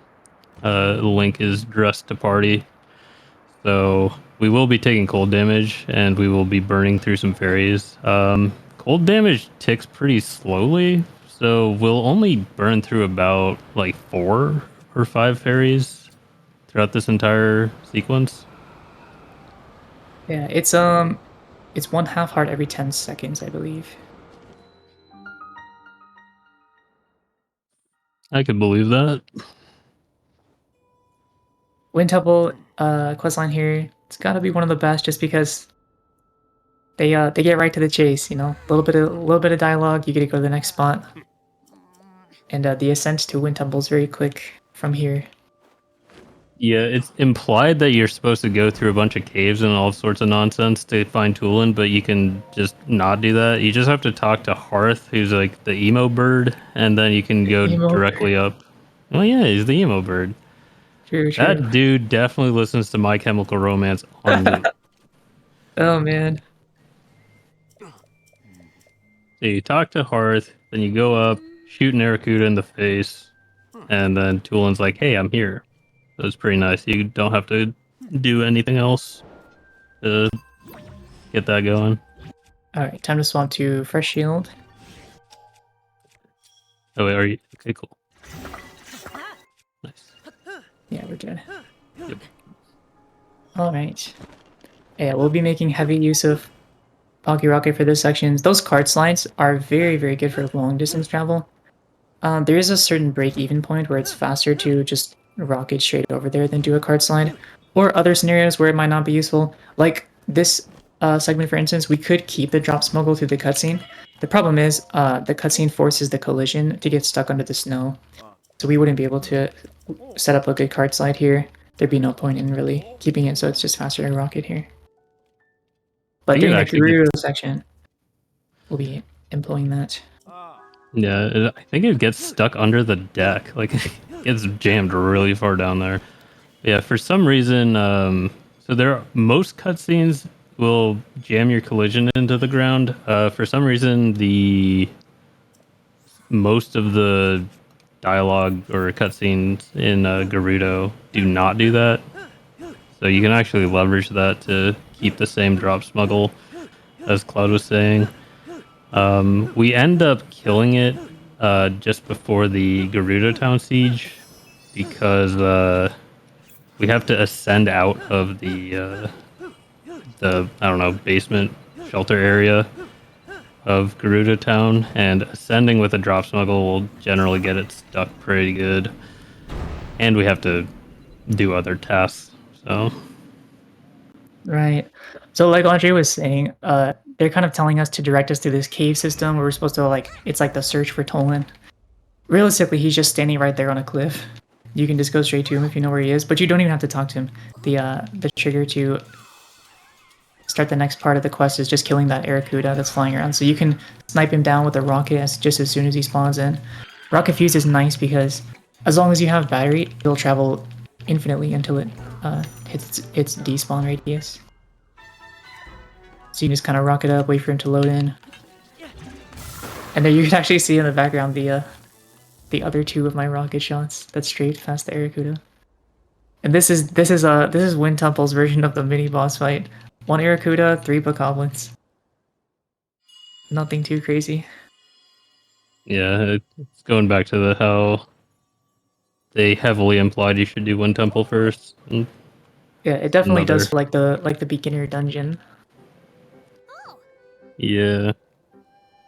I feel like the dungeon itself isn't that beginner friendly, but everything leading up to it is. No. In a speedrun context, Wind Temple can definitely get off course very quickly if you do the wrong thing. There's a very tricky out of bounds section that we're going to be going through. Yeah. So we'll probably touch on it more later, but the core problem with Wind Temple is the out of bounds sections of it are very tightly confined, so you don't have a lot of room to move. On top of that, our method of clipping is downward, so that limits us further with what we can do. These orbital sticks are very nice, however, they can make it very hard to see your visual cue for when to cancel the clip, because there's a bit of a buffer time from mounting a stick where you can't cancel the mount.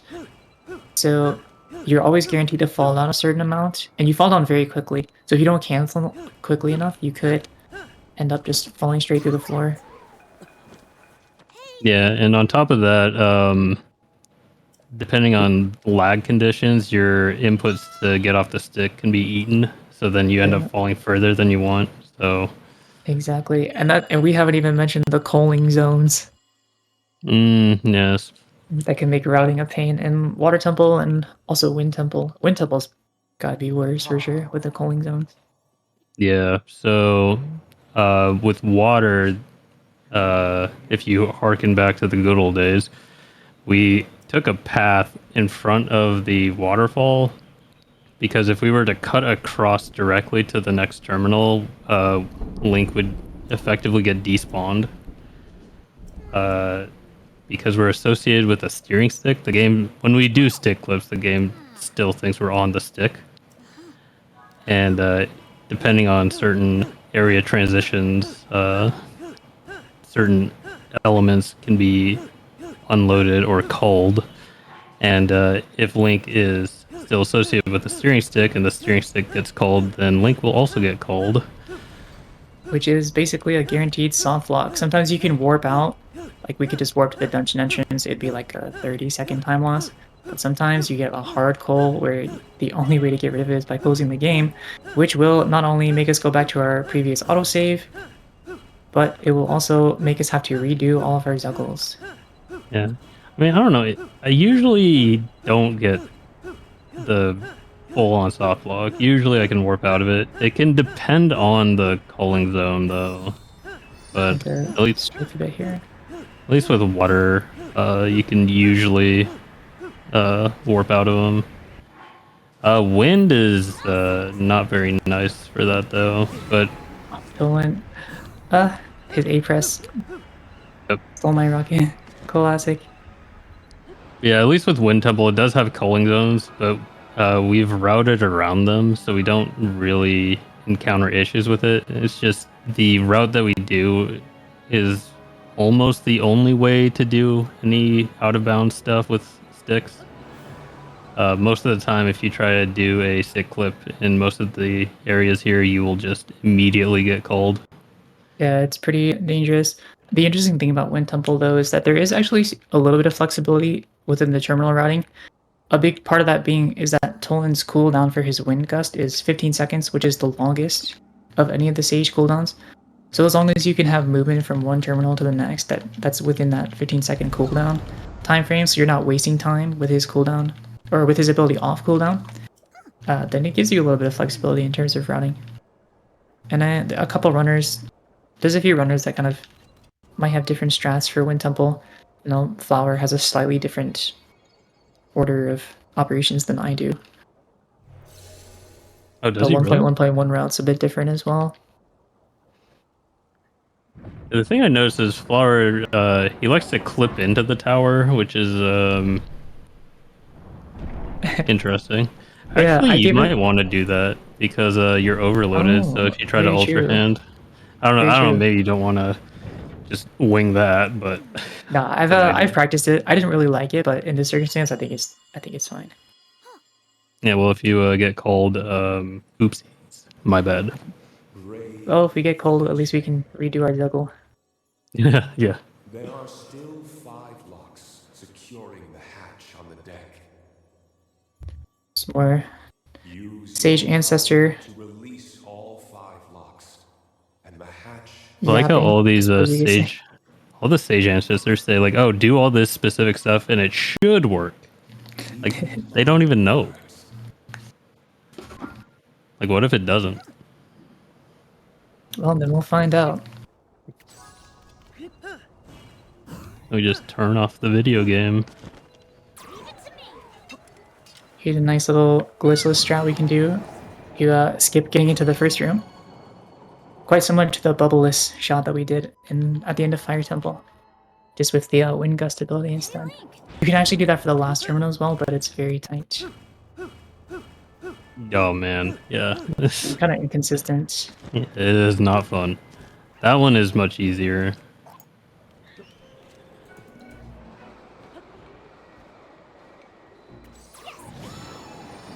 There you go. Ooh, nice. I, That was I like very to do that close. blind just to show off a little bit. Just to give everyone a heart attack. Yeah, so you can see there what I was talking about. The cooldown for Tolan came back just in time. Now we're gonna clip out of bounds here again.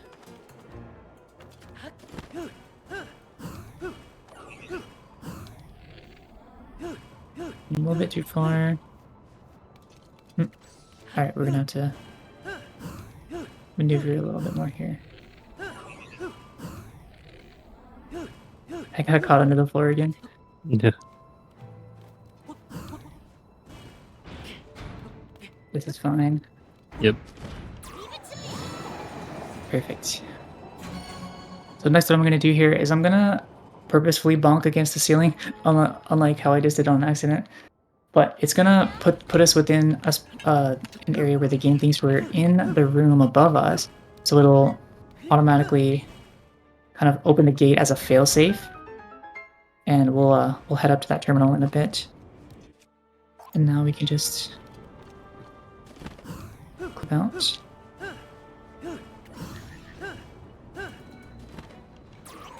Cooldown spinner, perfect.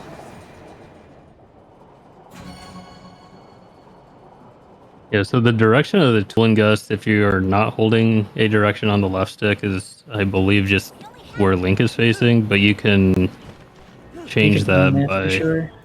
Yeah, if you can just... Wherever you're holding the left stick is the direction the gust will go. It's like it's like the Zelda light arrow shots at the end of Twilight Princess. In that regard. Also, in that regard, not a lot of people actually know about that, as I've come to find. Yeah, I mean, not a lot of people know about the Toolin thing either. Oh, that's what I meant. Oh, I thought you were talking about the TP thing still. Definitely, Bo. You know, nobody knows anything. It's fine. True, and myself least of all. But there you go, that's Wind Tumble. And now we can take down the final boss. Colgera, I think, actually seems to be the real fan favorite. No, really. I think it's just because of the music. Yeah, the soundtrack.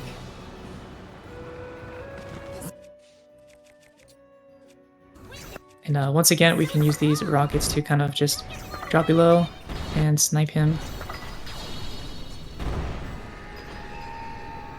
Oh, cheated.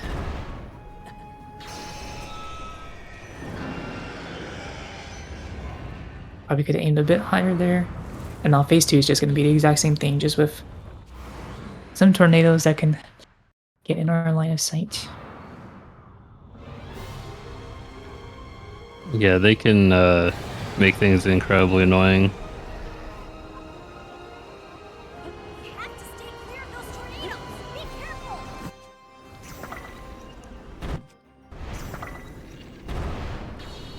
That should be good. Close, close, close. Ah, not quite. Yeah, the awkward thing with Colgera is you want to go very low, but like you can still go too low. And it's kind of hard to judge when you're just right versus too low. You also don't want to be directly under the weak point because Link is not great at aiming straight up. Yeah. I mean, hey, I probably wouldn't be either, but I don't know, you should give it a shot. Just go outside. Yeah, go outside, aim straight up. I would love to try archery in real life, but I'd probably start with something more simple than a steel recurve 3-shot bow. Nah, you can handle it, I believe. Thank you for your vote of confidence. Yup. As long as I'm not in the area.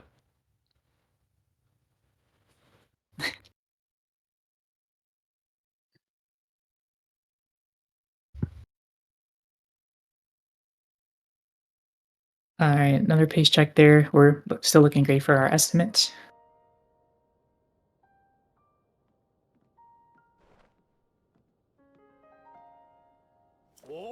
So there's going to be a little more yapping, and then gonna slide to Gerudo. Unfortunately, unlike Breath of the Wild, we don't get the Great Eagle Bow. He gives it to his son for some reason instead of giving it to me. I don't know why he would do that. Yeah, Tolan's such a loser. He doesn't deserve it. Oh, I wouldn't go that far. You should. I just think I could put it to better use.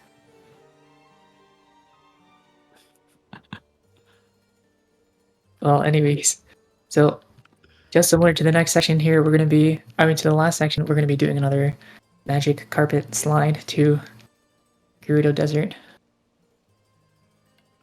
to take on dungeon number 5, the Gerudo questline. I find it's one of my favorites overall, just the lead up to the dungeon and then the dungeon itself in the speedrun context. I find it very fun. It's definitely the most combat heavy. And it's got some pretty fun movement sections as well. Yeah, Gerudo's another one where there are a bunch of implied objectives, but in reality, there's only a handful of objectives you actually have to do in order to open up the dungeon.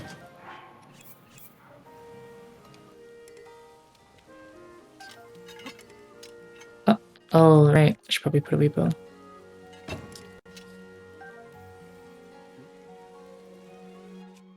Oh, and now that's... Yeah, that's now everything's... broken. It's fine. We'll just... This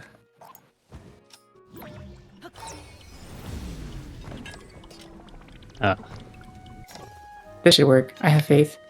Never mind. I'm gonna set this one up again. Alright, so let's just kind of take stock here real quickly. Actually, now's probably a good time to jettison some of this.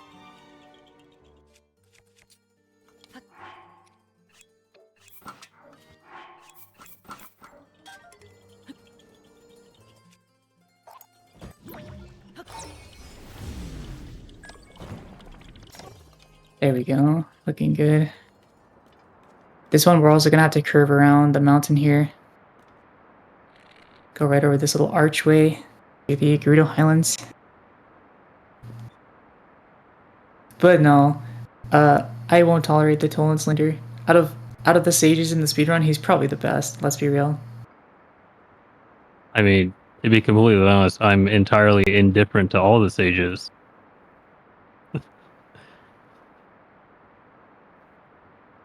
I just find it funny that you so dramatically despise Minoru. If you've seen what I've seen and you've been through what I've been through, you would feel the same way. I mean, I've seen it, and it's kind of funny, but... Actually, you know what? Not having Rocket here actually does not hurt me at all. I don't need Rocket until we get into town. Yeah, it would just save time over making a new one. Right. Are you gonna still preserve this smuggle, or are you gonna do the old method? I'm gonna try to preserve it. It's so much fun. Sure, yeah. Well, at least until I get clotheslined on the roof of the ruins archway here. Oh yeah.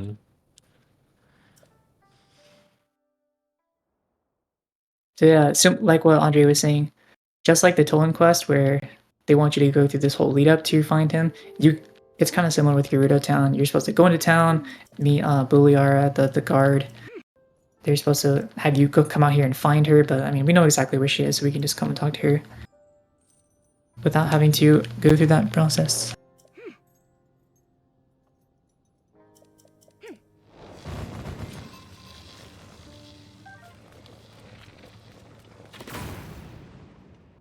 Little free arrow picked up there.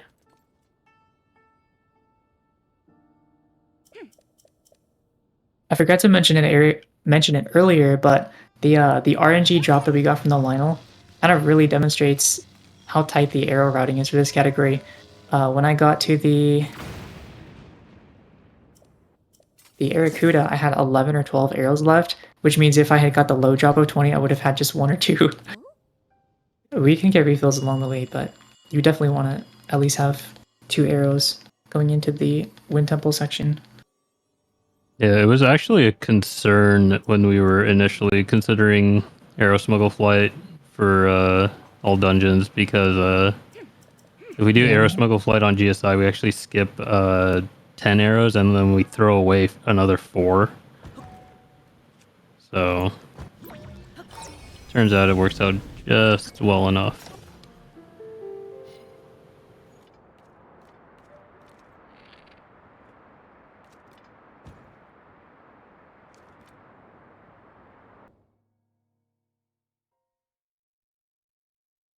And there we go. That's the drop smuggler preservation that we were talking about. We can just ride the cart straight into town for our first combat section, the Karakara defense. This one will be really quick. It's kind of like a tutorial almost on how to fight the Gyptos.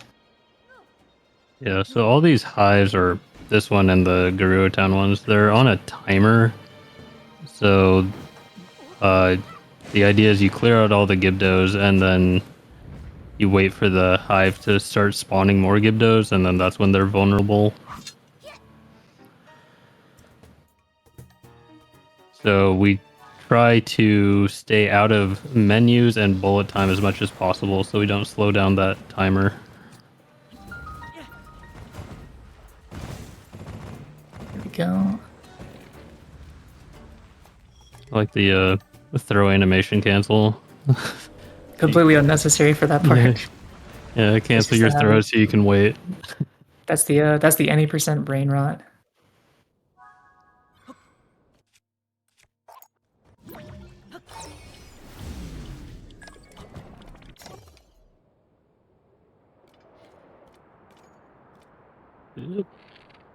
Yeah, so there's that updraft. A little bit destabilized, but should be good here.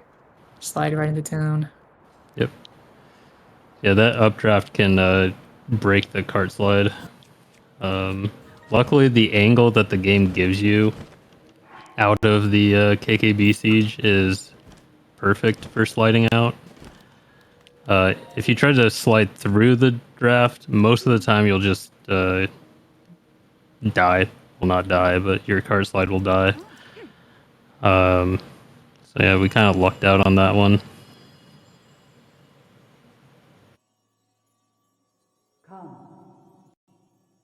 We got some more stage dialogue, and we're going to be doing the Gerudo Town defense, which is also super fun. Similarly to the Karakara defense, it's also on a cycle, but the cycle's fairly lenient, and it gives us enough time to reset up our rocket, grab a couple extra arrows. Oh, and going back to what we were talking about, trying to preserve arrows, this is something we can really do in this section too, where we can just end up throwing gems instead of needing to shoot them. Oh, did not mean to speak to you. She says to speak to Buliara, but you don't actually have to. You can just talk to her twice and start the defense. Yeah, we just wanted to. You know, she's a nice lady. Gotta say hi. Mm-hmm.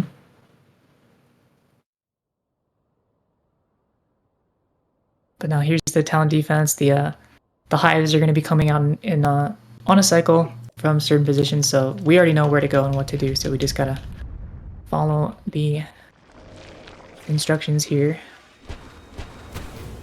And they want you to like set up a town defense with cannons, position guards at this gate, position barricades here, but we can just kind of one-man show this. And actually, sometimes the Gerudo NPCs are helpful and they'll take out some of the Gyptos before you get there. Not that it really matters too much, because a well-placed throw can usually take out the whole group in one go. The gems are seriously so overpowered in this game. I can see why they were meant to be rare and not mass duplicated to get 40 of them in like 10 seconds. Mm-hmm. Speaking of gems being overpowered, you can use them to open up crates.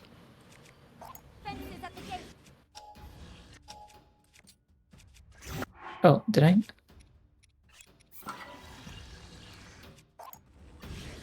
Did you what?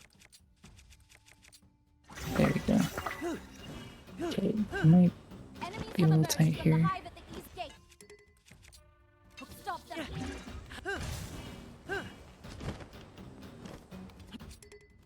Or are you just gonna do this all bowless? All the Gyptos bowless? I normally do throws anyways. Mm-hmm. But even though I kind of fumbled a little bit there, we're still able to make the cycle quite lenient. Then we just gotta come over here, wait for the last one. They're taking out some of the Gyptos down there for us. Yeah, the main thing for that particular group is if the Gerudo guards allow any Gyptos through, is then you get one that's way further into the hallway. Well, we did must we allow get one? through. Enemies have been spotted inside town. I don't see it on the map. That's so weird. Enemies are nearing Where the could it center be? of town. Prepare to attack. There he is.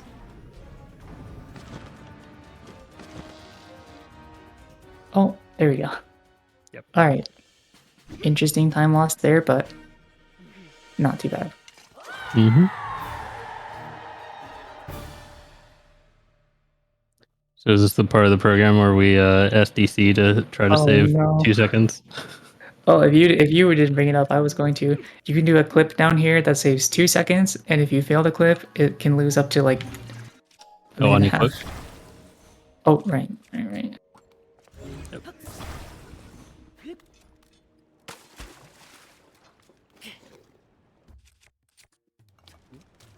Actually, I'll probably just keep that unequipped the whole time, because I'll need the Ultra Hand rockets. Your halberd might break early, but yeah, it is what it is. Oh, I was just gonna like throw capsules or something. Okay. But I also do have a backup halberd since we accidentally overload duped. Oh yeah. So that's a little handy perk of messing up overload. I do need to do one shot here though. True. Yeah. You can actually do that shot to break this open before doing the Gerudo Town siege. It doesn't end up being worthwhile in this route. It's more so for 1.1 because 1.1 prefers to do an ABCS right after talking to Riju in the shelter, while we just do a rocketing segment. Indeed. But yeah, this is just a little light puzzle here. I guess it's not really much of a puzzle. I guess the puzzle is just finding the things. But Yeah, making your way through the sandstorm. yeah. But we can fly, so it's irrelevant. But you can just place a rocket on there to turn the gear and let it do the work for you as you rocket to the next location. And this puzzle will open up the Lightning Temple. The Lightning Temple is unique from other dungeons in the game in that it doesn't really actually exist in the world until you complete the quest. You can even, I've clipped out of bounds under the ground where it comes out of, and there's just nothing there. Yeah, it's pretty sad, honestly. It'd be great to sequence break this entire quest line and just go straight to Lightning Temple. Although you probably wouldn't even be able to do the puzzles without Riju, huh? Probably not, yeah. What is interesting, though, is if you clip out of bounds underneath the ground where Lightning Temple is before it spawns in from the quest flag, you can actually hear the soundtrack of Lightning Temple down there. Oh, nice.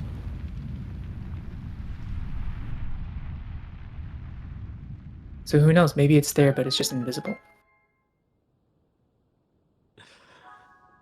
Would be interesting.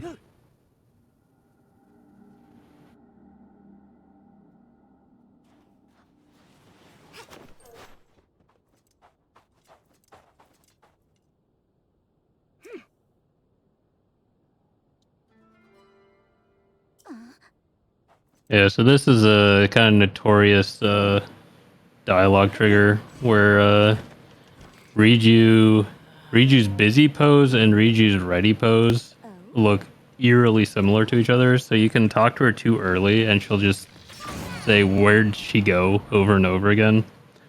Yeah, I don't know if it's a bug or something, but it's present in all versions of the game as far as I can tell.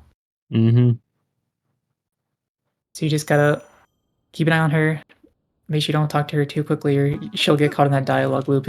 It's a really sneaky time loss. You can actually end up losing 10 seconds or more. Yep. To That particular dialogue activation was very quick, so It I was a was. little worried.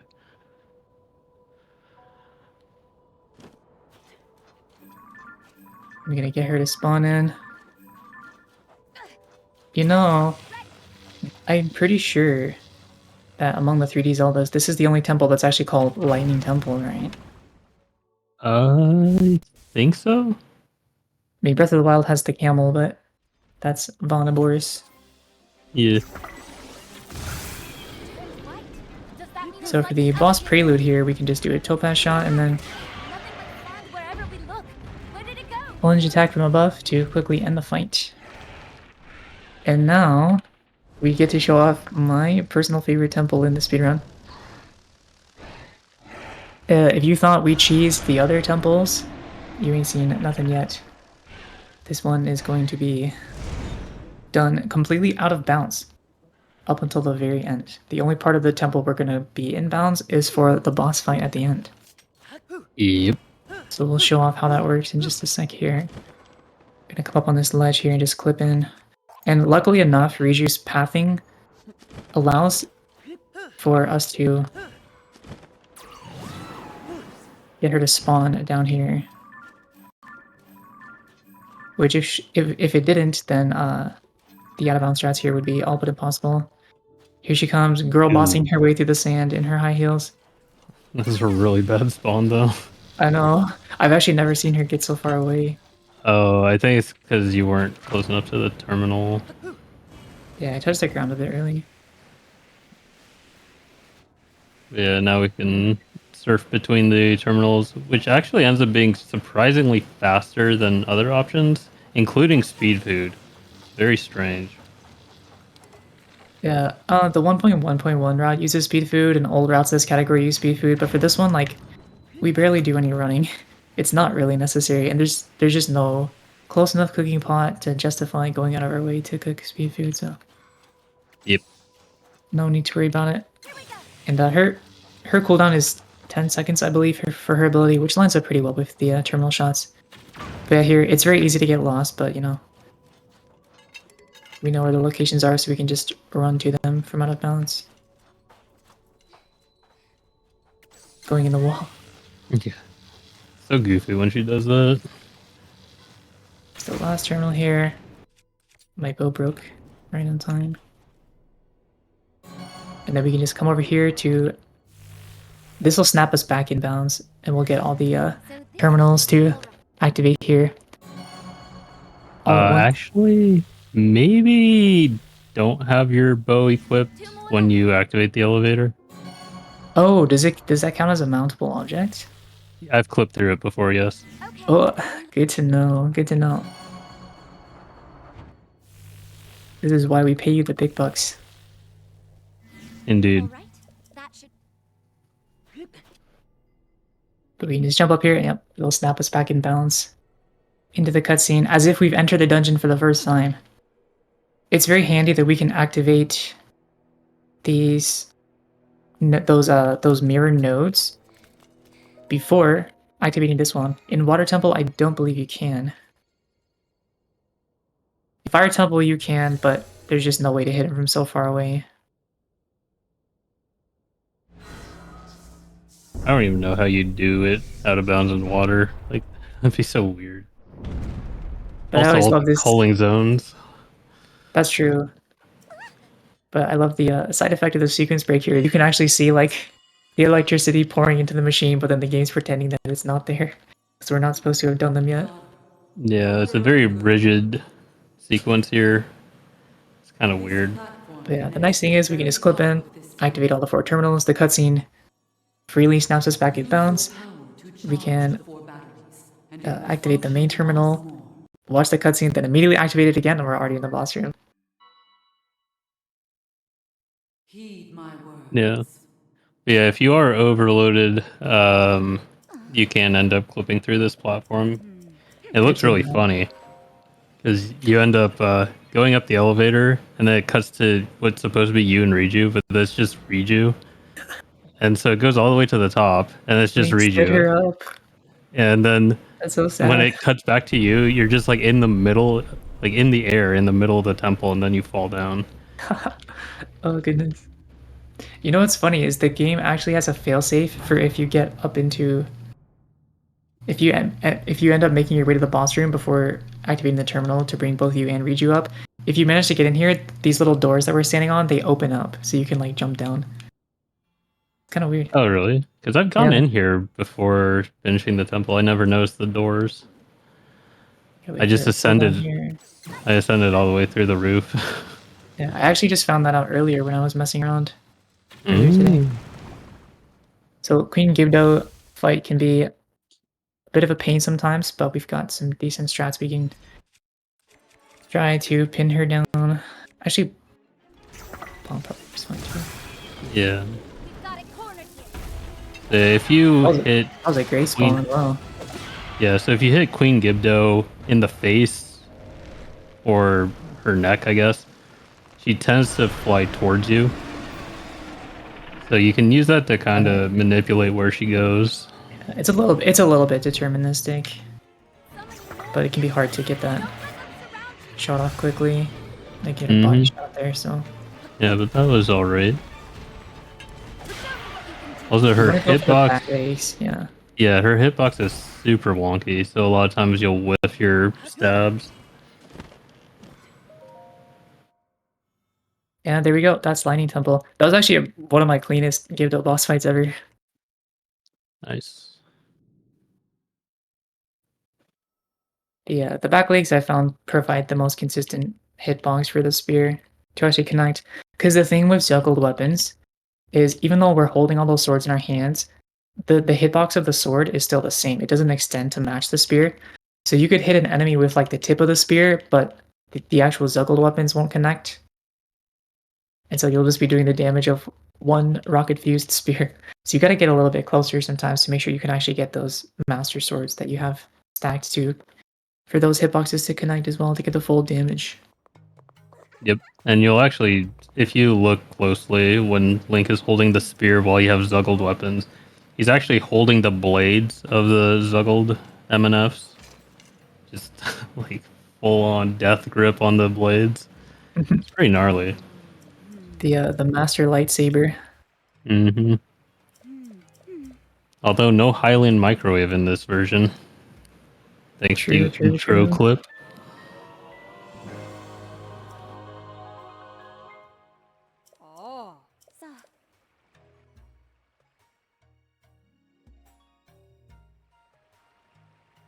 So now we go back to Lookout Landing, talk to Purah.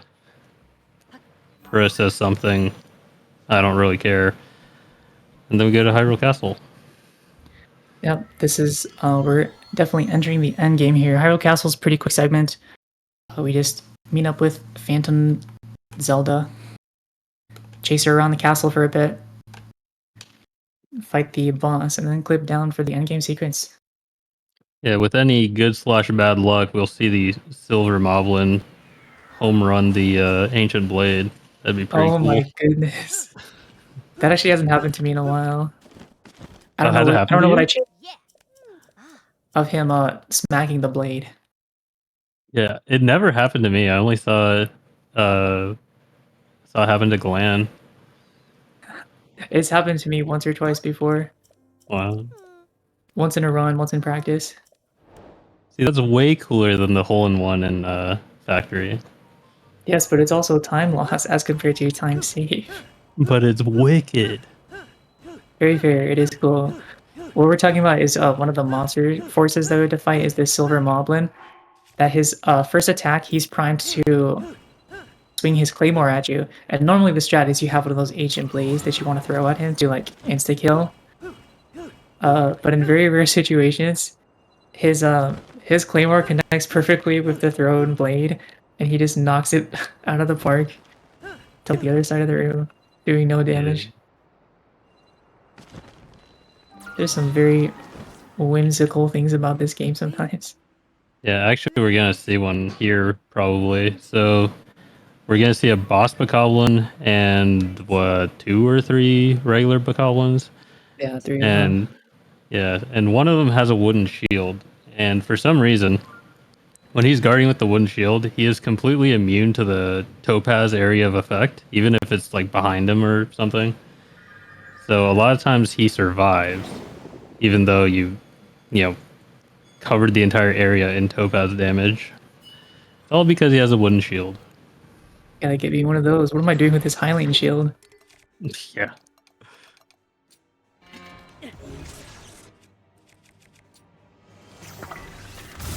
Yeah, so he's guarding. Oh, no, he's not. So we're good. Cool. The movement in this dungeon is very fun. This is one of those dungeons where no combat. I mean, no puzzles really. It's just the puzzle is supposed to be finding out where to go, how to get to the room with the next monster forces, and then fight them. But in this video context, it just makes for some interesting movement. Take out these choo-choos with a bomb throw, and then we can... Oh. Break the spear. Apparently. So we'll have to set that up again real quick.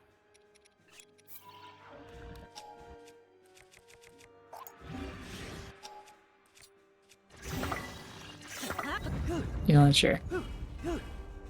Should be okay. Well, we'll find out.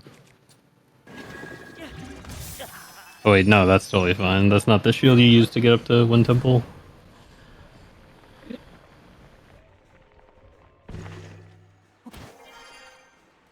Yeah, forget it. Sometimes one of the Gyptos can escape there and you ascend without realizing it, and by you I mean, well, it's just me really. And then you gotta go all the way back down. Because you did not kill the straggler. I've seen it happen to other people. This is the famous Moblin room from Breath of the Wild. Shout out to my boy Craig, the Moblin. Craigery. Is that what they're calling him these days? That's his government name.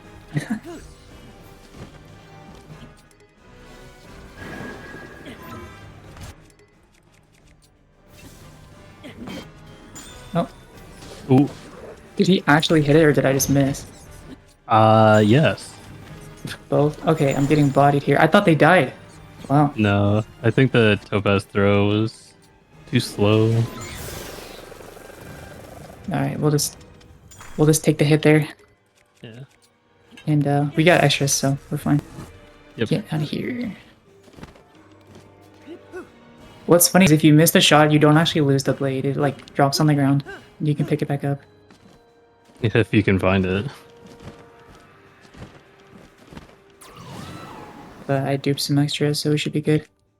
There's a nice little trick shot you can do here, but it's kind of inconsistent to hit all 3 in one go. Oh, we got it. Very nice. Yep. Yeah, it's heavily dependent on positioning. Or you can wait for them all to open up, but Yeah, the fast there's usually version is... no. You just gotta YOLO it. If you get it, you get it, kind of. Lucky position. Also, do you think I should unequip bow before we load into Demon Dragon, just in case? Probably a good idea, right? Yeah, might as well. Last thing I want to do is soft lock at the final boss. Great movement there. So now here comes boss number 6, Phantom Ganon. Spoiler alert, it wasn't Zelda, it was Phantom Ganon all along.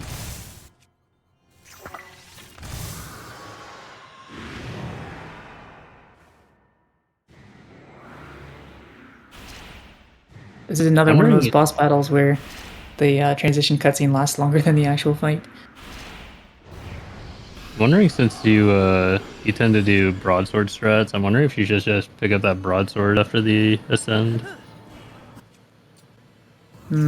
I like to use an army as like a low transition trigger, you know? True, yeah. But also, I have this extra spear. Yeah, you could just use that. We'll grab the sword just in case.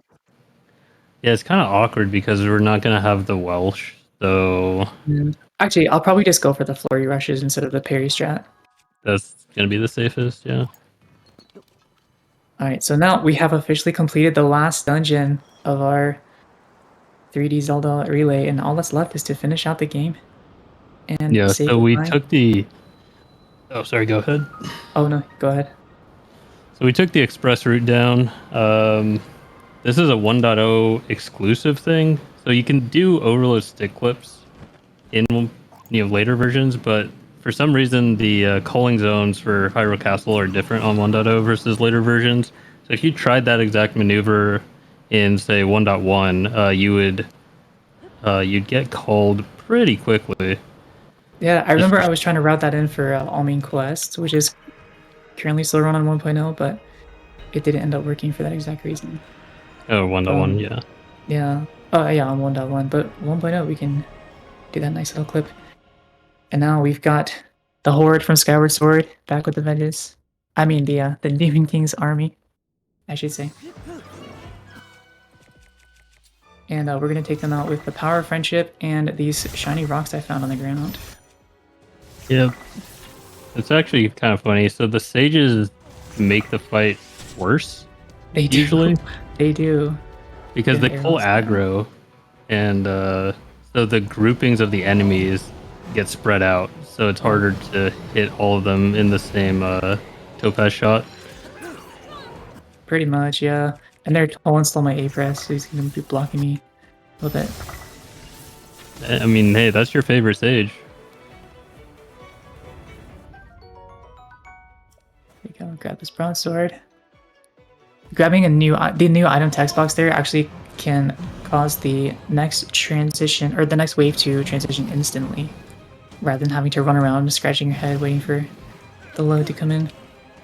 1, 2, we'll do it next sure. And now we're sniping these Gibdos from the county over. Yeah, so far. It's probably a little bit too far. It's get this fine. guy. Come on, sages, be useful. Get him. Well, you blew up Sidon, so that's a win.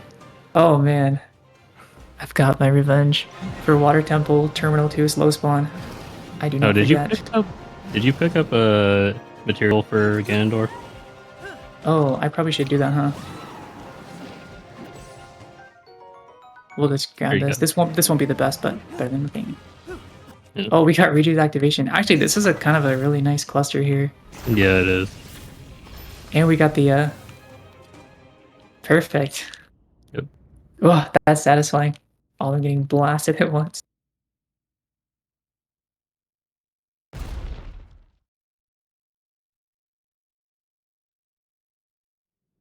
Alright, so now we're gonna fight the big bad man himself.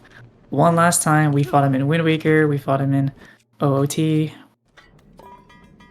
Oh, nice desync. I'm gonna get rid of that. Get rid of that. We'll prefuse. Sure, yeah. Just in case. Fought him in all those games. Now we're gonna kick his butt one last time.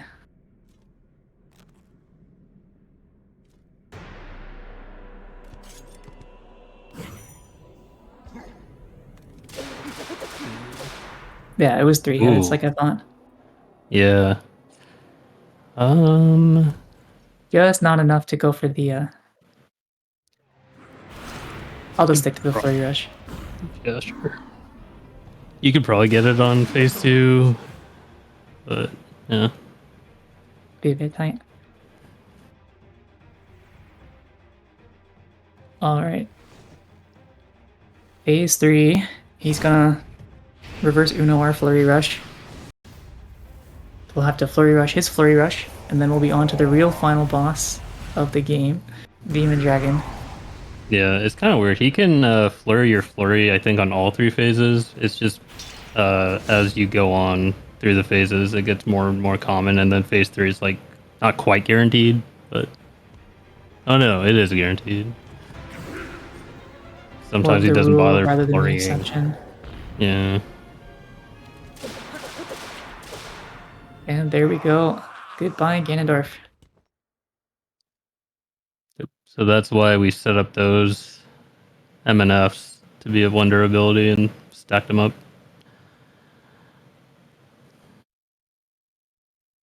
So yeah, usually we can actually 2-shot each phase, and at that point it's faster to not flurry rush. We encountered some complications, so we flurried.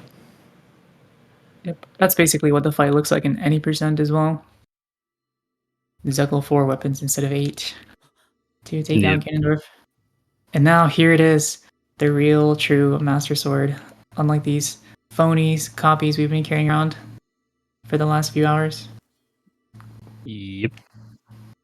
Except he's just gonna leave it there. I think he's satisfied with the swords he's already got. I've got 8. Actually, I've got 9 because I overdid it by 1. Yep. But yeah, this one we'll just leave it with the light dragon for safekeeping. Yeah, well, the game's gonna force equip it, which is a little awkward. It's actually reasonably useful here. In normal gameplay, this sword is a pile of garbage, but it's kind of nice here. I don't think you're gonna end up getting the retroactive fuse entanglement, but I'm not sure. Oh, for the from the fuse material onto the Master Sword? Yeah, We'll find out. It looks like you will, actually. I'll set up my... Yeah, we'll check in the menu. And that little scabbard poking out is from temporary overload because of the forced equip sword. Technically, I have 2 weapons equipped at once, but it'll disappear right after this cutscene ends. Alright, so I'm gonna focus here.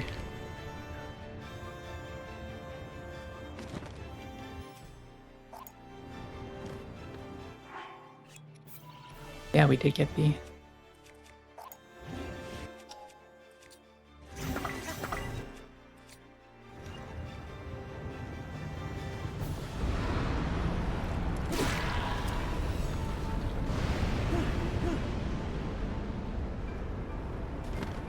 We got the fuse transfer.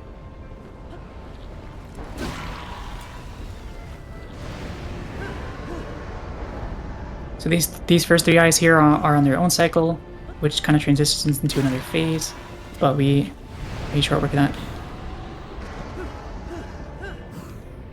Probably, yeah, we're looking good here so far. This is the most crucial part of the cycle coming up right here. We need to make sure we can hit the 4th eye as soon as possible after Dragondorf stops moving.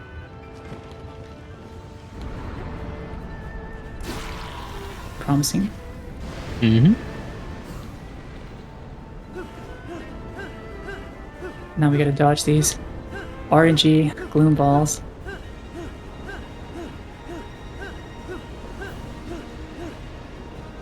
Okay. Looking good so far. Oh! Commentator's cursed. You're fine.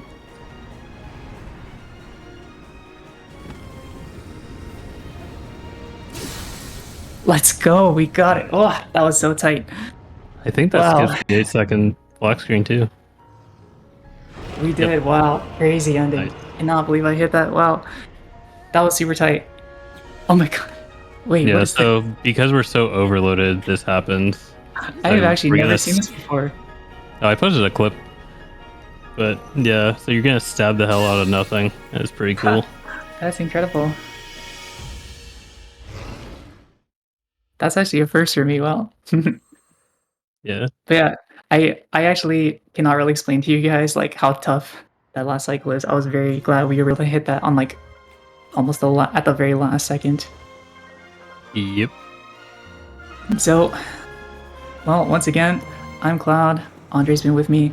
Thank you guys so much for having us on to show off Tears of the Kingdom, all dungeons, and finish out our relay. Thank you to everybody who's been hanging out with us all day. It's been super fun. Hope you guys enjoyed the run.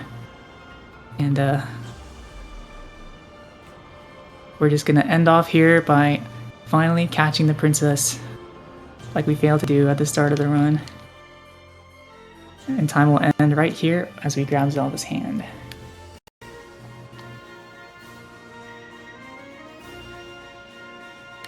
And Oh. And time.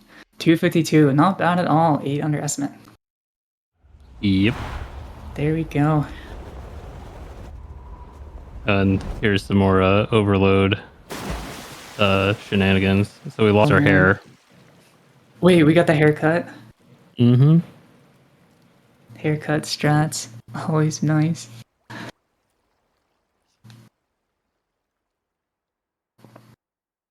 Oh, and you'll notice another side effect of the Zelgold Master Swords we have is they're still glowing. And they're going to be glowing quite brightly during this cutscene here. Yep. Yeah, this route has been in development for, I don't know, a few months or so. And it's still actively being developed. Right, So, right. yeah. If you want to join us, there's always the Tears of the Kingdom speedrunning Discord, and you can chat about it, learn the run, check out the document, all that good stuff. Indeed. Link, where's your hair? What is that sword on your back? Gotta love the non-pre-rendered cutscenes, allowing us to show off our funny glitches. And there we go. Final relay time of 6:20:37. I think every single runner managed to stay under estimate. That's pretty incredible. But yeah, huge shout out to our fellow runners and all the commentators, everybody that helped out, and special shout out to Nuki as well for her putting organizing this and putting it all together, and Trez and the Restream team, of course. Huge shout out to you guys as well.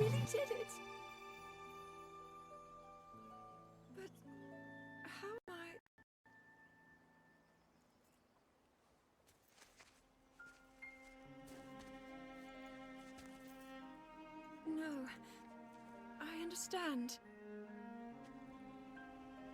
I had been sleeping all this time. But when I felt something, like a warm, loving embrace, I woke up.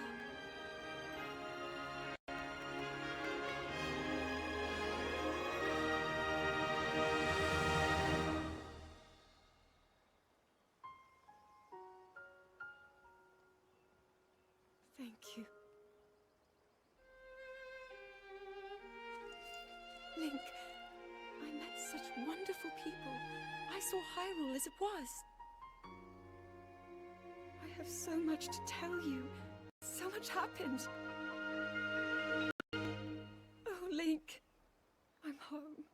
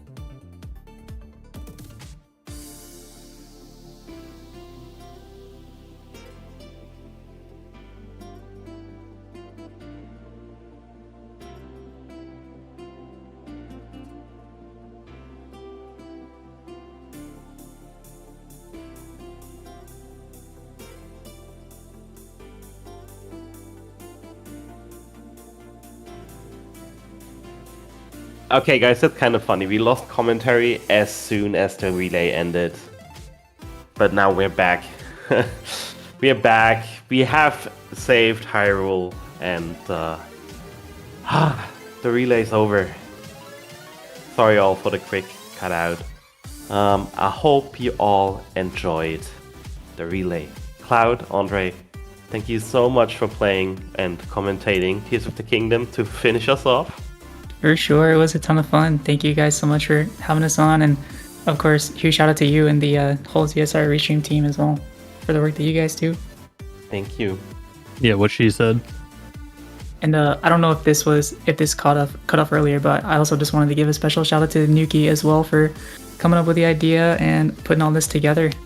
So huge thanks to her as well. Yeah, we love Nuki. Thank you so much, Nuki, for coming up with the idea, approaching me, getting this together. We are just the ones that broadcasted it in the end, and we had some amazing players doing all the heavy lifting, of course. Alright then. Yeah, and with that, you all can see the final times here. That's all she wrote. Once again, Cloud Onray, thank you so much. Thank you to Mini, to Nale, to Morpheus, to Ial, to Bewilderbeast, to Player 5, to Cloud, and also to EJ, to Ama, to Jess, to Pippi, Jim, Waterproof Teabag, Noman, and Andre for commentary. Shoutouts to the restreamers, shoutouts to everybody that joined. Shoutouts to Nuki for the idea. And that's it for now. Thank you all for watching. We are out for today. And we're gonna be back with more ZSR stuff later. Until then, have a good day, have a nice Sunday, and see you all soon.